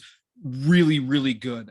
Excellent game. If anybody ever wants to hop into it, it's on it might be on Xbox right now too. I'm trying to think if you can purchase it. I know it's on PlayStation 4 for sure. But I think it might be in the Xbox store now. Excellent game. Nice. I played it on Vita. Nice. Then where are we at? We're going to PlayStation 3 releasing Tales of Zestiria in Japan. Tales series. Excellent. Then on the 3DS, you got The Legend of Legacy. Whose legacy? I don't know. I don't know. Good question. It's just legacy in general. It's not Kane. It's our legacy. So No, but it's our legacy. No, that's true. It could be our legacy. PSP released Yu-Gi-Oh! Arc V Tag Force Special in Japan. I'm good. So there's that. I'm not familiar with that one. Then in 2016, the 3DS released Mario and Luigi Paper Jam. A Paper Mario is actually pretty good. I ain't gonna lie. Respect the hustle. Yeah, again, right there. And then 2018, Android released and iOS Shin Megami Tensei Liberation DX2 in Japan. So good. Shin Megami Tensei needs to come back. It needs to come to Xbox, I should say. No, 100%. And then last but not least, in 2019, PlayStation 4 released Senran Kagura Burst Renewal. Nice. All right. I'm not familiar with that one, but all right. Nice. Sounds interesting. Sounds like it could have been some fun for sure. But with that being said, that is your This Day in Gaming segment. Ladies and gentlemen, we want to thank you all for coming out to your episode 41 of the Living Splitscreen Morning Show, and which is now, we're in the afternoon. It's time for lunch. Get some real good mealtime in there. He said, Vic the Click says, I wonder if still practices saying these Japanese names. No, Vic, you know what it is? It's a lot of anime. It's a lot of playing those types. It's a lot of playing those types of titles and everything. Hey, man, I just can't help it. I think I'm a cultured kind of guy. You see me, I'm light skinned, you know. I'm multicultural. You know what I'm saying? No. It's a lot of making sure my father making sure that I learn how to say stuff right. That's what it really is. But anyway,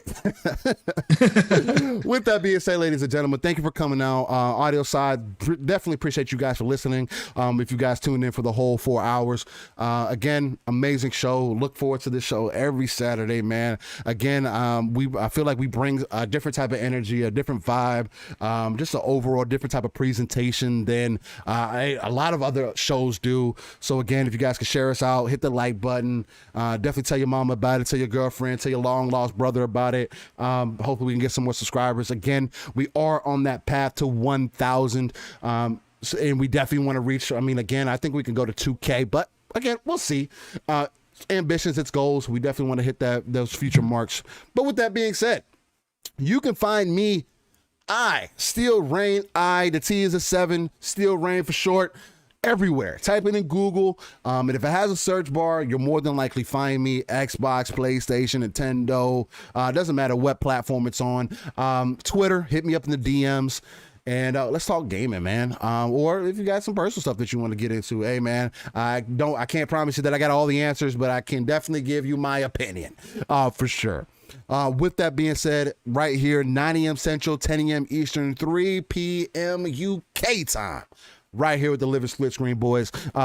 Again, we're your new Saturday morning cartoons. Definitely tune in to our non-console-centric platform.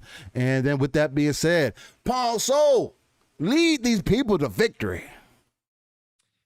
Well, what a time to be a gamer. Golden age of gaming, historic news week, historic acquisition that's going to shape 100%. And again, that's not hyperbole.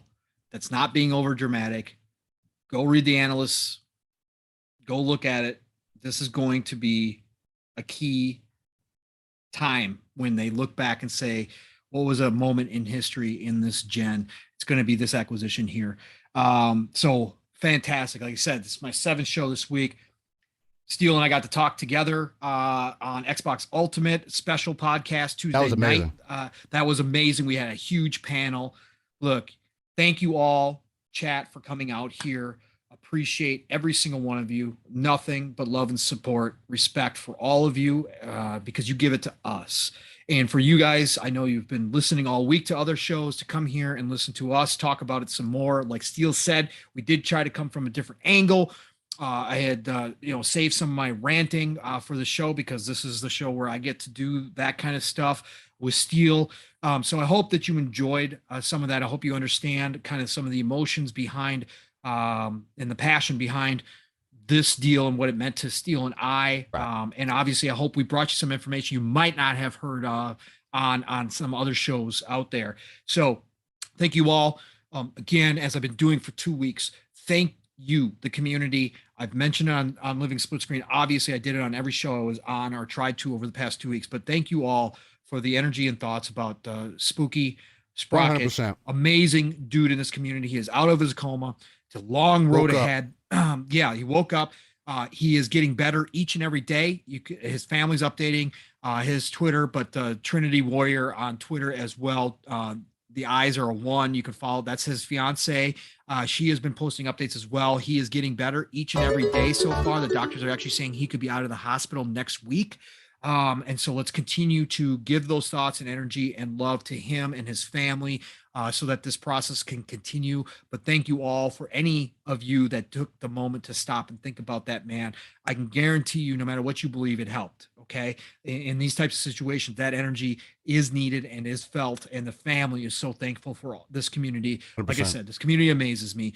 So shout out to Spooky. Can't wait to see you back in chat at some point, brother. Can't wait to sit down, be able to talk to you about this Activision Blizzard deal. I'm sure he feels he's got a lot more on his mind, but knowing Spooky and how stubborn he is and how much passion he has for this industry as well, I can guarantee you somebody, a Trinity or somebody told him about Activision Blizzard, and he was like, "What?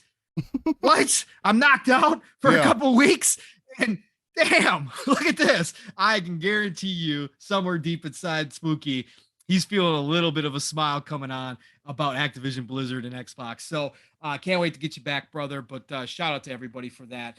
Pong Soul, Xbox, Twitter, you know the drill. Tonight, Shop Podcast, PTK Blam's channel. We are back this week. We had to take a break last week because PTK wasn't feeling the best. We are back. Kay Asante is going to be our guest. Yes. Another just amazing dude in this community. So drop on in the Shop Podcast, 8 p.m. Eastern, 7 o'clock Central Time. Myself, Fuzzy, and Centurion will all be there along with PTK and Kay Asante. Obviously, you're going to hear more Activision talk, but I haven't heard a lot of those guys' opinions yet. So it's going to be new for me. Get some impressions there.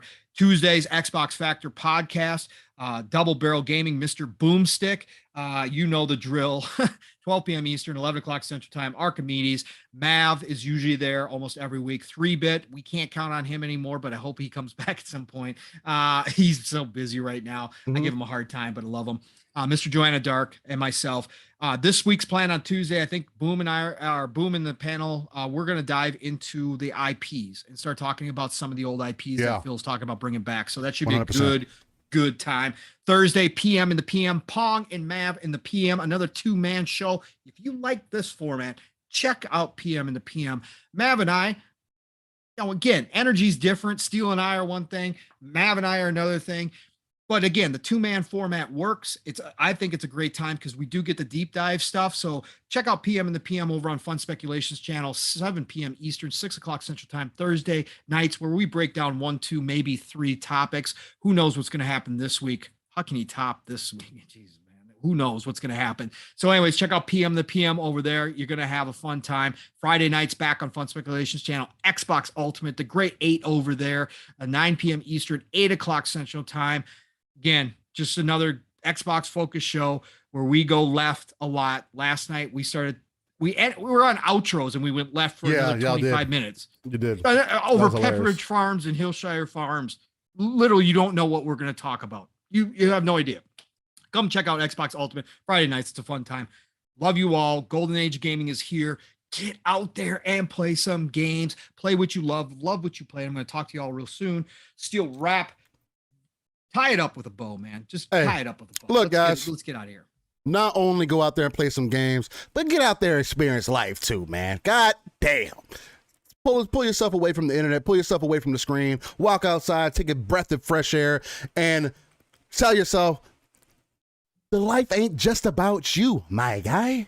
Or my gal. I guess it depends on how you look at it. But with that being said, y'all stay easy, stay blessed, stay godly. We will see you next week on episode 42 of Living Splitscreen. And with that being said, much love to you all. Stay safe. Love you guys.